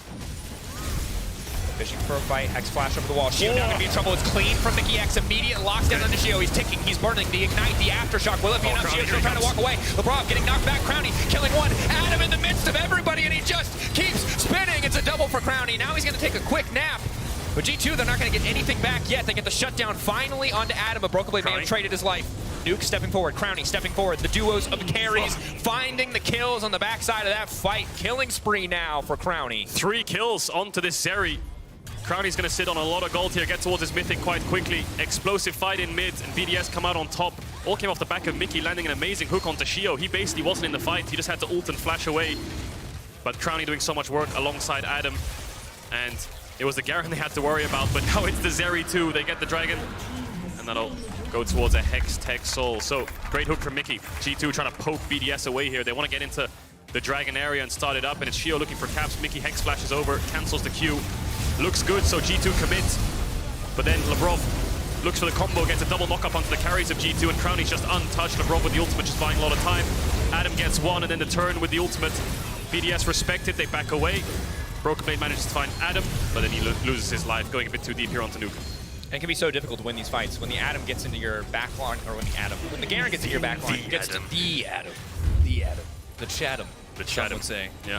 When you start spinning on your backline, when Ryze gets to just machine gun and hit everybody with the power of those spell flux, it can be very hard to win fights. You know G2 kind of want to keep them at an arm's distance until they can finish a kill. The fact that they also don't get Shio in that exchange is crushing.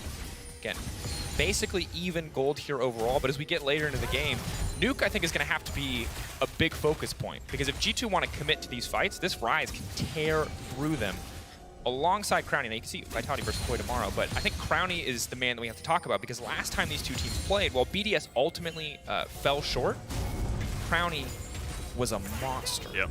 Crownie winning the 2v2, he and Labrov winning what looked like an unwinnable 2v2, turning a play on its head. He's been playing like a man possessed this season. And now he's set up to do it again. It looks like Mickey's been caught out. Should be an easy kill, easy finish. Crownie on a rampage. BDS are in an amazing spot right now. Gold on Zeri and Garen is exactly what they want. And the one who's ahead on G2 is Yike, but up against Shio on Sejuani, he doesn't really care. He's just building full tank anyway.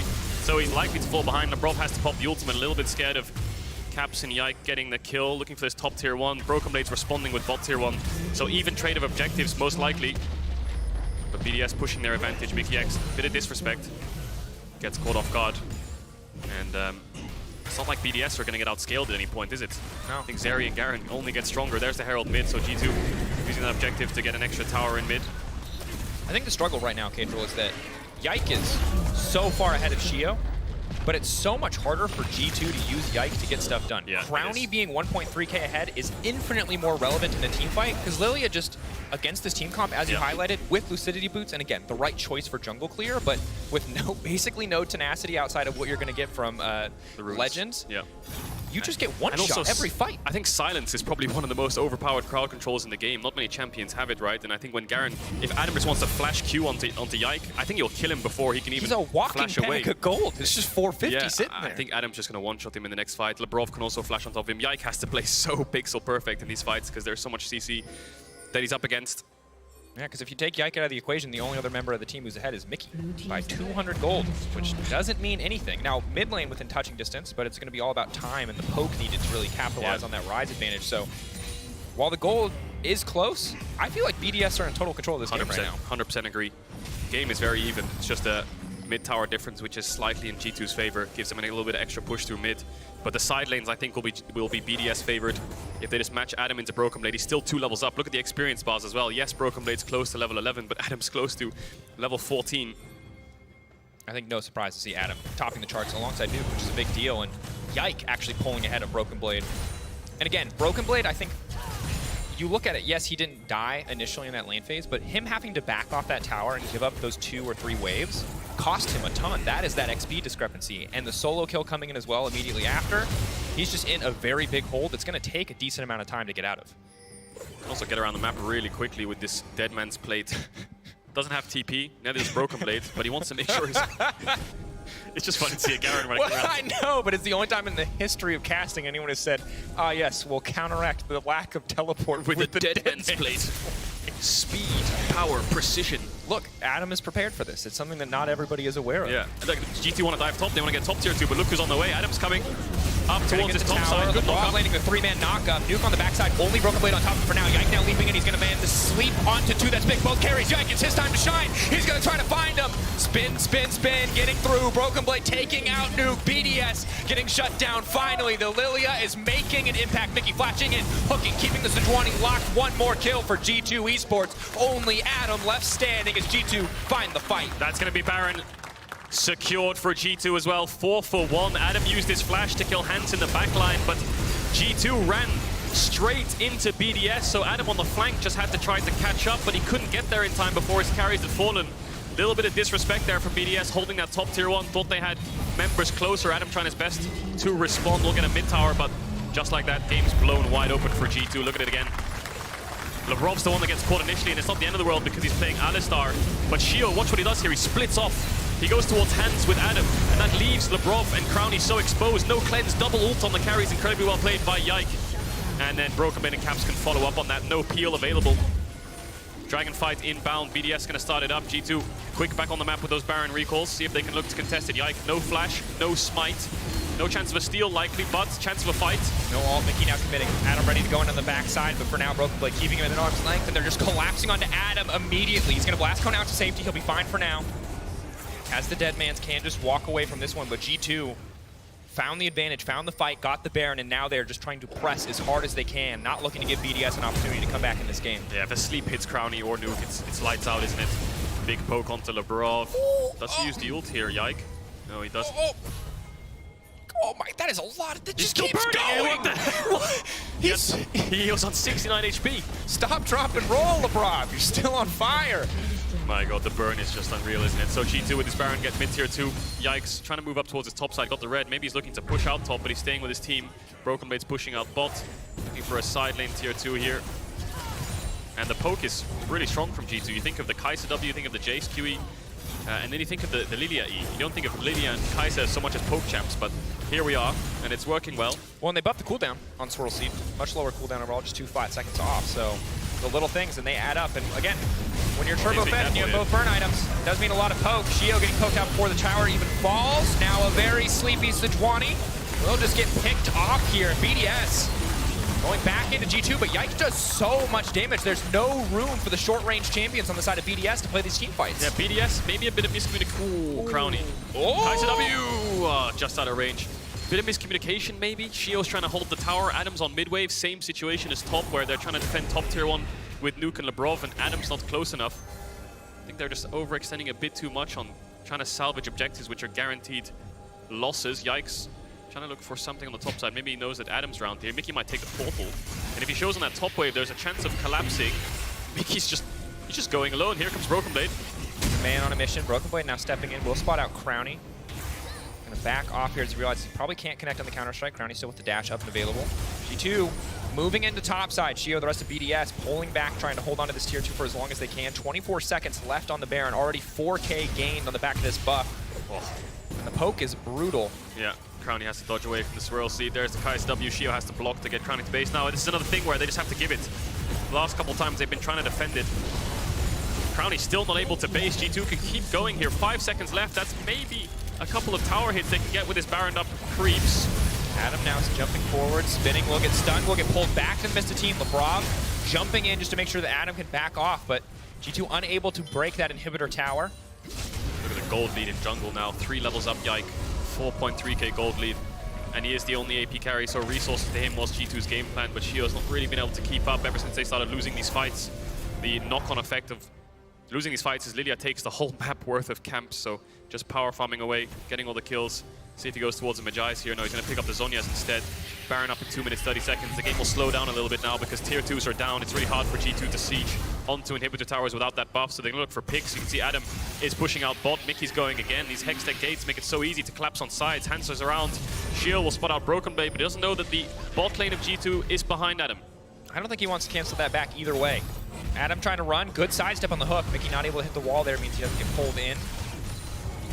And right now, I think that a few of those fights, BDS was playing so well. They were leveraging their short range. G2 maybe overconfident, but now that G2 have such a big lead, it's so easy for them to play out these siege scenarios. As you highlighted, Jace, yes, a poke champion, but you don't think of Lily as poke. You don't always think of Kai'Sa as poke, but in this context, they do so much damage to a lot of the squishier members on the side of BDS. Can also just hook the first target, proc, you know, the Kai'Sa passive, whatever it may be, QW auto, and then just disengage constantly.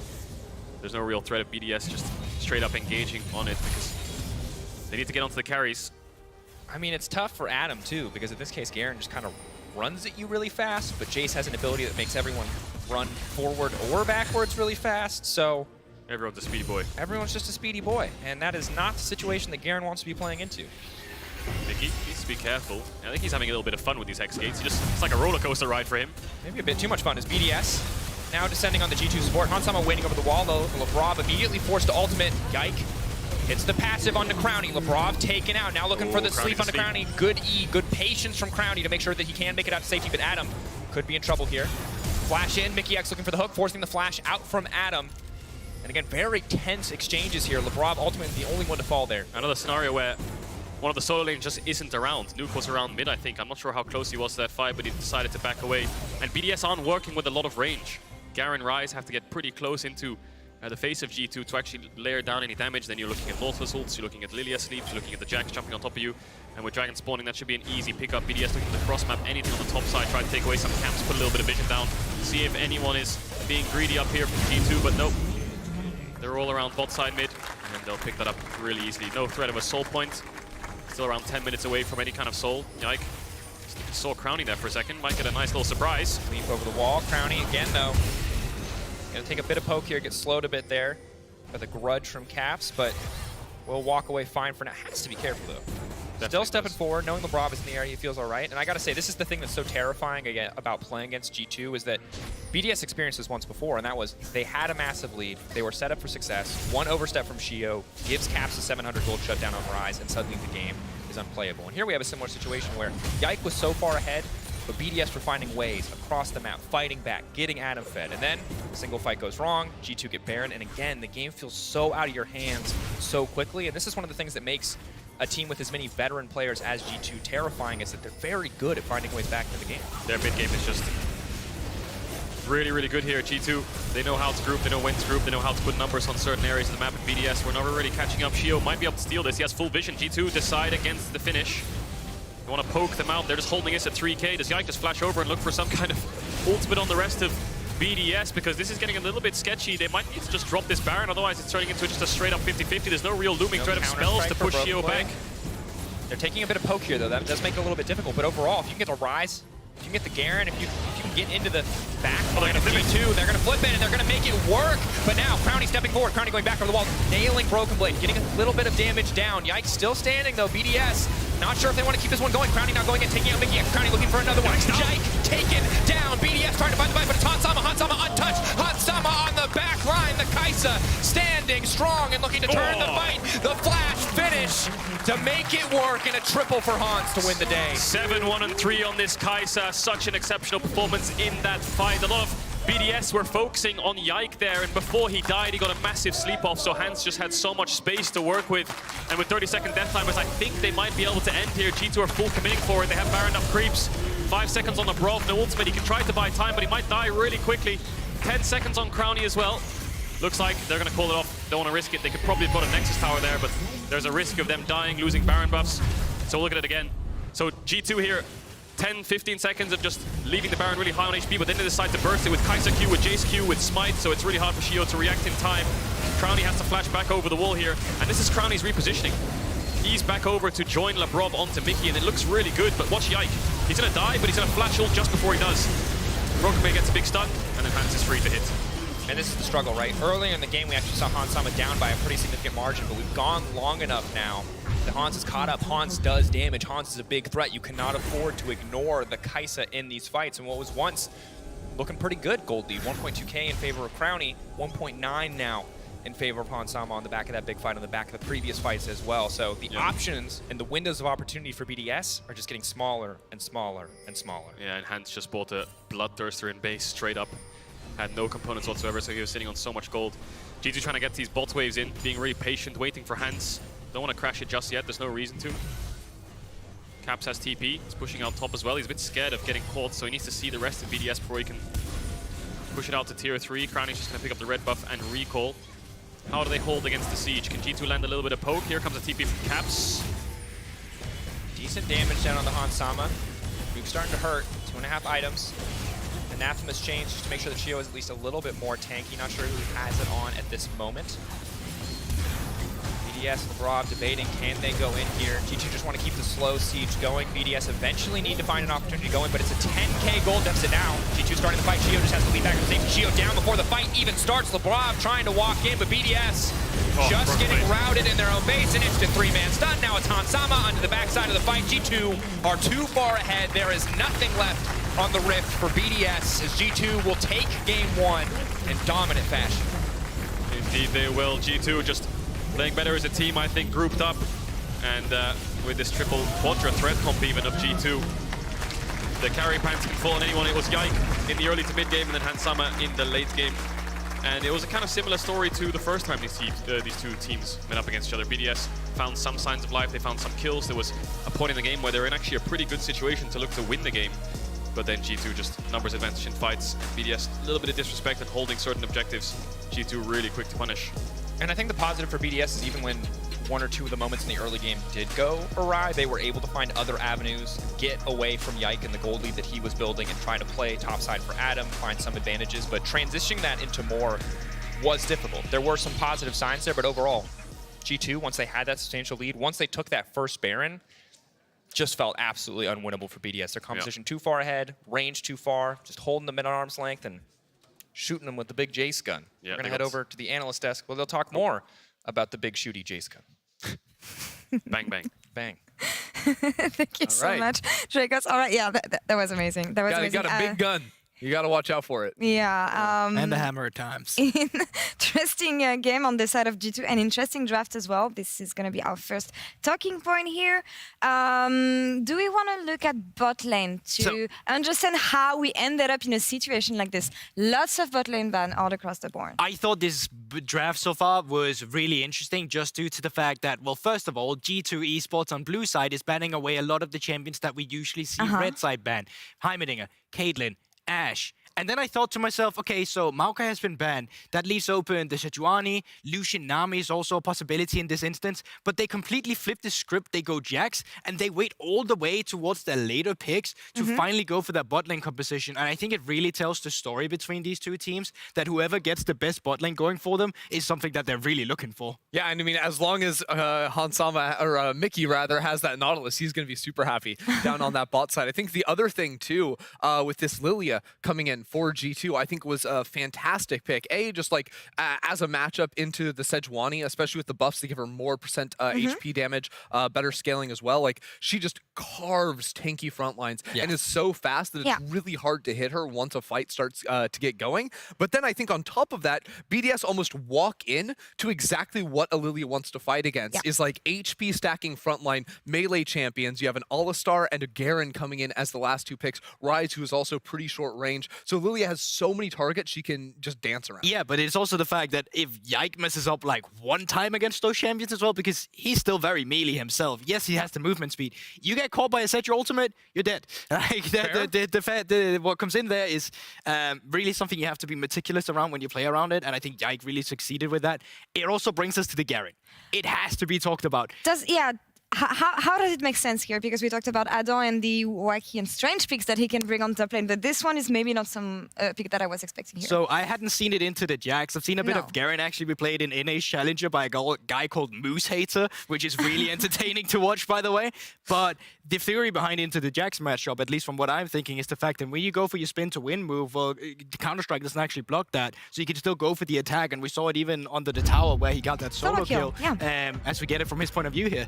Yeah, I mean, it was super nice. He's literally just face tanking underneath the tower. Doesn't even matter. I think the minions end up finishing that one off. But the impressive thing I think about Adam is that he knows exactly how much damage he can do. Like, he just knows that he can get that kill I have under lethal tower. here. Like, yeah, I have lethal. I understand the limits of my Garen pick in the top lane. It's just Adam thing. He's been practicing this one, if I may, and it shows here. But the pick was not so effective, I want to say, afterwards. And even though BDS had a decent, and I want to say really good early game, it was not enough from them. Because that's the thing. Like, there was a point in this game where you felt like, wait a minute, BDS is running away with this one. Again, at least from the early game, from what it looked like. Garen looked well, even Crowny as well had some few good moments here on the Seri where it's like, well, if he gets a few more kills and the team fights keep going like this Seri is going to be a Seri moment. But then finally something happened as well on the G2 side. Yeah, I mean, I just think that when you look at front-to-back team fights for these teams, like, the front line of BDS cannot survive. Because you have Lilia, HP shred. You have Kai'Sa down on the bot side, great shred on the passive there too. So, I don't know, the way I see it, unless BDS was finding Lilia or Kai'Sa immediately at the start of the fight, they had no chance. And even, like, there was a fight where they instantly deleted Hansama, but Yike was still alive. So finding one wasn't enough of a solution for them to come away. I think that this game, once Lilia got fed in the early game, was nigh impossible just compositionally for them to take traditional team fights. And that's really what's beautiful here, because last time they played against each other, BDS ran away with it too. They were the one where, bot lane is suddenly working as well, and we need to come back into it. In that game, it was Cap stepping up. In this game, it was the rookie of G2 who had to put the pressure on his shoulder, put the team in the backpack, and said, you know what, I'm going to carry on the Lilia. And specifically the fight towards up the top lane was where they really started to come back, but we see it multiple times. These snowballs, these bowling balls to come through, which is perfect. And it talked about an experienced Lilia player. This wasn't just the first time he's played this champion. Yeah, look, I'm a bit of a Lilia connoisseur, so really? I was watching, I was like, this is great. I'm loving what I'm seeing, just like even keeping the movement speed up within leading up to the fight, well, 95, everything. wow. He was just all over the map, and I think that the big difference in this game compared to most of the split was it wasn't G2 setting up Yike to invade, do all these things, setting up for ganks. It was him reacting to plays around the map, like that play in mid lane. Wait, it worked out is she alive? Hello? What? No, she's sleeping. Move! She's sleeping. What's it called when you kill an animal and then you make them like taxidermy? Taxidermy. I think that's what happened there. No. She's just sleeping, guys. She's just sleeping. Ah, yes, just sleeping. Of course, yeah, of course. There's a Zoe. Silence, ultimate stole. Yep. That makes sense. A bit more on Yike here, because I think it's really interesting the fact that we talked about this guy and the agency and the role that he took within G2. And to me here, I mean, it's an example once again. He's capable of shining with new picks that we don't see in the LEC, but also making them work. And I don't see anyone else really right and now that's a big being thing, able to do because, this. you know, how many times have we seen pro players that doesn't adapt to meta champions? Yeah. And this guy doesn't just adapt, he brings in his own champion pool as well. And coming in with your first year of LEC doing this just speaks to a guy that's going to have a great career ahead of him, and just the movements he's got right now, the plays he's committing to. This is a guy who wants to win a championship and go further. It's amazing to see. Already very high expectations for G2, and that makes me wonder, what else does Yike have prepared coming in to this group stage? Right. What else does G2 have ready too? Because we get to see more games for them, not just today, but throughout. And this is always a team that has creative picks and creative answers to the meta picks, right? This was we see Sejuani come in, everyone else is playing Vi. Forget that. Vi's garbage. We want to play the Lilia. So I have no doubt that they have many other ideas and creative answers into these big That's the thing. Generally, when I ask G2 and hey, do you have some strange picks prepared? I never know if they're trolling or not, but I know they will be able to surprise us. But focusing on this series here, BDS picks blue side for game 2 expected here, but what kind of adaptation can we plan on the side of BDS? Because promising again, but it was not enough after the early game. Well, there's multiple sides we can see this from. I think when you go blue side instead, if you're not picking Adam's champion pool immediately, you're putting him in a position where he doesn't get the counter pick. But the trade-off for that is that you get the chance to put bot lane in a better position again. You get to go for some of the lanes that you want to priority pick. Yes, you don't have the counter pick on the support side, but if you pick up the Lux or the Caitlyn, the Lucian Nami, all of these like huge champions we're talking about, because you only have 3 bans, but there's Heimer, there's Ashe, there's Caitlyn, and there's Lucian. So that's 4 coming through there, right? So at least one of those should be available to you. And we know how much Crowny and Lebrov have been able to help BDS and set BDS for success so far. So maybe focusing a bit more on bot lane. It's a bot lane diff always in a bot lane story. It's a bot. Look, top lane, Adams, getting turned over and still getting solo kills himself. It just doesn't matter. I'm just saying, if a bot lane gets a 2v2 kill, they run away with the game. If a top laner gets a solo kill, nothing happens. Yeah, his bot lane's feeding is what's happening. Whoa. The Crowny and Lafra played well. We'll see if BDS is able to come back here in game 2. Thank you, guys. We'll see you right after the break for the second game of Team BDS versus G2 Esports. Stay tuned.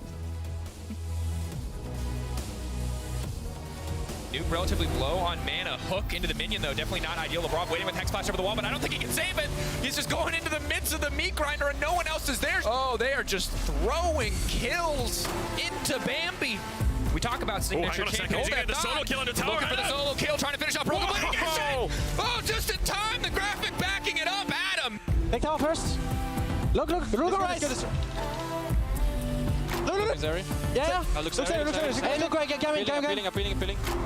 We kill them all. Yeah, nice. Look. I died behind. Hey, wait. Nice. Guys, no flash.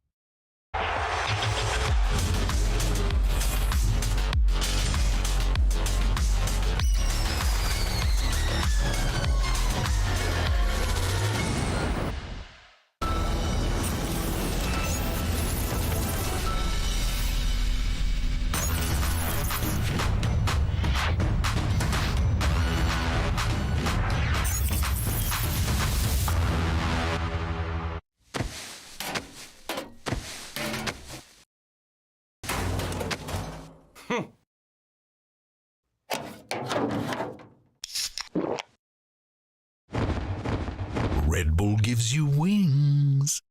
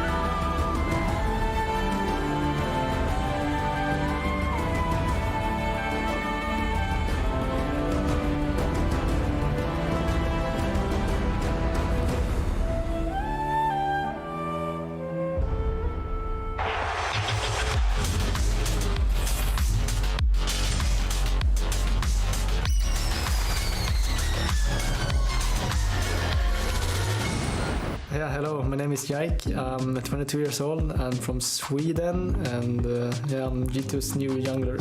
I remember starting in season 2. I think around when Syra was released, I just started playing the game, and it was like so fun to play. The pro career kind of started like 3 or 4 years ago. Played in LFL, LDLC. It was really fun. My team was like really good and everyone was really friendly. I would say I'm more of a carry, aggressive jungler. I like to just play champs that can carry games. Viego is for sure my favorite champion right now. Yeah, I think it's so fun to play him, and I also really like Velvet. She just released, and I have some spicy picks as well. Kiana, Kha'Zix. So hopefully I can maybe pull them out someday. 2 junglers that I'm excited to play versus. The first one is obviously Jankos, because I'm the replacement. And the other one would be Bo, because he's the new rookie jungler, as like everyone has hyped him up, and it's gonna be fun to see how I match that. Fnatic and Koi probably, because the Fnatic G2 thing is like really fun rivalry, I think. And Koi as well, because they won last split, so I wanna beat them. Always nice to hear from Yike, and you can see that's a newcomer interview, so filmed near the start of the year, and he was, you know, his body language, he's a little shy, but he's showing that confidence on stage, and that's what I love to see, because picking the Lilia, really being the big carry force for his team in the previous game was a pleasure to watch, and it's something the BDS are going to have to figure out how to deal with very quickly. Their back's now against the wall, got the luxury of being on blue side, and see how they adjust their strategy coming into game 2. Yeah, just to list the champions that Yike's been playing, just to allude to it. Belvet, Viego, Udyr, Elise, Kindred, Graves. We've just seen Lilia as well, so yeah, he will love to get any kind of carry jungler. Haven't seen his Sejuani yet. He hasn't been put on Sejuani duty, but I don't think he's going to be any stranger to it. We've seen his Maokai, but yeah, bot lane bans coming in. BDS think Jace was a little bit of a problem in that last game, and they don't want to give it to G2. I think that signals to me that 1, they're scared of the flex, and 2, they maybe don't play it themselves, and they don't want to have to deal with that. So G2 last ban coming in. See what they target. I think Jax is something that BDS might look for. We saw what G2 first picked that last time, but they're going to take away Crowny's Caitlyn. A lot of bot lane bans now, Zeri, Lucian. But it looks like Elise for Shio is the direction that they want to go in. Will Yike match that with a carry of his own? Sejuani here, again on red side, 1-2, just makes a lot of sense. Can look for a full top side. Maybe G2 want to look for Lucian Nami. Maybe they want to look for a Zeri of their own. There's a plethora of options, and I think this is the reason red side is just stronger in the meta, because there are just so many overpowered champs that you can secure 2 and then look to counter on 3. Yeah, completely agree. Jack's now going to be locked in here, so running it back. He talked about it in the newcomer interview. Yike going to bring out the Belbeth, and I think this is an interesting champion because there's now such a contrast in terms of what both these junglers are going to try to be doing. It's Shio playing breakneck pace, trying to get these early ganks down. Yike can go for early plays, but can also just try to power farm up. G2, once again, enabling him to be a big carry force in draft. All we need now is Syndra on 3, and we can get the purple draft going for G2. But there's Zeri Lulu. How do they want to match this bot lane? We saw them drop earlier on in the last game, and then they had to go for something like Kai'Sa Nautilus. And I think G2 bot lanes showed Talia as well. They can play basically whatever the hell they want. So picking mid here wouldn't be a surprise if they want to take Ryze, for example, to play for this Jax on side lane, get some setup for the Belveth, ban away 2 of the champions that maybe Nuke would want to play into it. Something like Azir. I don't know what's real anymore when it comes to hovers. Okay, that one was fake. You just have to accept after years of casting G2 that you never know. Could be Nautilus mid. Makes sense. Don't be throwback. No, Caps is still scarred from I was many years actually ago. The getting hyped storyline for the purple draft. Yeah. No, they've ruined it already. I'm disappointed. Maybe they can keep it going if they go for Kai'Sa on 4. But yeah, BDS, what are you going to ban away? Do you ban away things like the Kai'Sa? Deny that, because it looks like G2 are probably going to counterpick mid on 5 unless they're cooking up some kind of Ryze. Could take away some blinds here from BDS. Renekton's going to be the first one. Stop those top dives. They could invest another ban if they think that the Garen was an issue for Broken Blade. He got solo killed, right? So if they want to take that away, they have the option too, but there's the Ryze denial, which I think would suit G2's comp perfectly.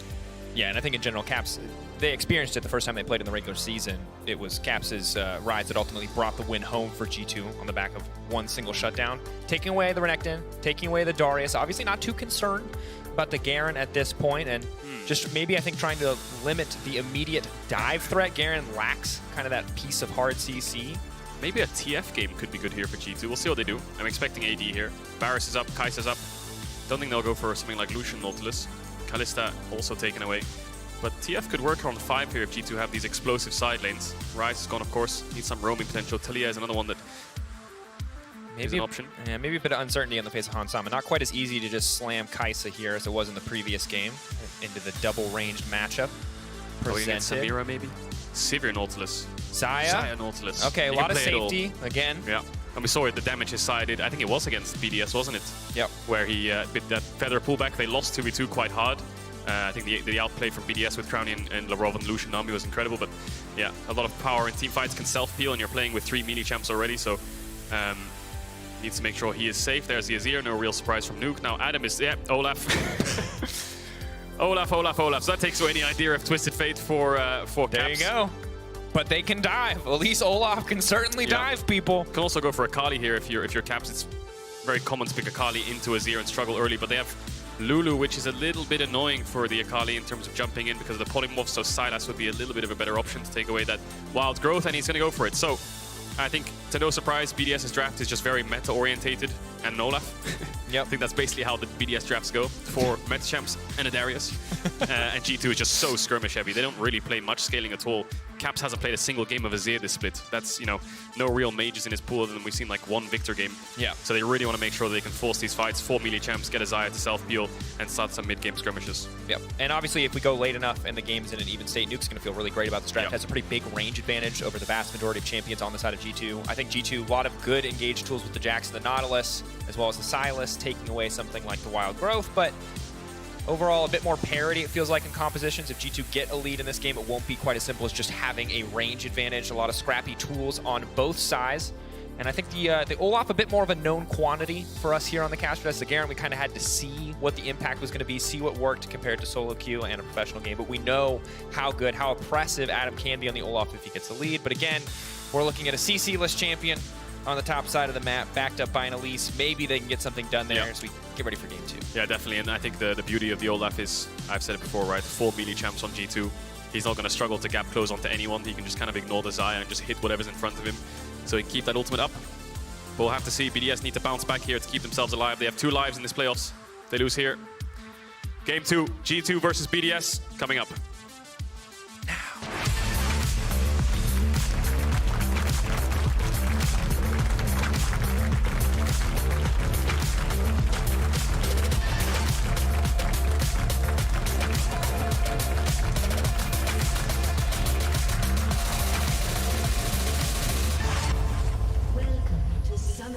Dylan, thank you so much for joining me right here. My first question for you would be, in the first game, we saw 5 bot lane bans for G2 in a game versus Adam. That's not very characteristic.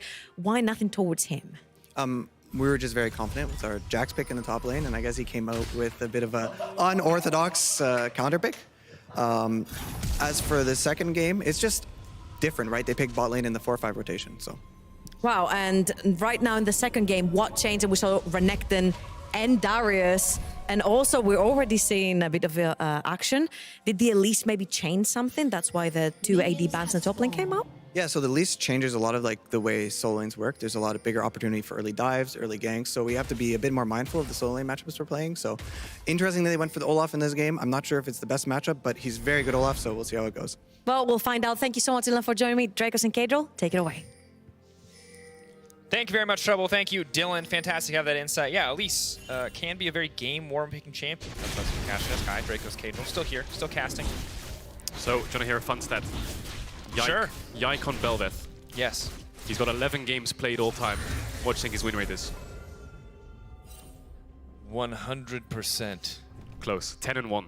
So he's lost one single I was just game going bold. Thought I'd overestimate, but actually not far off. Yeah, not far off. 10-1 is an insane stat line.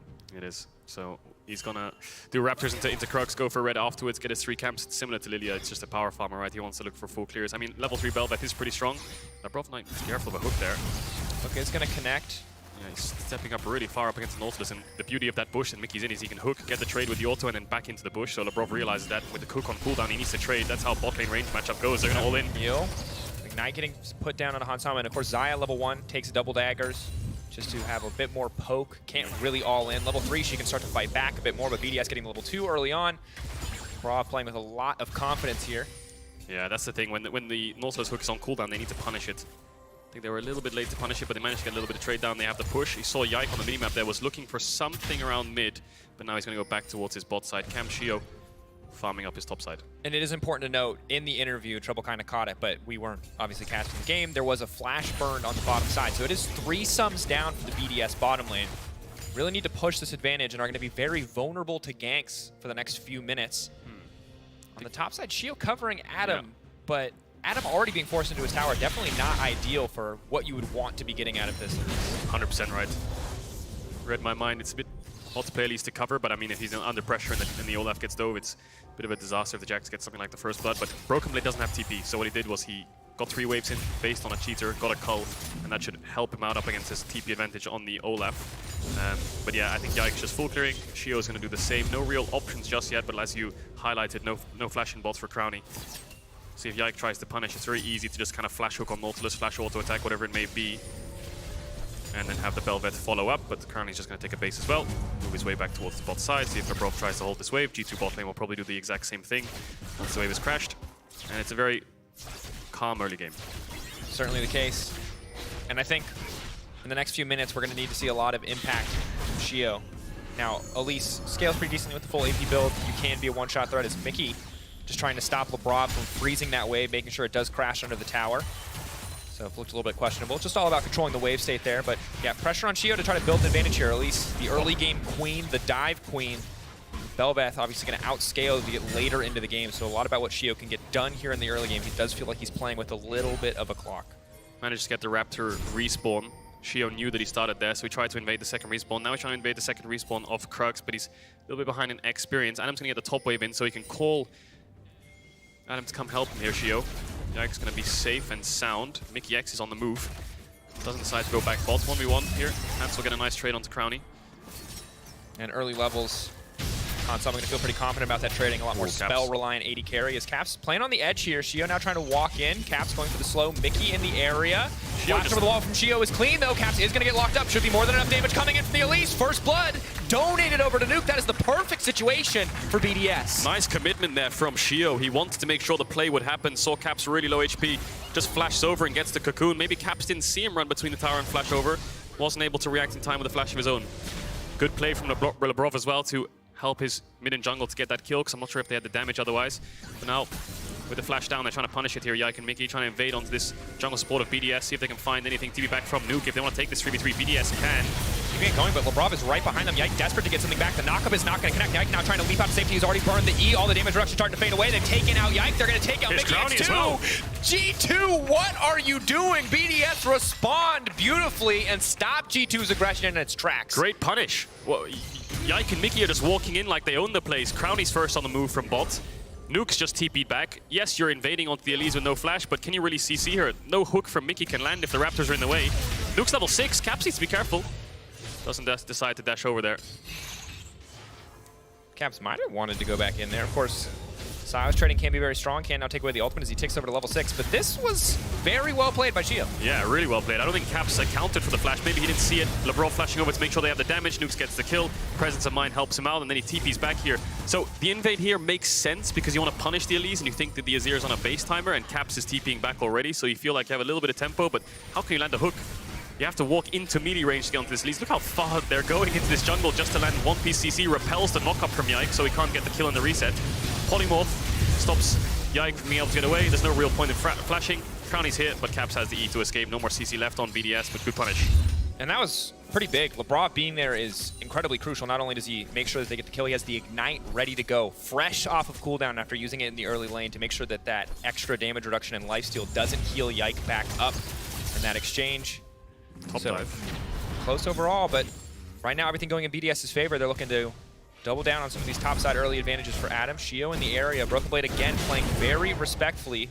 It's going to step forward. Cocoon missing essentially means the dive is done. Big hook onto Crowny. 1, 2, 3. Pull back on the feathers, but a flash coming out just in time to make sure the chain CC doesn't come through. Good flash. The root would probably have killed him. No Ignite on Mickey. What would happen there most likely is if he got rooted, he'd probably live, but he'd have to use heal as well. So just make sure he can save that summoner and let the wave come in. We'll be able to pick that up. Yike's not bot side. This would be an ideal Drake start here for G2, but he's going to clear out his top camps. Mickey's going to move towards mid, see if he can punish Nuke, but still has flash up himself. And yeah, great early game from BDS, punishing G2's mistakes. It's just about keeping that lead. We've seen them in this spot multiple times now. They need to be the ones to control the game. They outscale, they have really good carries in the later stages of the game. G2 want to skirmish, and even though BDS are ahead, when it comes to just how the champions function in the mid game, G2 will still be even. They need to make sure they don't give them any kind of fights Just keep the game under control, keep farming, and they should be able to take over on 2-3 items. Good early from BDS thus far. Again, keeping your foot on the gas against a team like G2 is crucial, but a solid start. And just as it was in the previous game for Yike when he was on the Lilia, Shio the one who has a bit of an advantage, 400 gold in his favor. Gonna make it that much easier for him to clear through these camps. Now, it's not Diana clear speed, it's not Lilia clear speed, you just don't have the AoE, but it certainly helps Elise. Yike on the other side, a bit slow, but is gonna make his way up to the top side of the map, maybe trying to impact Slane a bit more. Broken Blade and Adam just continuing to duke it out here. Looks like he's trying to just help Broken Blade crash the wave. Mickey's gonna land on the Crownie. Gonna land. Crownie gonna ult immediately, try to fire back with a little bit more damage. Can't quite finish the kill. Crownie forced to use the heal here. And G2 just getting these small advantages over and over again on the bottom side of the map while Lebrov is roaming. Yeah, I just don't think the jungle support of BDS is linked up very well here. Lebrov's just on the other side of the map, and if you're gonna commit top side, then you need to make sure you're here in time.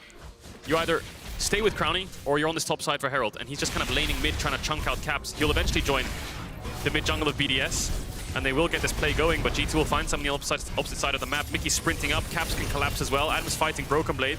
Does G2 want to contest this? Get Broken Blade's ulti out and some damage down. G2 not going to contest the objective, but keep your eyes on the bottom side. Picture-in-picture here, courtesy of our observers, showing you that that Herald has already been traded for 3 plates to Han Sama. So in terms of net gold right now, G2 actually coming out ahead on the play. A little bit of a messy sequence there. BDS need to make sure they're synced up and linked up and making plays together. Crownie, I think, could look to win out on the 2v2 if his support was around. And if they were securing Herald earlier, then maybe he could have played a bit safer. But Dragon's up, and Shio has the Herald buff, can recall and move out towards here. They have a lot of mid-push. Mickey. Ooh, canceled. One of the beautiful strengths, obviously. Does Crownie commit for this? Look out to safety. Mickey will walk away, but interrupting that recall is actually pretty big. If Mickey comes back at the same time, comes back to lane at the same time as Han Sama, when Han Sama has the Gale Force and Crownie still doesn't have sums, their kill pressure is insanely high, but now they've bought themselves a small window of time where Mickey not around whatsoever. He's just now finishing the recall, and maybe they can try to get a health or mana edge over Han Sama. You highlighted it. Just look at the bot lane items between Crownie and Hans. Yeah, Gale Force, 2 double longsword. So Crownie's going to have to push out on base, try to get a nude quiver or something to at least try to fight back. But BDS have some bot push to work with. Mickey a bit late. Can look for a dragon, but Shio's in base. And I think BDS just want to get to those first items. They want to get to shield though. They want to get to things like the Leandries and then start fighting back a bit. Give G2 a little bit of this river control. Broken Blade using his top push to move towards mid, try to get some information. Lebrov's just been hovering in the spot side river the majority of the game.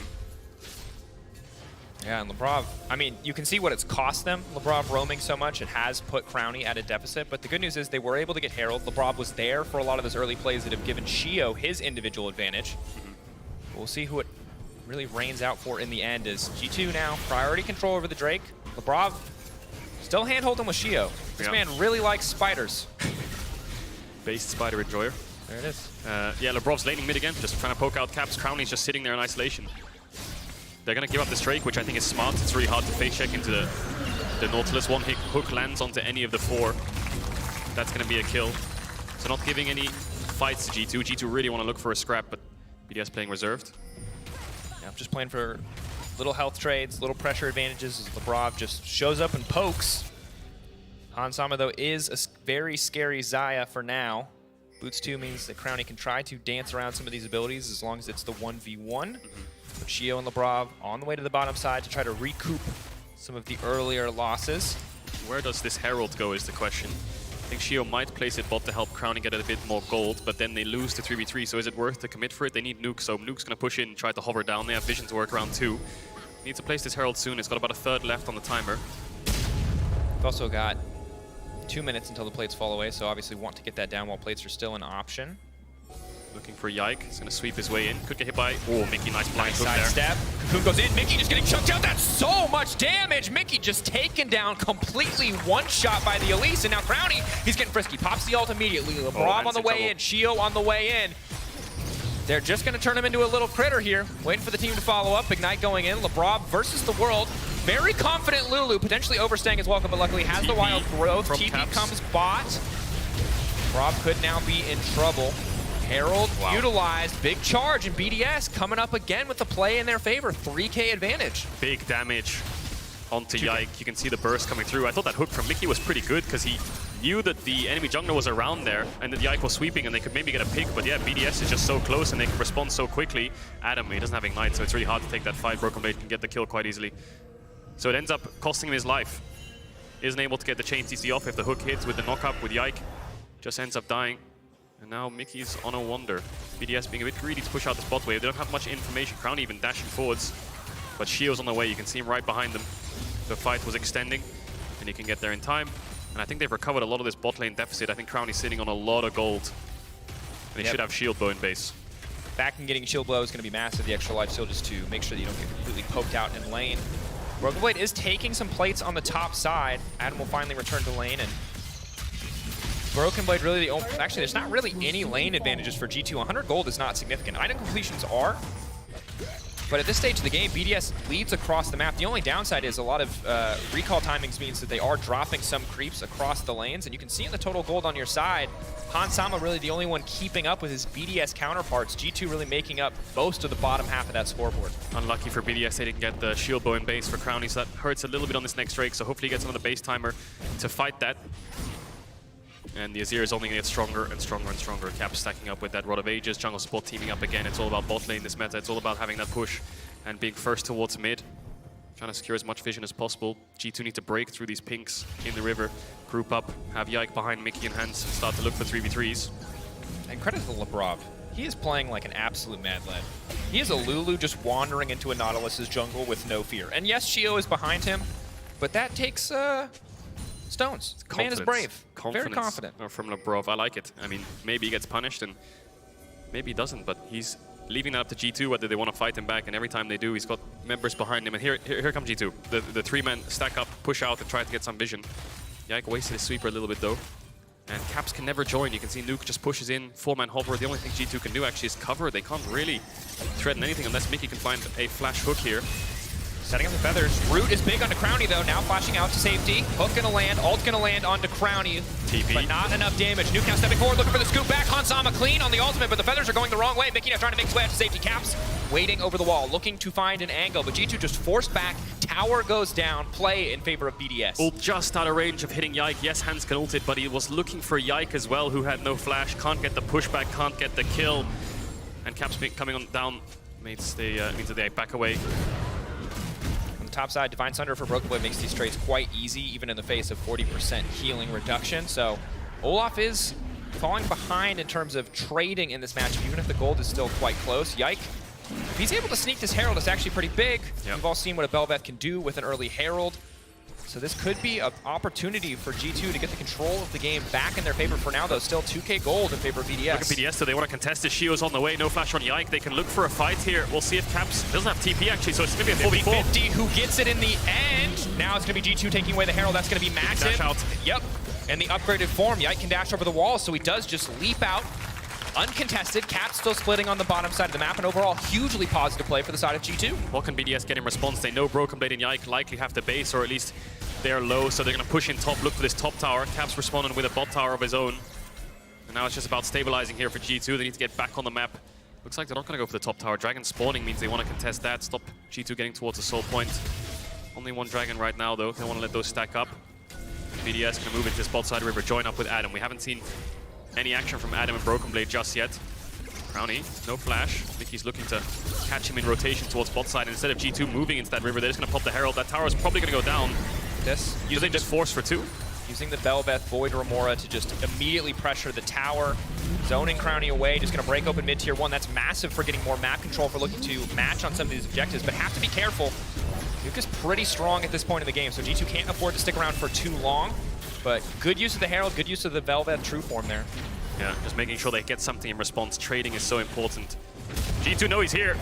The wall, Shio, gonna get stunned up, gonna get knocked up. He doesn't even get a chance to rappel into the sky. G2 perfect pick onto Shio, and now Adam is gonna be the one in trouble. Hook hitting the minion. Mickey still on the chase. Adam running for his life. Surely there is no way out of this one. The CC immune, the Lulu will make sure that he can escape in the end. Caps is getting a tower on the other side of the map. G2 are walking around with this 4-man death ball. First the Herald, Caps gets bot tower. Then they move towards mid, towards Drake, looking for picks. Caps gets top tower. So G2 playing the map quite well here. BDS are picking up objectives, but now they've recovered this gold deficit. And they're 3-1 in towers. Massive for G2, tying up the gold.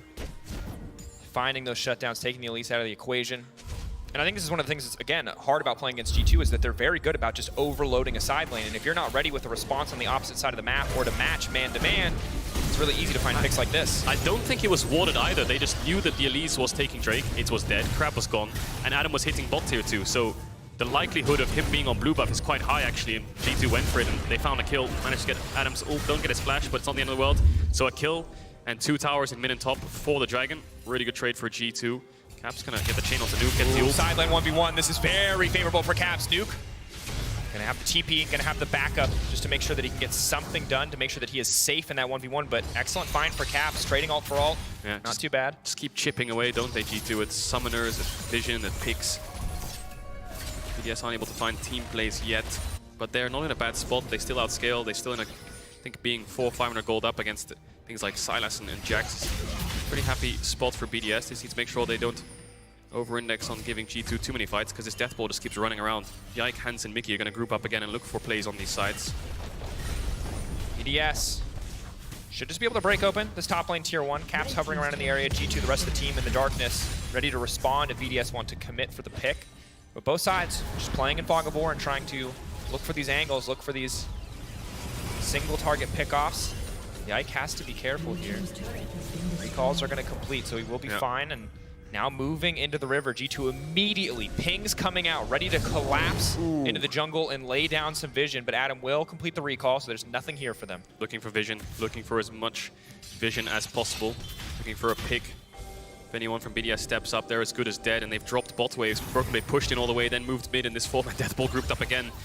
Just looking to force summoners. Waiting. Side lane. Adam gonna go to top lane. No TP to his name, but shouldn't need it as everyone on G2 is already here on the top side of the map. Something you have to respect for G2 is with the Bel'Veth, with the Xayah, their Baron's pretty quick. Matched on the opposite side, of course, by the Azir and Zeri, but neither side can afford to lose a teamfight. TP coming in here. Is that from Caps, is it? Waiting in the darkness. So with Broken Blade, looking for Nuke. Adam has no TP. He covered the first play on top. Now can't cover the bot play. They might be as good as dead. No tower to run to. Where's Cocoon gonna go? Pushback is big from Nuke, getting the ultimate up in time. Caps can turn into his ladder if he needs to, but they just cut down Broken Blade. The damage is massive, and Caps is getting nothing done. What goes up must go down, and Caps is certainly going down here. No, a flash out to safety, but now Mickey's gonna die. BDS, they do so much damage. G2 overstaying on the bottom side, over-committing for the play. BDS quick to punish. No MR on this. Jax just instantly got bursted through, didn't get the ults off for resistances either, just got pushed back the second he flashed in, and they managed to just basically one-shot him in a cocoon, and then the 2v2's lost. Labrov just comes in time, and it turned into a 3v1. They have to retreat, and are they gonna look for Baron here? Nuke's around, Labrov's on the way. Yike can't dash over the wall, doesn't have the evolved form, I think, but he can flash. Needs vision though, but Mickey is dead, so he's got 1 pink ward in his inventory. Caps has 1 too. Once those pinks are gone, they don't really have any other way to spot out this Baron. 7k, getting lower. BDS debating, sad B, they decide to pull away. No point in flipping it. They've already got a gold lead, they've already got advantages. Their Azir is huge, they do not need to flip it. Don't risk it. So here, Brookmade's gonna flash in here with the stun. No, just jump in. Yeah, he tries to flash actually. Then the cocoon hits, he just dies in the cocoon, he's gone. And now Caps can't really offer anything. He has to get out as quickly as possible, and then Mickey comes in thinking, well, Yike and Hans are here, maybe we can turn this into a 4v3, but the hook hits the creep. Another cocoon lands, bursted through, and once the Azir is untouched and doing out damage, then not really much G2 can do. They need to get on top of Nuke and try to force him away, push him back. G2 now looking for this next dragon. BDS are posturing to contest. Have to be careful. We've seen it already. Every one of Shio's cocoons could be a death sentence. Both gonna go in, they're trying to burn through the elites, and they're gonna take her out. Goal is not able to go up into the air. Hansama taking out Shio, but it's Adam into the backside, auto-attacking Yike, going forward, trying to find the true form, but he will just find his death. Adam running into Mickey X. Hansama, 4 members still standing for G2. Adam on the hunt. Nuke on the backside, but will not be able to get anyone else taken out. 1 for 2 in favor of G2. They managed to get the kills, but the carries of BDS are still alive, and G2 have nothing really left in the tank. Hans has used everything. Caps has no ult, no flash. Mickey can't really walk in, so they're going to get the objective here, BDS. But Shio stepping up way too far. That should have been a 1-for-1, but the Elite's just going way too deep, gets hooked, gets killed instantly. Basically was a 4v5 from the get-go. But this BDS, they have so much damage. G2 trying to stay together. Get the Jax, get the Bel'Veth, get the Sylas on top of one target, try to burst him down. But yeah, Shio just walking up here into G2. Oh, it feels so bad. Now, admittedly, they burned so many of their cooldowns just to take the Elise out in the fight, but that is massive for the team overall. And luckily, Adam is such a menace. He stops Sama from really getting anything else done in the fight. Yeah, a bit of a mistake from Nuke as well. He WEQ'd away thinking he needed to shuffle, but then he flashed and then didn't need to ult anyway, so mechanics were a bit off in that fight. Could have looked for more in terms of punishing, but yeah, Adam just buys a lot of time, and Crowny's building up to his third item, getting stronger and stronger. G2 need to start forcing plays a bit quicker, I think, with these summoners down on players like Nuke. They probably want to look to punish it. Level 15 Sylas here, Caps. Caps trying to dash up safety. Brav speeding up Adam, and BDS again looking to take control over this Baron pit. Collapsing on mid lane, gonna get the push there and then see what they can do with it. Yeah, their turn on Nash is not the best. No flash on the Olaf, it's just basically on Nuke to try to shuffle anyone who walks up, but Broken Blade looking to punish if they look for this mid-tier 1. Their Baron is quick, but it's not very easy to secure and stop Yike from getting into the pit. Broken Blade just waiting. Debating, seeing if he has an option to go into Adam there, but won't opt to go for it. And right now, we're still at the point in the game where the Elise does a ton of damage, so it is so hard for G2 to face check into Fog of War, really have to play this slow and by the books, get pressure in their side lanes. But Caps potentially risking something here if he walks too far forward. Yeah, looking for some vision here, G2, but good game from BDS so far. I think every game BDS have played up against G2, they have managed to find leads, they have managed to fight back, and incredible turnaround from them for this entire year, really. Bringing in players like Shio and Crowny, and building around Nuke. Adam's return has been exceptional, so now it's just a case of closing it out, getting across the finish line. You know, 9th in spring, 10th in summer. Now here they are, 5th up against G2 in this best of 3. In a commanding position to take a game off of them. They just need to play it slow and steady. G2 gonna take some bases, refresh their wards, and look for another fight around the top side of the map, you have to expect. Broken Blade with no TP though, it just becomes so difficult. He needs to push out bot waves, and that means G2 then have to back off top side, and then he'll rejoin them. While Adam's sitting on that teleport, he can kind of stay down there. Yeah, and Nuke kind of the center of attention in this game, which I think feels good if you're someone who's been believing in BDS, because he is the guy that stuck around after last year's disaster. You want to see him show up. You want to see that faith that's been put in him paid off, and has been an excellent Azir game thus far. Really set up for success by Labrov, by Shio, enabling him to really shine here, 3-0-4. But in these fights, at least until Crowny's got 3-4 items, he has to be the big carry to step up. And whether it's going to be a shuffle and being the big engage, the big playmaker, or if it's going to be standing in the backline with the Sand Soldiers, he has the power to win BDS this game. Yike's been waiting in this top rush for a while now, just sitting here for around a minute, hoping that BDS look for something. Maybe they can try to punish it, but yeah, BDS not taking a bite. They're just staying around mid, making sure they're grouped up, making sure they're catching waves safely, just rotating around the map, probably just waiting for Crowny to get his third item, waiting for Nuke to get towards his Shadow Flame. And they're not really on a timer here, BDS. They're happy just farming up these creeps, and I think the only worry they have is Caps is level 16, almost level 17 on this Sylas. Nuke's just gonna ding over to 15 soon. See how much he can get done in these fights, Caps. No stranger to clutching it out, and doesn't have the best ultimates to work with. Maybe an Azir Shuffle or a Wild Growth on himself is great, but nothing like a Sejuani or a Nautilus or a one-dimensional just lockdown spell. Or an Amumu, like we saw yesterday. Yeah. I mean, it's pretty lackluster ultimate options. I mean, the good news is because he's level 16, part of that because he bought the Roa, he gets that extra level. The cooldown is super low. And if a fight goes long, which they could in this game, you may be able to get 2 ultimate. Can be difficult, but something to look forward to. For now, though, G2 have control of the Baron pit. Do they feel confident enough to try and start this one? For now, though, looks like no. It's risky. It really is risky. Both these teams don't want to take a risk. G2 really want to fight, though. Just such a pain because, again, Broken Blade is bot. If anything happens, it's going to be a 5v4.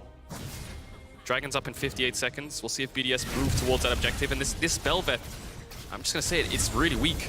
1.5 item, Kraken Slayer, no blade, building towards Wit's End. Doesn't really offer that much right now. Caps is even giving creeps over to Yike, probably because he's around 100, 200 gold for that Wit's End in base, but doesn't look like he's recalling yet. Now he is. 2 items online for the Bel'Veth, and maybe G2 start pushing forwards a bit. But yeah, Crowny's getting closer and closer to that Infinity Edge. And again, I think we're in a situation where, similar to last game, not with Poke, but G2 could find themselves outranged as BDS were in the previous game. I don't know how Bel'Veth really gets in. Yeah. Into the face of his area, into the face of his ear. We saw in the previous fight, Broken Blade leapt into Nuke, tried to flash over to Zero, but that hook could be everything. Shio goes up though, will find the disengage. Immediate double TP, and this is going to be the fight. Broken Blade leaping, trying to isolate Labrov, taking out the Lulu before the fight can even start, but Labrov managed to stand. Going to the backside, and it's big damage. Crowny and Shio still standing for now. Caps leaping forward. Good damage, good sustain. But Adam, what they need, Broken Blade ticking, burning, trying to mitigate the magic damage, 25% less. He will survive with the counter-strike. Labrov still trying to keep Adam standing. Adam, so much healing now coming through. Nuke waiting over the wall. The Azir could be massive. Hansama, Mickey X, Caps playing on the edge here. Caps fishing, desperate to find something, but at the end of the day, 1 kill in favor of BDS. Everybody making it out with their lives. That could have been game over for BDS. Crowny and Shio living on 5 to 10% HP. Caps wasn't able to finish them. It's just 1 kill on Yike. So many summoners blown, and Dragon is still up. BDS trying to recall. Maybe they look for Adam here, but trying to take away the crab. Caps is over the wall. He's going to dash onto Adam here. Can he get out? Can he survive? Walking up Adam. Adam, no ultimate. 10 seconds left. Crowny now on the retreat. Big stun coming in from Broken Blade, but he's in no man's land. He has to flash out safety, and now Crowny's on the chase, but this is big. I don't know if he can 1v1 the Jax. He's dodging every single attack, but they turn him into a cute little critter and knock him out. Broken Blade down 6 feet under as G2 lose the exchange. 45 seconds on the Jax. G2 need to threaten something here. They know BDS are going towards Dragon. Do they try to do some kind of Baron start or bait? I think they should just hide around the wall here. They should just sit in the pit and wait, and then Hex flash over to Hook. They need to play an acting game, see if they can get the Oscar, but there's the blue orb. The play is gone. They're just going to lose Dragon. And BDS might be able to look for a mid-tier one here. G2 still haven't recalled. Only Yike has because he died, so the TPs are coming in. BDS realize they have so much tempo on the map, they can start to force these objectives. Can even look for 2 towers here as Hans is recalling. Mickey is recalling.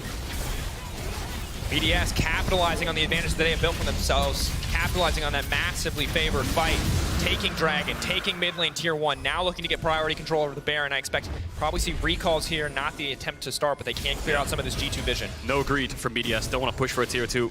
Don't want to overextend. Take the small wins. They're on soul point. 3 items Zeri, 3 items Azir. They're winning these fights. And G2 are running out of time.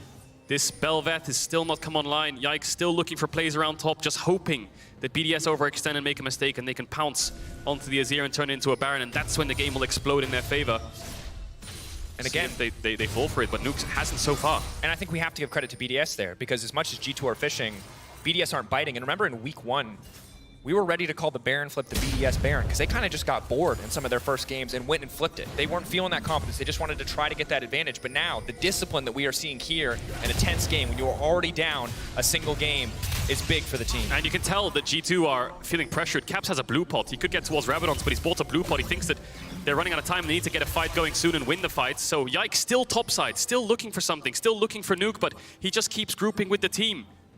Making sure they're together, making sure they're not getting caught off guard. Flash coming up for Crowny.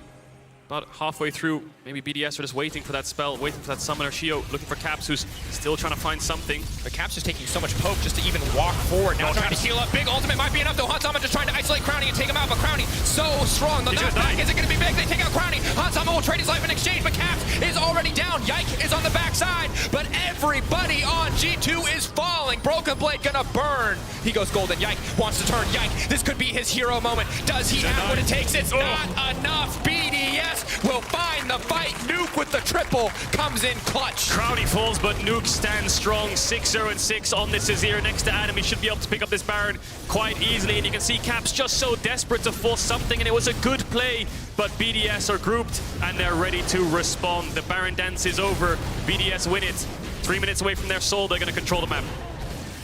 Massive for BDS, and I cannot wait to see that fight. You can see G2 soul focus, tunnel vision.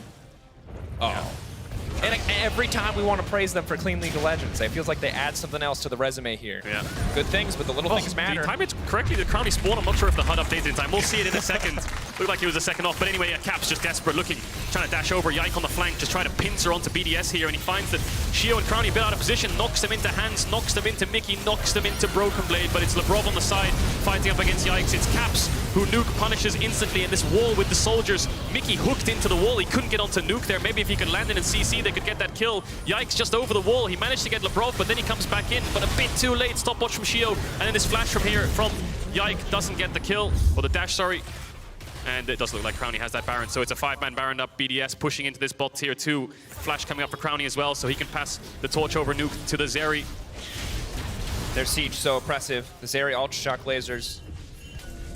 Nuke with the Sand Soldiers, the extra range, the Baron empowered minions. They should be able to start to break open the base, but you know G2 trying to respond, always trying to get something back, and right now that means Caps popped out to a side lane, but it means the rest of the team has to play so safe because BDS can just try to force. They have no wave clear. G2 cannot clear these waves. They're playing 4 melee champs and a Xayah. How are they supposed to stop these creeps from getting into the base? Bot inhib is gone. They can start moving into mid if they want, but they're just going to keep going through bot, it looks like. Push these waves in, make G2 respond. Caps is going to get a top tower. That'll be a bounty, but he needs to recall soon and help G2 in this defense. There'll be 2 cannon minions on this mid wave, and I think they're going to siege onto this. Oh, Mickey, did he just flash hook the wall? I think he did. There's the emote, there's the TP. I think is fine. Don't think there's an engage here. They just lost the flash hook on Mickey, but they might have to go anyway. They're running out of time. Caps take away the Azir ultimate, try to find the angle on the backside. He's looking for it. He gets stunned, he gets locked up, he gets wild growth, but he still manages to push a few back. Nuke into the midst of the team, but he held on to the shifting sands, and he will stand strong on the backside. Broken Blade trying to make the difference. 1K gold shut down onto the Jack, but it's not gonna be enough. Crowny standing tall, taking down G2. Broken Blade gets 1,000 gold, but it's gonna cost him the game. They've done it. They've taken down G2. We are going to be going to a Game 3 in this best-of-3 series. Broken Blade trying his best to do anything he can, but Lebrov's not giving it to him. Bot waves coming in, mid waves coming in. Looks like Broken Blade is going to proxy that. Do they have any creeps down here? Yes, they do. 20 seconds on Yike. I think that's game. What a showing from BDS, playing calm and collected, not giving G2 anything in these fights. Standing tall as 5. These creeps should be enough. Broken Blade's going to recall BDS. Looking for a mid inhib. They don't actually want to commit to the end. 7 seconds on Yike. It's not over yet. You can see them laughing and smiling. They think it is over, and they should be able to push in on the next siege. But they don't want to risk it. There was a small chance Broken Blade and Yike could find a 2v3. And Dragon Soul is up, so just play it safe. Get the Rabadons on the Azir, get the Soul, and secure the game. No TP's up for G2. Should not be able to contest this one. Yike moving towards the top side of the jungle. They will just concede the Soul.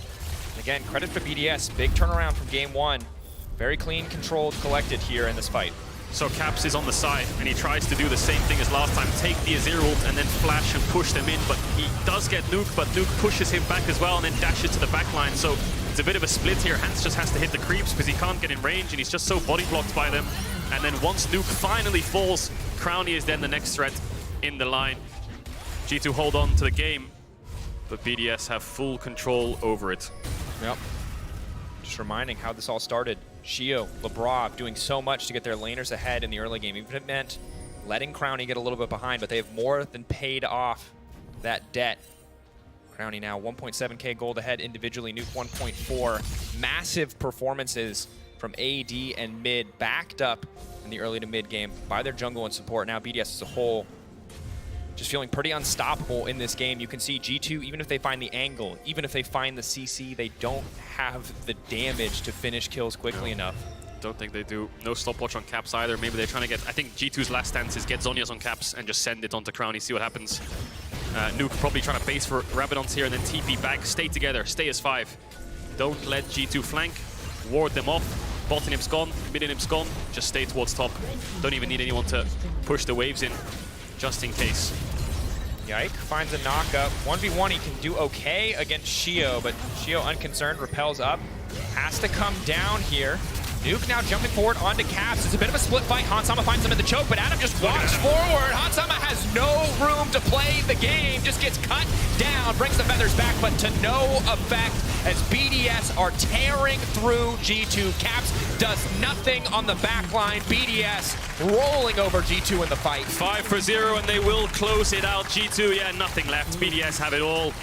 And they're going to have this game too. So much damage. They can't even get Adam down. He's still full HP. That Mountain Soul, the Gore Drinker, all of them on top of him. And we're going to a game 3 here. BDS know how much this means. And if they've got any pocket picks or they've been practicing anything spicy in scrims, now's the time to pull it out. Because if you lose this next game, you only have 1 life left in the LEC playoffs. Yeah, have to see for G2 what they can show us in game 3. BDS rallying beautifully after game 1. Lebrov, a nightmare in that game, I have to say. So annoying to play against. Yeah, just he so was in your just face. showing up in lanes. He was just, and because G2, while they did get sums from Crowny, weren't really able to find those kills in the early game, just didn't ultimately matter. The Elise worked as a good bridge. You know, Azir Zeri, that's why Elise is strong. You can play for early dives and accelerate the game, or you can use the pressure of the Elise to make sure the Azir and Zeri are safe enough to get to those 3 items. The Belveth never really came online. Yeah, fantastic showing from G2 in game 1. Fantastic showing from BDS in game 2. I cannot wait to see what will happen in game 3. It's coming up next after a quick break.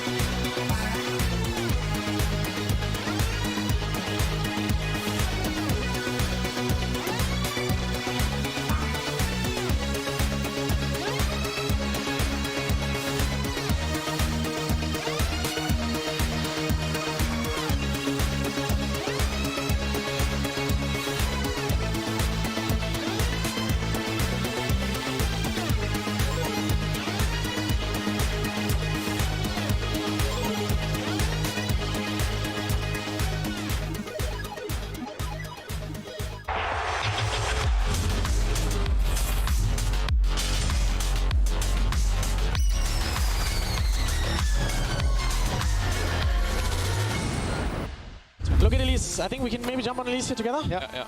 Everything jumping. See me top. I have CP 20. I don't have CP. Yeah. Yeah, it's that. So look body as well. Yes. We can. This turn. Turn together. No flash. Turn and Help me. Try to help me. No flash. You dead. Yeah, Velvet behind. Even you. Yeah, kill them all. Velvet behind. Flash action. She will dash. You'll dash off. It's Donya. Okay. Nice. And welcome back to the LEC. BDS versus G2 is on, and we're on to the final game now. The winner moves on to battle against Mad Lions for a spot in the playoffs tomorrow, and the loser moves down to the lower bracket of the group stage. We had an amazing day so far, back-to-back 3 games, but are we going to have a surprise this time around? I mean, we had it in the first one where Twitch Casher all of a sudden come out, and we're watching G2 right now, so I'm not willing to drop the ball on that one. We could be surprised. I think we're already pleasantly surprised with what BDS just showed us in this game too. It was an amazing game, honestly, and I'm really curious as to how they turned it around, and I think draft was a big factor here, Ender. Yeah, 100%. I mean, just coming in right off the bat, they were able to get the Elise into their hands, which I think made them very, very happy in terms of playing out the game. They were also able to amass a bit of a lead early on. Yeah, and I think they said it multiple times on the broadcast as well, but the fact that they had this range shift that they could play around gave so much freedom to Nuke as well. I think Shio had a phenomenal early game where he facilitated the carries you really needed. Adam, once again, was thriving on the Olaf, playing against a triple melee top side of the map as well. And all of a sudden, you know, it just felt like when BDS finally had that early game lead, they weren't really able to miss the mark this time in the mid to late game. No, it just wasn't going to happen. Like, no matter which angle G2 came at them from, I think it was really hard for G2 to actually find a kill at the start of a fight. I think one of the smart things BDS did in terms of itemization was both mid and jungle went for very early Zhonya's. So second item Zhonya's on the Elise, third item on the Azir. And what it meant is when you're playing 4 melee champions that have to jump in, dive in, and hit you in the face, Jax, Silas are going into the enemy lines, but then there's no one they can hit. The targets they're trying to find are just not doing anything, so the Zeri gets a free fire from the back line. And you can see there, like, Nuke's damage chance, it's just off the records here, and you know, you can see the goal graph, it's pure BDS as well. Objectives, 3 Mountain Drakes, just to add insult to the injury that's already there. You're not killing any of them, and you can see it here as well with Nuke, 78% of that kill participation, and the damage per minute, almost up towards the 1k, but the 890, that's beautiful. And he played beautifully, honestly, Miro. Yeah, set up with the way BDS drafted here, and I'm really intrigued as to the decisions G2 made here. I understand that Yike likes to play different champions, but the Sheo Elise into Yike Belveth matchup, I'm not sure of how he could have landed. No, I mean, it also got off to a really rough start because the whole game started off with the sort of tower dive around mid that BDS were looking for. That turned into a skirmish where they got a kill, and then G2 decided to run in on the enemy side and try to fight them, go for that classic invade style that Yike likes to go for, but there was the immediate response in terms of the roam from the Lulu, and everything got shut down. Yeah, I really like the fact that actually Shears was so patient around that mid tower dive. That's really what set it off in the beginning. He started off by trying to take a Raptors. It didn't work. He then waited for Yike to start the Crocs and came in from the left side of the map once again. And for G2, you expect that Elises will move over to the right of the map where Mickey's trying to come in as a backup. And here, this is no longer in BDS. This is just straight up G2 overreaching. Yeah, I mean, they can't get the initial one-shot onto the Elise because, of course, there's the repel. They also thought that LeBron was running down towards bot side. They saw him go over a ward, but that doesn't matter because he just turned around. He had enough time to get in there. Then this play as well. Mickey thinks he does something. No. The absolute one-shot of Sork Shoes plus the Hex Tech component and the Electrocute just annihilates Mickey right there. The power of the Elise gives you so much option to look for these early tower dives, and any sort of skirmish or moment that you land the cocoon, you're going to take 80% of someone's health bar. Man, this generation of jungle rookies, man, is really coming well together. And also the rivalry between Yike and Shio, you know it well from the LFL as well. I want to say LFL junglers. Yeah, okay. He's from Sweden, all right? That's Scandinavia. You can't just claim that. I have no horse in this race. Hey, Cody's son played LFL. That's true. I love Cody. We don't talk about Cody's son in the FL, but I mean, we set the stage for this matchup, especially given the fact that Yike and Shio are both super active in the early game. This was a display of this once again. I'm really curious as to what the third game is going to be about. G2, of course, picked blue side here. Naturally. Let's talk about the first draft maybe and what they play into seeing what they could run back here. Well, I maybe, think the and first little surprise in that Game 1 draft when G2 were on blue is that they went for the Jax first pick, which Jax is a very strong top laner. You can definitely blind pick the champion, but I think against BDS, you don't have to go that early for the Jax, right? Like, Adam wants to play one of his funky picks into the Jax regardless, so I think they would be relatively happy. But at the same time, G2's strategy in this draft was ban out hard on the bot lane and look, I think, to try and get counterpick as much as they could for that bot lane, so they were comfortable showing those solo lanes blind. Yeah, I think they're not going to give away the Lulu Seri as well. Like, Labrov didn't have to go in on an engaged champion, and he could just rely on Crowny as well, so they look way more comfortable not having that engaged option in the bot lane. And I'm kind of with you here, because, like, there's a value in the Jax pick that I currently don't see. There's also no bans on Adam's champion pool, and Adam's champion pool is currently what's good into these champion. We saw it with the Garen, although they couldn't turn that into a victory, but we also see it once again with the Olaf, so curious to see it. I think a lot of the potential, or a lot of the pressure, still has to go down towards the bot side. A lot of it was towards the mid lane this time around with the Elise, but it wasn't really about top lane for me at all. It wasn't, but yet again, I mean, Dylan was saying that he was not really scared of what Adam could do here, but maybe throwing some bans top lane, even though we set up I don't know. I don't know. Or He's maybe... got like 3 different top lane champions that he'll play into the Jax now too. So I mean, you can't like ban that out is what I'm trying to say. All right. He has more champions he can play outside of the pocket picks as well. What I do think that BDS can do to change things a little bit in this draft is if we see them take the Sejuani again, which I think is entirely possible, and the Lilia comes through, I think that second phase of 2 melee champions that want to be stacking, you know, HP items or HP bruiser items in Garen's case, I don't think you want to take as low range of a comp versus Lilia. Yeah, I mean, also just the big thing that really benefits G2 right now on blue side is the fact that you no longer have to worry about banning Elise yourself. So you know you're not going to play against that with Shio again. You ban the same Heimerdinger, Ashe, Caitlyn, the same we saw from earlier as well. And then it's on BDS to ban Elise, because if they don't, that will just be picked up from Yike, and then he's the one who's going to try and do what Shio exactly did here. So that already limits it. And then it comes over to your discussion as well with the Sejuani, with the Lily as well. I still think Seju is fine. Maybe you come in with a different game plan, knowing that you don't want to play full low range into the Lilia then. The Azir look great on BDS, so you can pick that on 3, start banning away some of the champions that Caps like to play. I think if BDS allows themselves to play with longer range, then they allow themselves to have an easier time as well and not draft themselves into some of the champions that G2 likes to play. I think, too, that like G2 are going to be thinking about the range conversation, because that was a bit of an issue in this last game for them. And one of the picks that I might like to see Yike go into is the Kindred that we saw Bo pull out yesterday. I think that's a great answer, especially if BDS want to play some of the more hard engaged champions like the Sejuani on the opposite side, and gives them a lot of options later into the team fight. I have one last question here, and it's more about side selection itself. It's been vastly dominated by blue side wins today, and I'm curious as to team's preparation coming into red side and what you think of it as a whole. Right now, to me, every time blue side is OP is when there's too many OPs that you need to ban away. But I actually think it's quite flexible, because I think it changes from team to team when who is forced to ban what. Right now, G2 is banning a lot of bot laners. I don't necessarily think they would do that if they're not playing against Crowny and Labrov. I think it's quite flexible, and I think the leverage of what a side can give you will actually be different from team to team we currently have in the LEC. I do also think blue side sort of gets to determine a few different things as well in terms of like, are we going to see jungle bans mirrored on both sides? Like if blue side bans a Maokai or Sejuani, you can usually expect red side to go ahead and match that type of a thing. I think G2 have put themselves in a position where they are happy leaving a lot of those junglers open, and that allows them to really attack bot lane. I think that's the main thing. Are you going to attack bot lane with bans, or are you going to attack the jungle pool with bans?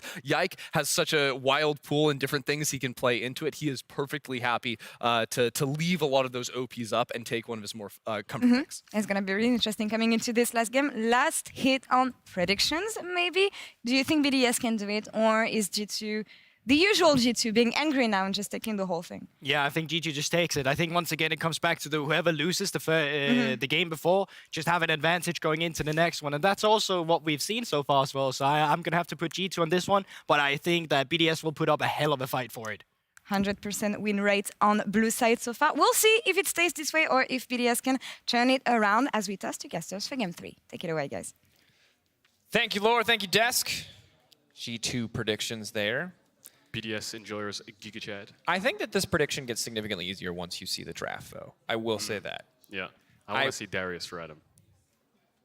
We talked about this. It would be the trifecta, wouldn't it? Now that he's added Garen to the champion pool. Tell it to me. His champions pool can spell God, Garen, Olaf, Darius, or dog Darius, Olaf, Garen, which I feel appropriate. Yeah. Because we've seen the great games, the God games, where, you know, he's popping off. He's Adam 1v3, pops off, takes he's over in the game. back line. We've seen the dog games where he just kind of stands there And he can't do as anything. Garen and Yeah. spins and does nothing. Yeah. And so it would feel appropriate thematically, narratively, in terms of writing the next LEC script, something to consider. Yeah. Will it actually happen? I don't know. They banned it last time. Yeah. Once they opted for the early Jax. But you heard it from the desk. Don't need to opt for Jax that early on the side of G2. We'll see if they opt to do it anyway. Ash banned away, and I expect we'll see a lot of the same early bans here. Does G2 first pick the Jax? Does BDS ban it away? How do they play around this Jax? I don't think Broken Blades Jax has been a huge standout. I think Adam's been able to suppress it and deal with it quite easily. And I think what Kulberg was saying on the desk is completely true. I think in terms of range and scaling, if BDS can just keep G2 at arm's length, just keep them under control and avoid these fights, and they're in a good spot. G2 don't really ever go for scaling. So it's just about avoiding the fight rather than fighting fire with fire, which has worked so far. Olaf banned. Yep. We're getting closer to Darius every moment for the narrative. Getting excited. I will also say that whenever a team's back is against the wall and they have to must win a game, I really like when top laners pick Sion. I know it's not great. I know it means accepting just losing the lane horribly, and it's probably miserable to play, but we've seen historically through all the years of European League of Legends, it's not going to happen. They're first picking Jax again. Doesn't matter. Yeah. But I'll just say that tanks front to back. He's teasing us with it. I think if they're going to pick it, they wouldn't pick it this early on. Are they going to go for the Sejuani run back? I'm just waiting patiently. So it's going to be Karma for now. Likely they go for some kind of Karma flex, I hope. Unless they want to play some kind of Karma lane with Ezreal. We'll see what direction they go in, but Sejuani makes the most sense. Take that away. I just look at power traded here in the first rotation, and Jax on paper is a champion that can be really powerful, but hasn't looked it yet this series. Sejuani we know can be impactful. Back. Karma. Yep. But hey, you're right. Game one, run it back one more time. You've got the Lilia, you've got the Jace. The Jace was not banned this time around by Team BDS, so G2 Esports laying down the gauntlet. Now, Rise, if they want to match this again, but you can see maybe a little bit of frustration, some thought on the side of BDS. Knowing that G2 are blue side, they should know that G2 might run this back, so they should have a plan for this. They should have something prepared. Looks like they're going to go Rise for now. Maybe they change up the bot lane situation. Do they take away the Kai'Sa this time around to stop this kind of percent HP brute force damage with poke? I think Kalista is another champ that I'd be a little bit worried about. That could be another ban that they opt into. How do they play around this Karma as well? Is it going top for Adam? I doubt it, you know. Nautilus this time. Last time they banned Kalista Lucian in the second phase. So this time they think the enablers are the problem rather than the AD carries. So Nautilus, Leona, maybe something along those lines is something that they want to ban away. Could also work with Alistar, Kalista Alistar if they want to go that direction. We'll see how G2 dissects the draft. Do they want to ban away top laners, you know? Is Garen worth a ban here? It worked out in game one. It didn't really merit much in the end, but it was winning the lane. Do they just drop a Garen Darius ban and say, hey, we're not going to deal with anything? And then does he go towards the Sion? Looks like they're going to target bot, so G2 confident. Dylan said it in the interview with Trouble. We're fine. If we have Jax, I think we can keep Adam under control. Looking to limit his impact on the map. Again, not prioritizing banning out any of those champions. Instead, bot lane focus, the name of the game thus far for both sides. Mickey, pretty impactful on Nautilus. So limiting that option, taking away the Karma Ezreal pairing. Now, final ban for BDS here. It is going to be the Lucian. Not concerned about the Kalista without the Nautilus on the table, it would seem, or at least concerned less about it. Keep in mind, Lucian Nami is still up and available. Yeah, no, Lucian Nami taken away, of course, because of the Lucian ban. Yeah, right? sorry, was still up and available prior to the Lucian You're right in saying that things are OP. Zeri is still available, right? You can still go for a hyper carry for Hans. They could also go for some kind of crazy Ziggs Leona bot side if they want to get some kind of poke going. Last ban here for G2, Sivir would make sense, but she is quite short range. Maybe they're happy playing against it, but they are going to take away the Zeri to stop the Zeri Karma. Now, what does Crownie play? We've seen his Jhin a couple times, supporting the top side of the map. They definitely need to carry. The Caitlyn is still up, completely overlooked that. Now, does G2 go towards a Varus lane here to negate that power of the pushing lane of Caitlyn Karma? Do they go for a kill lane to just try to brute force level 1? And I think it's difficult because Varus has not looked good in LEC. On paper, it is such a powerful champion. Yes, it has a solid lane matchup into most AD carries, good push, whether it's support or marksman, as we've seen. It is going to get locked in here, but this is a champion that, when it's doing great, it looks wonderful, but if you're not getting a lot of impact out of it, it's going to feel pretty bad. I imagine it has to be the poke Varus. Could go on hit here with some of the short-range champions, but Mickey, it would seem for now, sticking to the hard engage options. Yeah, Leona, Mumu would be the hard engage options. For range supports, There's not really much left unless they want to go Heimerdinger or... Heimer's banned too. Yeah, Ash is banned. They've limited so many of the options. What does he want to go? Yeah, Leona makes sense. A lot of poke, a lot of team fight. Great all-in, obviously, with Leona's passive plus the Varus burst early on. What is he cooking? What has Adam got in store for us? Could go towards the Renekton. Darius. Not sure how it would pair up into their comp, but... Sounds actually horrible against Lilia. Sounds like actually the worst option against Lilia. Yeah. So I think he's got a really strong bot side. I wouldn't mind something like a Scion or anything, just weak side, but he's going to go for the Renekton. Play up against Broken Blade's Jax, but I think BDS's main focus now is this Caitlyn Karma lane. Because of course Leona, if they can get some kind of wave that they can play on, they can have a 3v2, they can push the Caitlyn on the tower, she's going to be vulnerable to dives. This Caitlyn just wants to keep the push next to the Karma, play through bot into mid or mid into bot, just make sure this side of the map is strong enough. We saw Labrov play pretty well last game in terms of just keeping the push, making sure he's around, walking up with Lulu constantly, trying to find information. So it's on Shio, Crowny, and Labrov this game. I think Nuke and Adam have shown that they're capable of dealing with broken mid and caps quite handily. And yeah, this is it. All cards on the table for the best of 3. We've talked a lot about range advantages, and if Varus does opt to go for the poke build, then G2 have a pretty significant one. Getting a lead, breaking down an early mid lane tower would make this game so hard for BDS to play out, but they have Renekton and Sejuani on the top side. They have Caitlyn, Karma in the bottom lane. They are set up to take over early game, to not let G2 get to that point, but they have to execute on it. They can't afford any sloppy mistakes. They can't let Yike get ahead again. Really strong champs for BDS in terms of meta-orientated. Need to see Nuke get out of lane and start roaming around as well. Impact both these sides. BDS have a lot of options to play for. G2, we know exactly what their draft's capable of. Very similar to game 1, just the Varus will be more poke-orientated rather than having the Kai'Sa dive in. So we'll see if they can dismantle BDS with the poke game. And we got time for us to get into the final game of the series. BDS versus G2 Esports.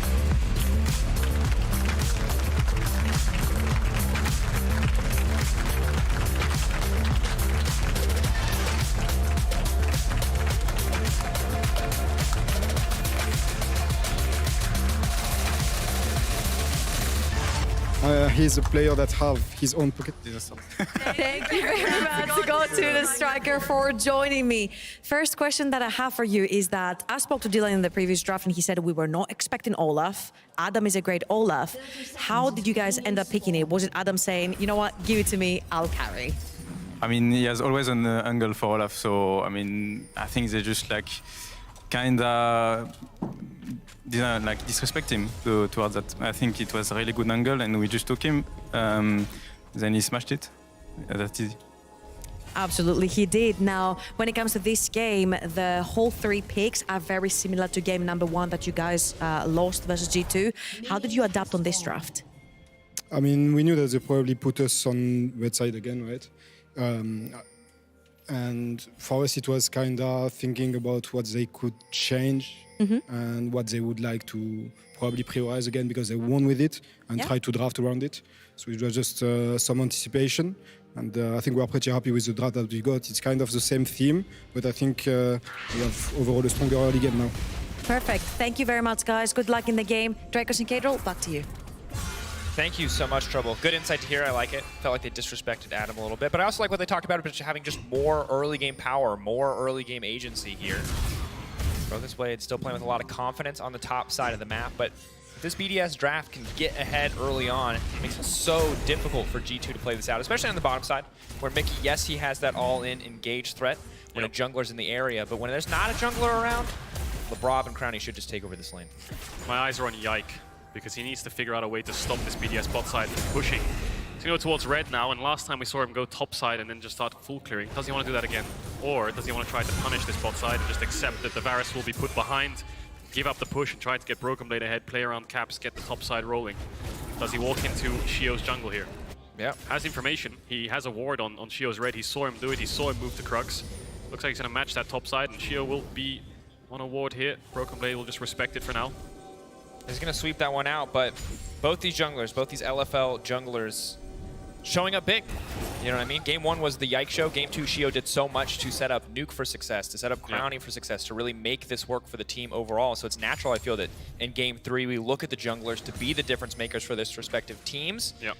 That said, you know, Sejuani not the big flashy early game playmaker like Elise is. Yike back onto his Game 1 champion. but it's kind of hard to replicate results that are that explosive from Yike. Definitely. Hang on a second. Flash in Getting already. aggressive is going to get Zenith Blade down. Ignite now taking Mickey. He's trying to back up. Caps bringing him in. Mickey ticking, burning. The Ignite won't quite finish him off, but Shio should be able to get the job done. Crowning going to get knocked down. First blood, crucially, split second off from going in the favor of BDS as Shio does take down Mickey X and make it a 1-for-1. How did Caps get down here so quickly? Just pushed in 3 mid waves, it looks like, and just ran straight bot. Got the all-in going, and now no summoners on the bot lane of BDS. It's going to make it really hard for this Caitlyn Karma to push in and punish the Varus, who also has his summoners up. Shio will need to play around that lane to keep them safe now. Brokenblade looking straight onto Adam. Will just dash away, but good roam from Caps. I think they come out ahead here, G2. Adam. Continuing to trade here. Just a bit of back and forth as Brokenblade going to try to extend the trade, but Adam, the Conqueror now up and available means Brokenblade will back away. Bottom side though, you highlighted already, summoners down. We talked about it yesterday. We saw how quickly Caitlyn lanes fell apart in the Vitality series. Have to see if Crowny Labrov can do better, if they can survive until they have those spells back off cooldown. Yeah, it looks like they'll give the push for now while they get a stack wave pushing in. Caps big trade onto Nuke. He's gonna have the TP back here, but does he try and catch the wave first? Be a bit greedy. Looks like he's just gonna take the recall. Yike just taking away the second Raptor respawn of Shio. This ping forward working wonders here with Mickey having no flash. That might just be a kill if they can get the trap down. Lockup, cleanse available for Ontama, but they're just not committing any resources into him, instead turning onto Mickey X. But Mickey playing with so much patience. Wow. Didn't get the CC chain, they couldn't get the trap just out of range. Now they can 2v3 them. This just gives Yike so much time to work with. Will take a reset. I think the Krugs are spawning. Does he just stop the recall and take them? Looks like he decides against it. Shio will have to base, and I think BDS have a decent spot in mid because Nuke is just TP'd back and Cap still needs a recall. But they need to figure out a way to get Crowny back in this, get the push going again, get this Caitlyn rolling. Caps, of course, giving up his TP to return to lane earlier means that Nuke can force the wave in and threatens to deny Caps some CS, but Caps, even without any mana, is going to return to lane to catch this wave. So Caps has no trade threat until he does get a chance to recall. Now fully committing, though. Yike in the area. Labrov has to be careful. Stunned and now landing. Managed hit with one. Yike is very fast. Labrov going to get taken out. Yike going to grab another kill here. Conqueror procced, and Yike takes out Labrov. Yeah, this Caitlyn Karma is basically falling apart at this point. Yike's just able to punish Labrov, trying to push Mickey away. Shio still around this bot side, recalled and came back down here, but bit too late. We'll spot out Yike. Can look to chunk him out a little bit, but I'm not sure if there's a threat of a kill unless Nuke can get in range. Yike still has the flash. Aftershock procced. Good damage here. Needs one more stun, but it's going to need a lot more time before that's off cooldown as Adam and Brokenblade trade back and forth on the top side, but Brokenblade does a lot of damage, flashing back to the brush.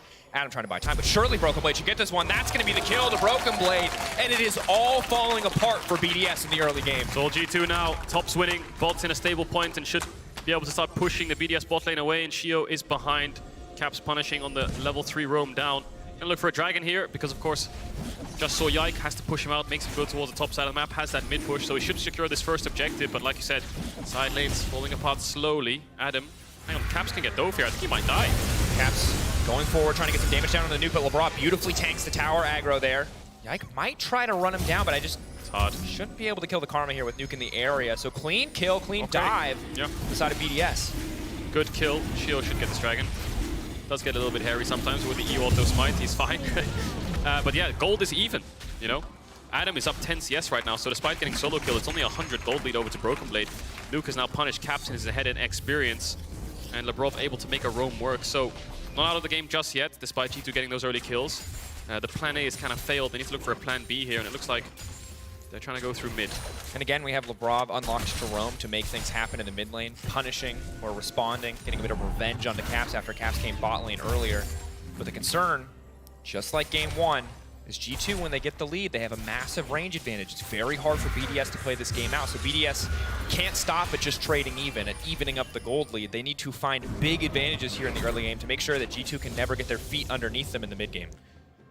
Caps just constantly trying to roam around, get some information for Hans and Mickey. Level 6 on Varus. If an ult hits the Karma, she's as good as dead, so Labrov and Crowny need to probably just give up the push now.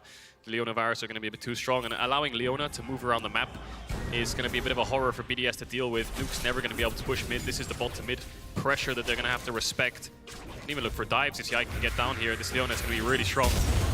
Will be pushed back for now. Yeah, and a big struggle too as well is with the lethality Varus, it's so easy to play at arm's length from the opposing bottom lane, and Karma really only has hard CC if you can stay right on top of somebody. So the kill threat without a jungler in the area onto Hans Sama, if Mickey X does roam, it's not non-existent, but it's very limited. That's just going to make it that much harder for BDS to get a lot done. Despite that, though, Labrov happy to just handshake on leaving the lane. Showing his face once again in mid lane. Just backing up Nuke, Shio in the area as well. Could be a 3v3. Both sides posturing, but neither side going to overcommit. Mickey on the way. I think BDS are calling that support's missing, and because Adam's catching top wave, it would be a 4v3 then in favor of G2. Broken Blade starting up the Herald. He's going to drop it to cover mid, puts a ward down, Hans winning out in the bot side. All he has to do is push in waves and just try to land Qs on the Crownie, slowly chip away at his health bar. And it's just really hard for Crownie to respond. What can he really do? If he walks up, he's going to get ulted, chunked out even more. So BDS's way of band-aiding. Hang on a second. Adam pops the ult. Has enough Fury to heal just a little bit, but pretty meager at this point in the game. Yike and Broken Blade now on the way up. Flash in from Yike, dash out from Adam. Good that he's able to get the flash from Yike and survive. BDS now seeing this as an opportunity to start up the Herald. Yike's really low on mana, so maybe they think that this is, despite having a numbers disadvantage in a sense, where Broken Blade can collapse, they should be able to win out. Crownie's coming from base on the way, Hans is moving up. I don't think G2 are done with this play. Maybe they look for any kind of kills on the exit, but they're gonna, I think Mickey can just look for a flash in here. Just looking to commit, they're gonna try to take the objective away. Can they get it in the end? Caps grabs the Herald. I think he did it in game 1 too. He just keeps making it happen. Yike burning, ticking, getting knocked down. Nuke gonna grab that kill. It's big for Nuke, but he will trade his life for it in the end. G2 still grabbing the Herald, and Hansama now stepping in, but Crownie's on the way forward. Once the root connects, he's gonna get caught in the trap. The cleanse comes out just in time. Hansama making it work, and Caps on the hunt now for Crownie. Massive Jace damage coming in. Thundering blow back into Mickey. What a clean combo, but no, Crownie cleanse out to safety. He desperately wants to get the kill back, but he doesn't quite have the damage. Mickey will grab the kill. So unlucky for Crownie. He almost got Caps as well, but he didn't land the E, and Hans gets away too. Everyone escapes on such low health bars. G2 get the Herald, they get 3 or 4 kills, and now this early game is snowballing out of control. G2 are going to come back from base and start contesting this dragon that's spawning in a minute's time, but Mickey, just watch what he does here. Flash Q onto Shio, then lands the ult on top of it. Then once he's dead, he eats through the Sejuani to get onto Nuke. Nuke then will try to ult away because he realizes he's in trouble, but he gets stunned straight up. Yike does fall because he has nowhere to go. But G2 win out on the top side fight, and Hans is stuck between the bot lane of BDS, but the burst is just so strong with the JCQ, and the ult from the Varus just bursts him down. The E from Crownie didn't land on the Hans, so he can't get the auto attack. Caps dodges out on the trap, knocks him into Mickey, and then he tries to flash the Varus Q. One auto doesn't do it, and it's just so unlucky for Crownie. Can't land the Q either. One kill there would have been not the end of the world, but now he's lost his summoners. He gets nothing. Pixels off of a double kill outplay. If the net hits there, if the auto, 5 more AD, maybe he instantly managed to grab 2, but because he doesn't, it just adds insult to injury. Now about 19k to 16.5. Broken Blade in trouble here, though. Not a lot of mana. Red buff finding a bit of healing. Yike in the area.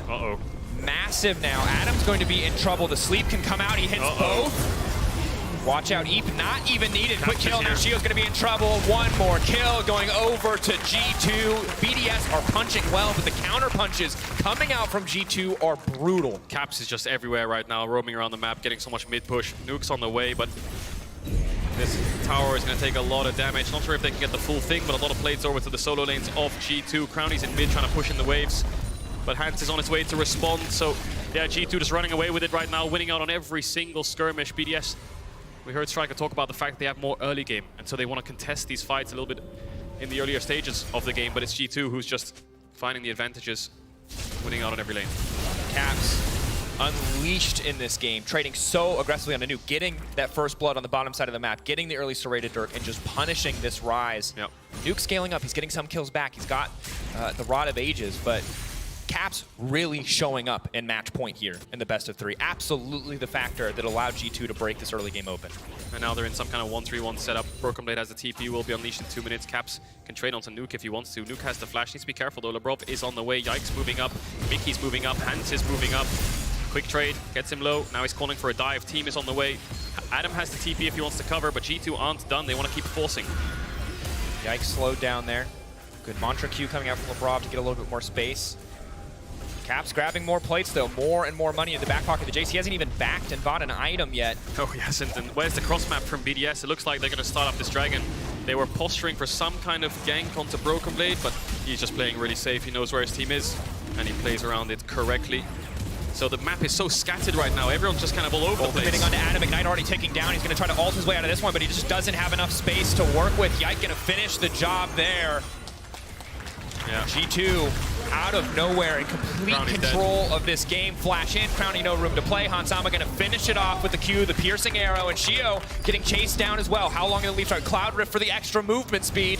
Shio now running out to safety, flashing out, and BDS losing fight after fight, summoner after summoner. The Gold League growing more and more in the favor of G2. This is the G2 mid-game fully unleashed. There is nothing left for BDS on the map right now. The TP coming in, a desperate attempt, trying to hold on to some kind of control here as Adam will back up Nuke in the mid lane. The map is in just such a messy state for BDS. Nuke was top, Adam was on mid waves as Renekton getting pushed in. They had no pryos to work around. They just had to play to cover. And G2 just don't take their foot off the gas. They just base, instantly start forcing. And this is the problem when you play up against a team like G2, 7,000 gold lead now in 13 minutes. Second they started getting a lead in one lane, they transition into other lanes so quickly. Caps to bot, and then bot and mid to top after Broken Blade gets a solo kill. And now it's a really dire situation for BDS. They can try and hold on, but it's not like they have any kind of huge outscaling. Caps has flash. Shio doesn't have the ultimate yet. Big potential. No shutdown here on Caps, actually, but they're still going to try to force for this kill. Yike now going in to go for the three-man sleep. Mickey on the way, and time for a little watch out. Eat big damage onto LeBron. Now LeBron now getting run down in Caps with Mickey X backing him up. They're going to try to finish off Nuke before the fight even really breaks out. They can't kill Yike, and Yike is killing everybody else in return. Just look at him go, tearing through them, put them to sleep. Yike, another double for the G2 jungler. It's rough, isn't it? BDS can't even do a play of their own, and now all their towers are just going to start falling all around them. This game 3, G2 aren't here to mess around. They want to get this series done and get to the next best of 3 next weekend. G2 going to get this mid tower. Crowny almost gets hit by the Zenith. And Mickey just ult him for fun, I think, just showing dominance in this game. Yeah, tower will fall. Adam might get a top tower in response. Probably an objective bounty as well. But yeah, grasping at straws here, BDS. And I think it's difficult.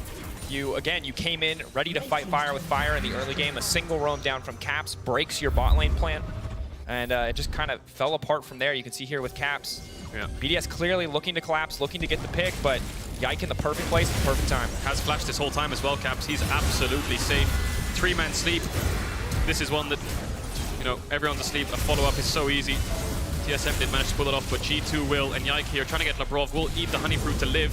But yeah, so much movement speed, he can chase him down. Shio knows he's dead, just stand still. And yeah, I think this might be a done one here. BDS, the only real way back in is just committing 4 or 5 members every single time for a single kill. But even then, it's just really hard. You can see Adam's not even laning top anymore. He just knows they have to do something. Yeah, desperation times. Trying to force picks, trying to get anything done. Caps is going to break open a tier 2 in exchange. Not even for this tier 1. So I don't think BDS can realistically dive Broken Blade at this stage of the game. Caps can get a top tier 2 right now. Yeah. BDS just... There's nothing. Yeah. I mean, we can't. There's times in casters where when you're a caster and you want to give people the benefit of the doubt and you want to say, hey, they can make the miracle happen. But miracle is the word for it if BDS can make this happen. And it's not just a miracle, it's G2 making big mistakes. They are 10k gold in the lead at 16 minutes, Gabriel. He hasn't hit a shot blast this game, and it does not matter. He cannot EQ and cannon form, but he's got hammer form, and that's all he needs. Caps with a double. 1v2s to bot lane of BDS between towers at tier 3s at 16 minutes in. Herald popped. Caps can TP back here if he wants to just keep the game going, but yeah, the Herald will crash. Looks like G2 will run away. And yeah, you're right. This is just... it's just a victory lap for G2, having a bit of fun. Yeah.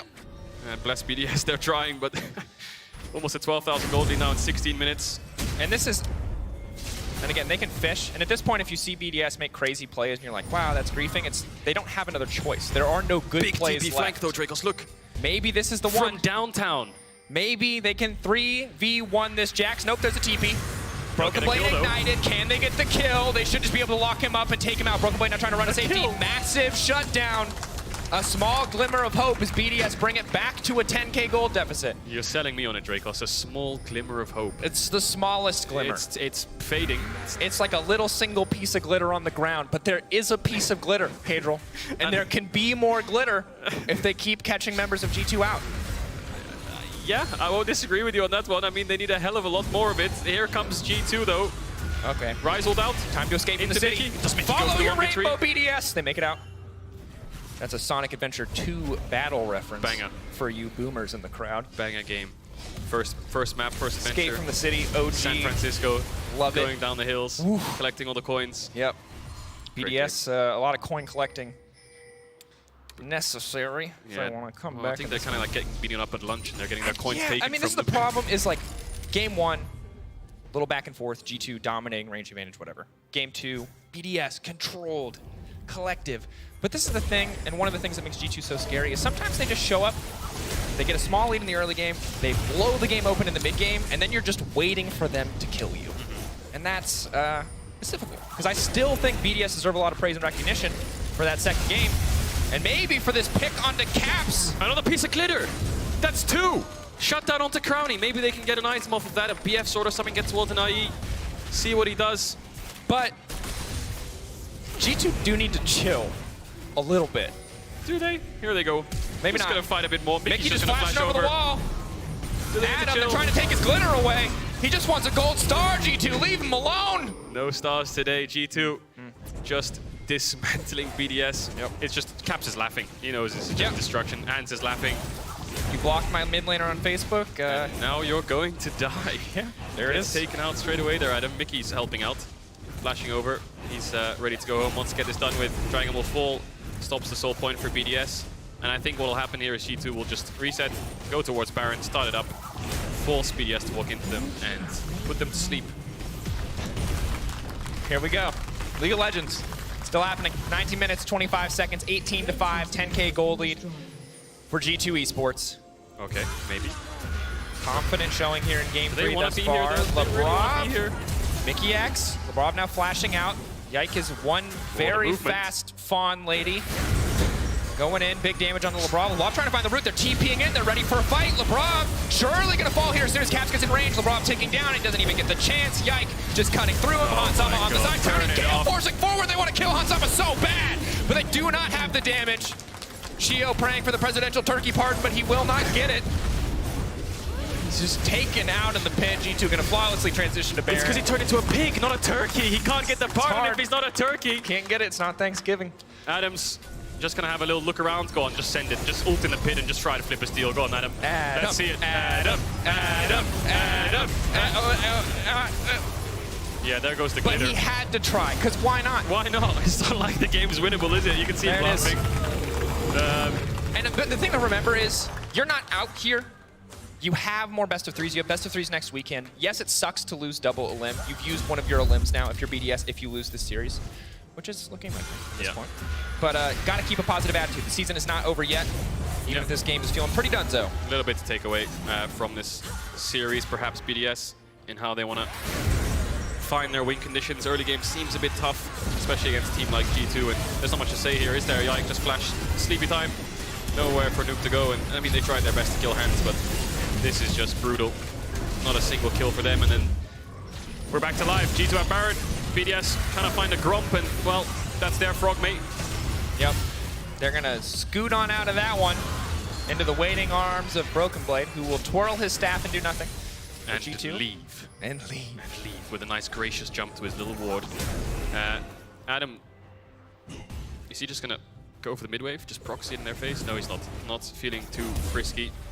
Trap set up for Crowny. I think his auto attacks on the traps will not hurt that much. No, a little scratch maybe. Next wave, I think G2 will start to push in. Broken Blade's pushing in mid. Massive gold lead here to G2, and yeah, it's really hard. I mean, they have to fight. It's the only real way to stop the siege from happening, but Nuke's not even here. Maybe he can TP behind some wards, but yeah, Broken Blade just kind of 1v3ing them right now. Push in bot. Inim's gonna fall. Adam's gonna die. Adam's gonna die. There he goes. There he goes.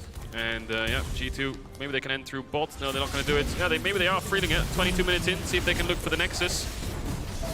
Not much BDS can do. They can't even walk up. Crowny's got the swirling seed on him. He can get put to sleep in a second. Nope. And they're going to go for mid, get a couple more creeps in here. I think that's it. This is probably the game. G2 are ludicrously far ahead.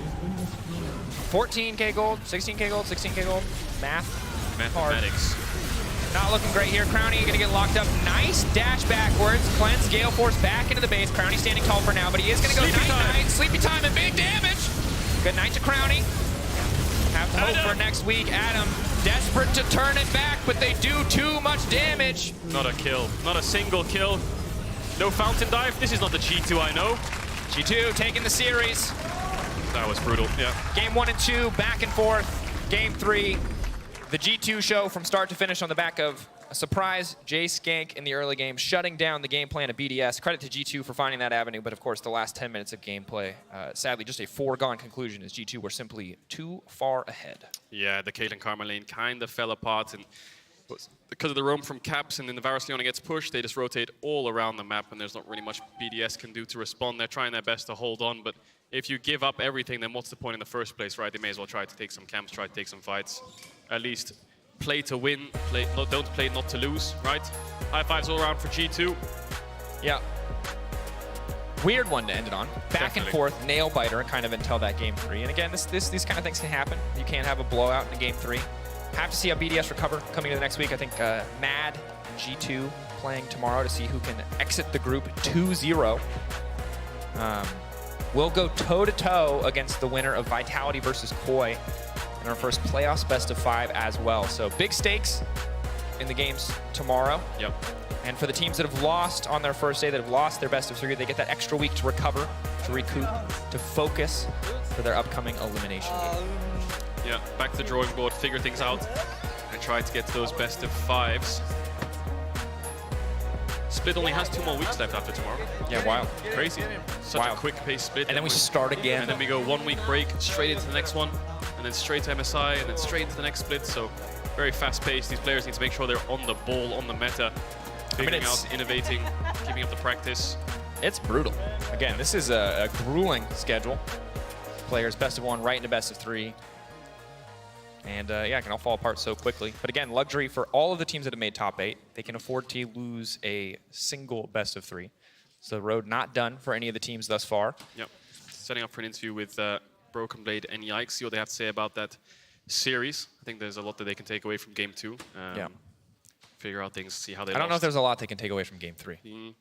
That said, you had options for player of the game. You can check those out on Twitter. Yep. In the meantime, let's set it over to the interview where Broken Blade stares me eye to eye with a very sultry look. His Take smile, away. that damn smile. Thank you very much, Dracos. Broken Blade Yike, thank you for joining me. Congrats on the win as well. Now, I want some first impressions for this particular series. Let's start with you, BB, because it looked pretty close until it didn't in the last game. Yeah, it was a nice series. Actually, all the series that have been played so far were like 3 games, I think. So it's like kind of exciting to play. I think we still have to get, you know, into the rhythm of BO3s. It's something new, right?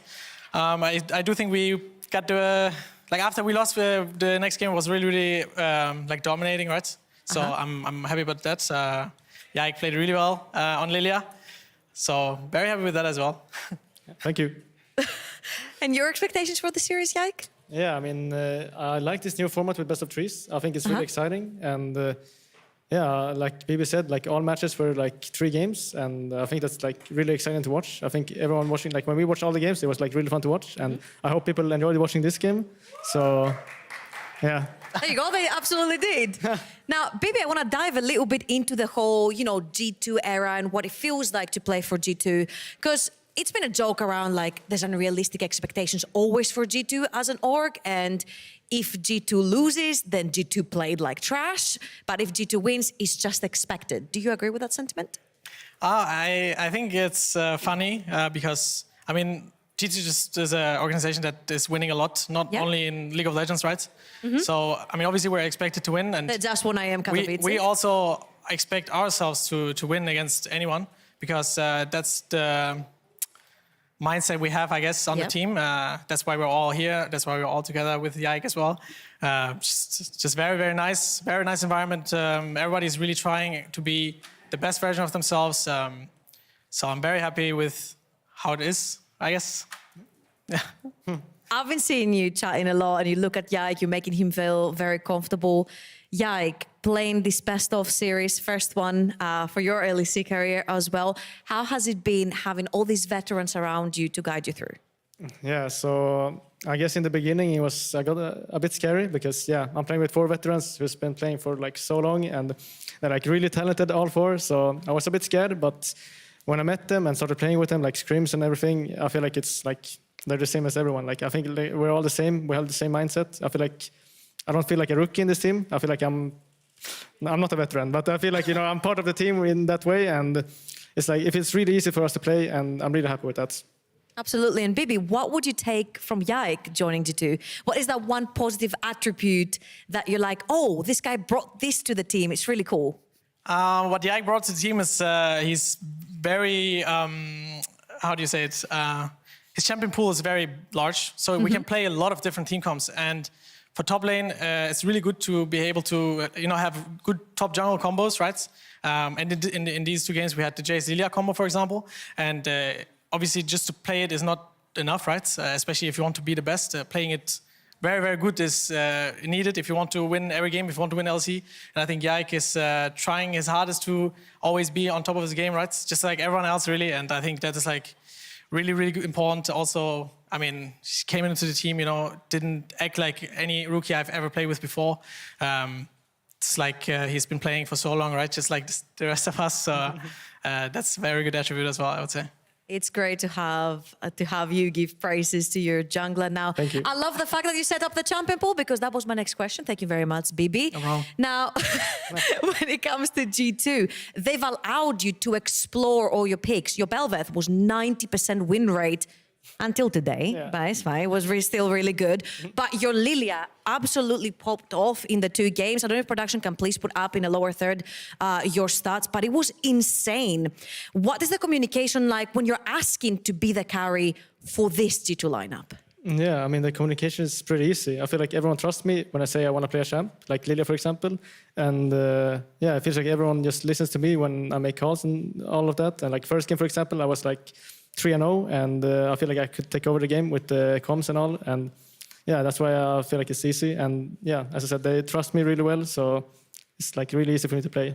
Does this unlock any pressure off of you, for example, Caps? Like, because you've got Hansama, Caps, Brocken, but Yike, everyone can carry at any particular moment. Does this maybe relieve some of the pressure of you having to do it sometimes? I mean, I think having that in the back of your head is like, oh, I can play really aggressive, I can play to take risks.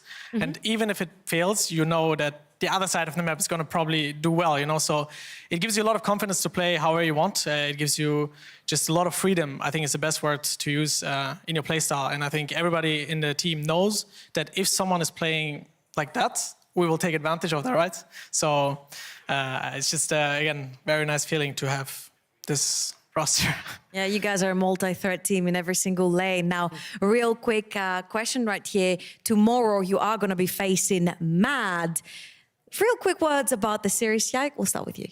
Yeah, I mean, I think we all want to take our revenge on Mad because they beat us kind of hard last time. It probably our worst loss. So yeah, I'm really excited to play against them again. And I feel like we will come much more prepared. And I feel like we'll play much better. So it's going to be a good game. Agreed, Bibi? Yeah, I mean, playing against Mad made me really mad. It's not the game we wanted to play. So I'm sure we're going to have a lot better showing in the game. And hopefully it's not going to be 3 games, but 2. True. All right, 2 games then versus Mad. We'll hold you to that. Well, thank you very much, Bibi and Yike, for joining me. We'll send it over to PGL, where Dracos and Enda are joined by Caps.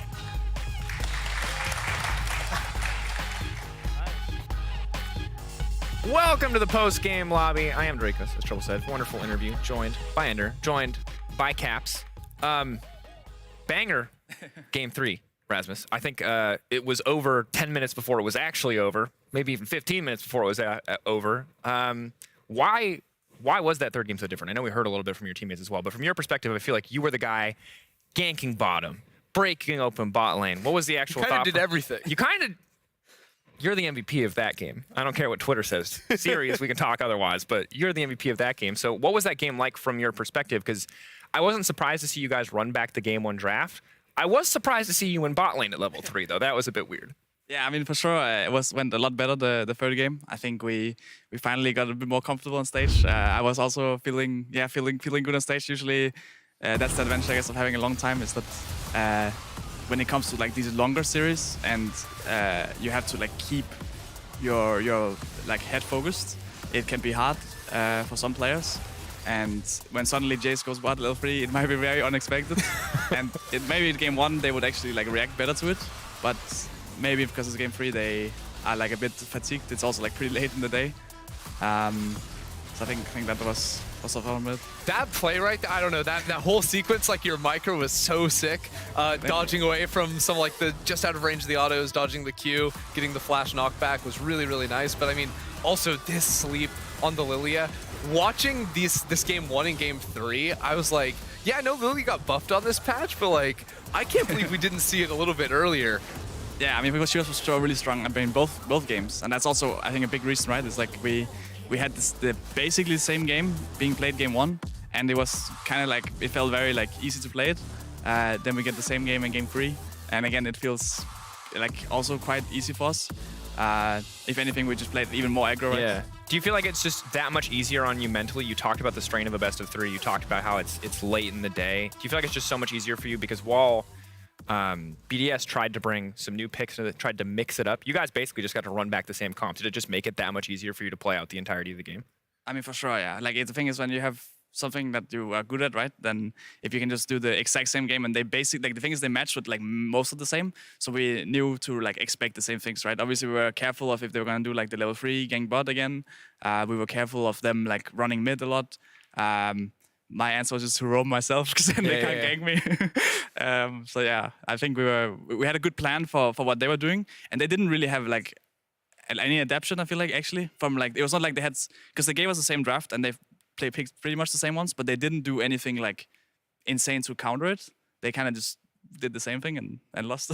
Yeah, I think like looking at the draft, I could see like some differences. Like I think the second phase for them in game 1, going like double melee, double like frontline tanks with Garen, Alistar was like a little bit suspect versus the Lilia, who's going to be like super happy just like burn all of those champions. The Kai'Sa too, I thought was like pretty cool coming in from you guys. So it's like, okay, maybe draft wise it's a little bit better going for like more longer range champions, especially down towards the bottom side of the map. But at the end of the day, like I am very sold on this Lilia pick. I'm all aboard. He's number 1 Lilia fan. He was about to go run up there and steal I'm a Lilia enjoyer. Steal Mike from Trouble. Do interview yourself. Just ask. Yeah, ignore Broken Blade BB. You can leave. Ask 8 questions about Lilia, which is fair. I'm excited to see the pick more. She's so fast. She's very fast. She's very buffed. Demonic Embrace nerfs. Fake news for her. I'm excited for Lilia. But since we don't, unless you're playing Lilia mid, I think we can segue away from the Lilia. You did Zac mid, so to be fair, like with double best of 3 going 3 games, it's also getting a bit later in the evening. Yeah. Obviously, the later it is, the better it is to like get them to sleep, right?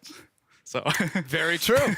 So Zoe got buffed this last patch too. She's pretty good support. Okay, Andrew, stop shilling. pretty broken down there. All I'm saying. All right. Well, some people that played at the start of the day weren't worried about going to sleep too quickly. Mad and Astralis. Want to talk a little bit about the series, especially because you guys are going to be playing up against Mad tomorrow. I don't know. Did you get to see all of the series today? I don't know how many of the games you got to watch. Yeah, so we were driving the first game, but the second and the third game we were backstage. We were ready to go on stage, but then suddenly it turned around a bit, and Astralis actually just popped off. Especially Daystra was getting a lot of kills.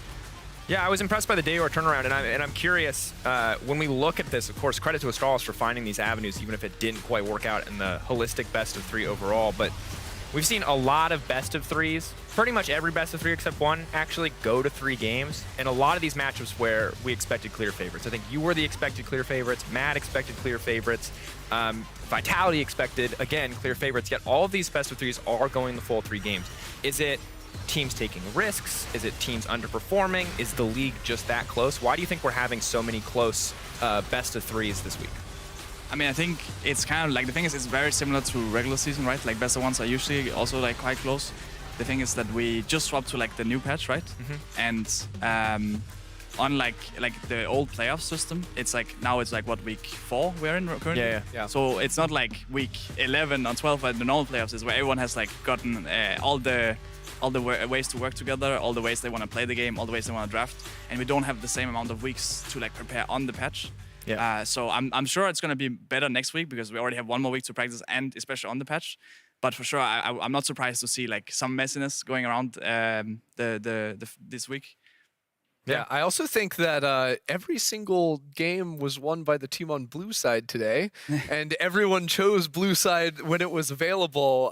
What are your thoughts on that? Why do you guys like blue? Yeah, I mean, we like blue. I don't really want to like give too much away. We know we're playing. Everyone always say refuse to answer. Always acceptable. But yeah, it's just. I mean, blue is my favorite color. Like unironically, It's a great color. So like that does help, right? Well, blue is Caps' okay, there we go. Blue is Caps' favorite color. Definitely fair. When it comes to looking ahead, obviously the winners of tomorrow's matches will be playing each other in our first best of 5. I assume you're going to pick yourself to win over Mad. Bold prediction, I know. Who do you expect to be facing if you can win tomorrow in the best of 5s, Vitality or Koi? Well, I mean, I was gonna say Vitality, but then I guess Koi looked very good yesterday. But honestly, I would probably still just say Vitality. I think they look like really messy every game, but they make it work, right? They're first, and they won as well yesterday. So I'm sure it will be like a long series. Yeah. I would say 3 games and probably quite messy, but I think they will make it there. Yeah, I think Koi definitely have inspired me a little bit more with their play, but I'm still not ready to go, okay, 1BO3, I'm all aboard their great return. They got the or anything only like this. 2-0. You know what? You're right. They're winning the split. You nailed it. Thanks. Yeah, I got you. Appreciate it. I love that. Totally authentic support It that was I'm getting from completely you there. authentic. I promise you. Ender. I promise you. Yeah, wonderful. Do you think, how much deeper do you think this patch goes? Because I think that, talking again about the meta here, like when we saw the patch changes, I was like, yes, big, different. It's going to be so wild. But outside of a Twitch support with the Cassio and bot lane, outside of you guys busting out Lilia, maybe a Kindred from Bo, it's looked pretty much exactly the same. Don't want you to leak anything in scrims, but do you think that there's a lot more to be figured out on this patch, or do you think it's mostly just going to feel the same with these Cassantes in the top lane, Jaxes in the top lanes, until we're on to the next season, on to the next patch? I think that's to start off. I think there's always like more to figure out on the patch, and especially when it's only been like a week. I think of us playing on this particular patch. I think there's gonna be some new things that come out. I mean, even for us, as I mentioned, like we played like the Lilia today. We even had like the Kaiser game, and we also have a lot more other picks that we didn't get to show yet, right? But I think some of the picks are gonna stay the same, right? Some of the same prior picks will be there. Some of the same like safe picks will be in the different roles. But there might be like every game or every second game there might be like something new coming out, but I don't think you're going to see like 5 different champs, right? It's going to be maybe like 1 new champ as Lilia, for example, this game, or as Kaiser, right? And I think it'll be something similar in the next round. I would say we have seen a little bit more, I think, variety in bot lane these last 2 days. Now, I think a lot of that is like personal preference. With Also, our Yumi's supports. dead. Yumi's Also, the only that's actual what I was champion saying. removed from the meta. That's what I was going to say, though, because I do think a lot of it is like personal preference, like the Nautilus, the Leona for Mickey. We also saw Alistar today with like 1 million bans on bot lane champions. But with Yumi getting nerfed, like that all of a sudden becomes like more of an option, sending a lot of bans down like support's way to like push you down on the tier list. Hillsing's Thresh also comes to mind as another like tank support that is like a personal option. But like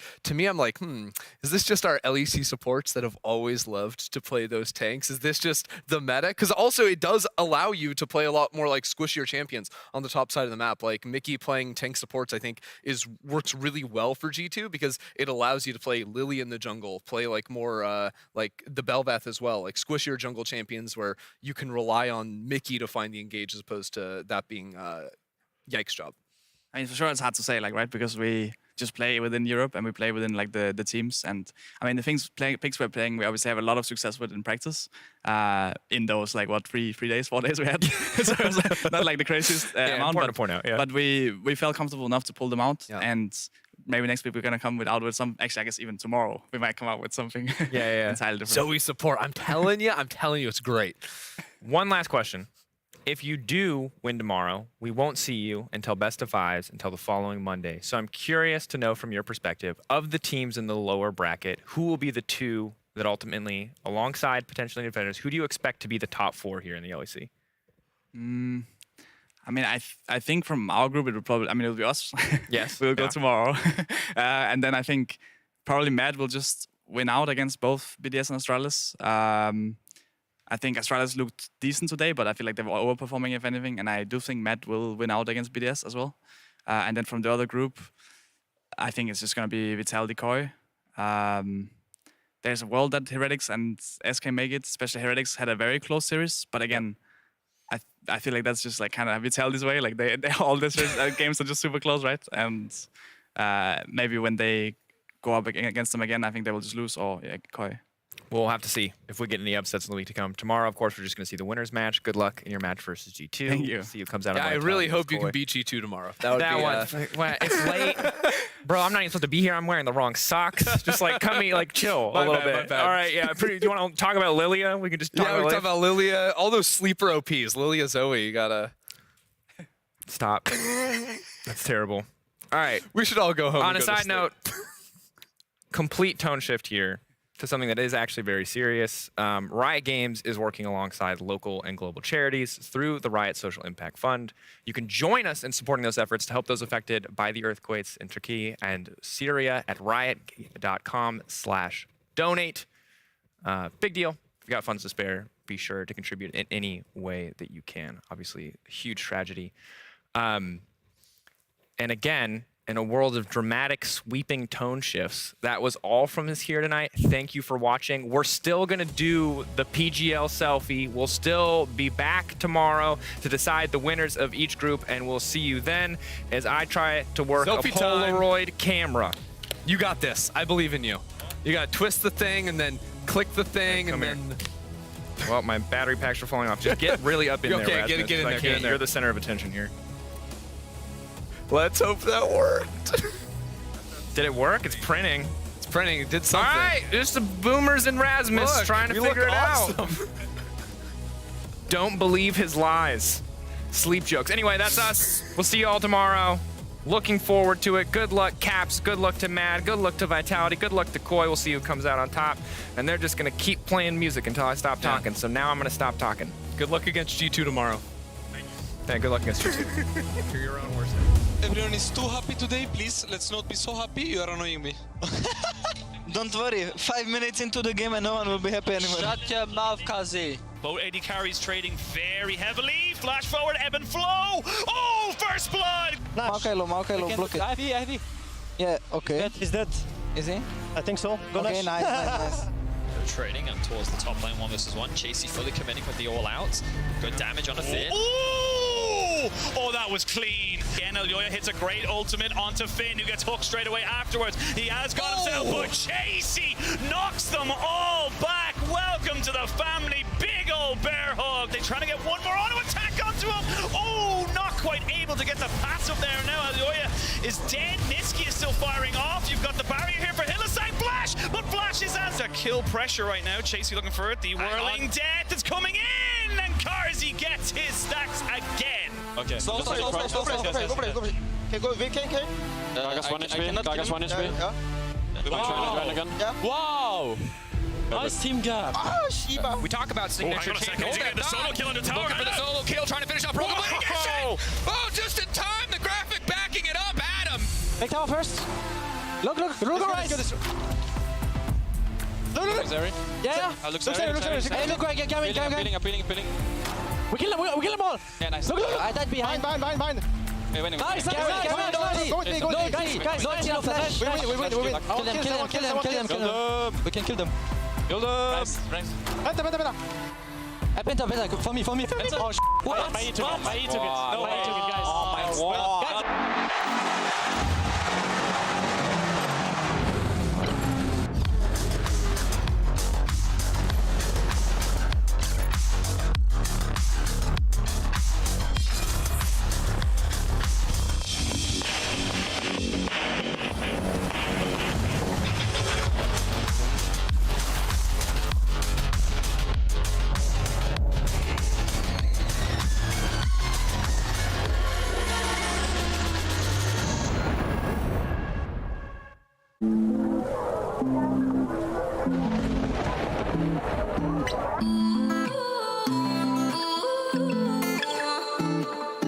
You say you love me, I say you crazy. We're nothing more than friends. You're not my lover, more like a brother. I know you since we were like 10. Yeah, don't mess it up, talking at it. Only gonna push me away, that's it. When you say you love me, that made me crazy. Here we go again. Yeah. Don't go look at me with that look in your eye. You really ain't going nowhere without a fight. You can be reasoned with them, don't be impolite.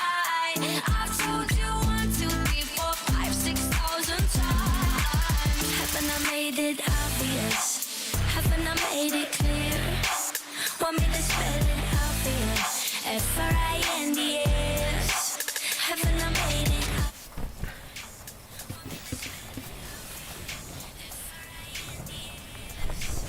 Haven't I made it obvious? Haven't I made it clear? Want me to spell it out for you? F-R-I-N-D-S.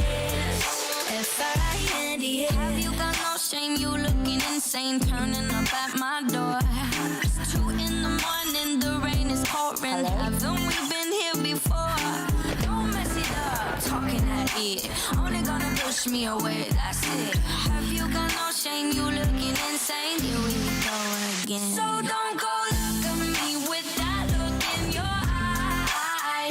You really ain't going nowhere without a fight. You can be reasoned with them, don't be impolite. I've told you 1, 2, 3, 4, 5, 6,000 times. Haven't I made it obvious? Haven't I made it clear?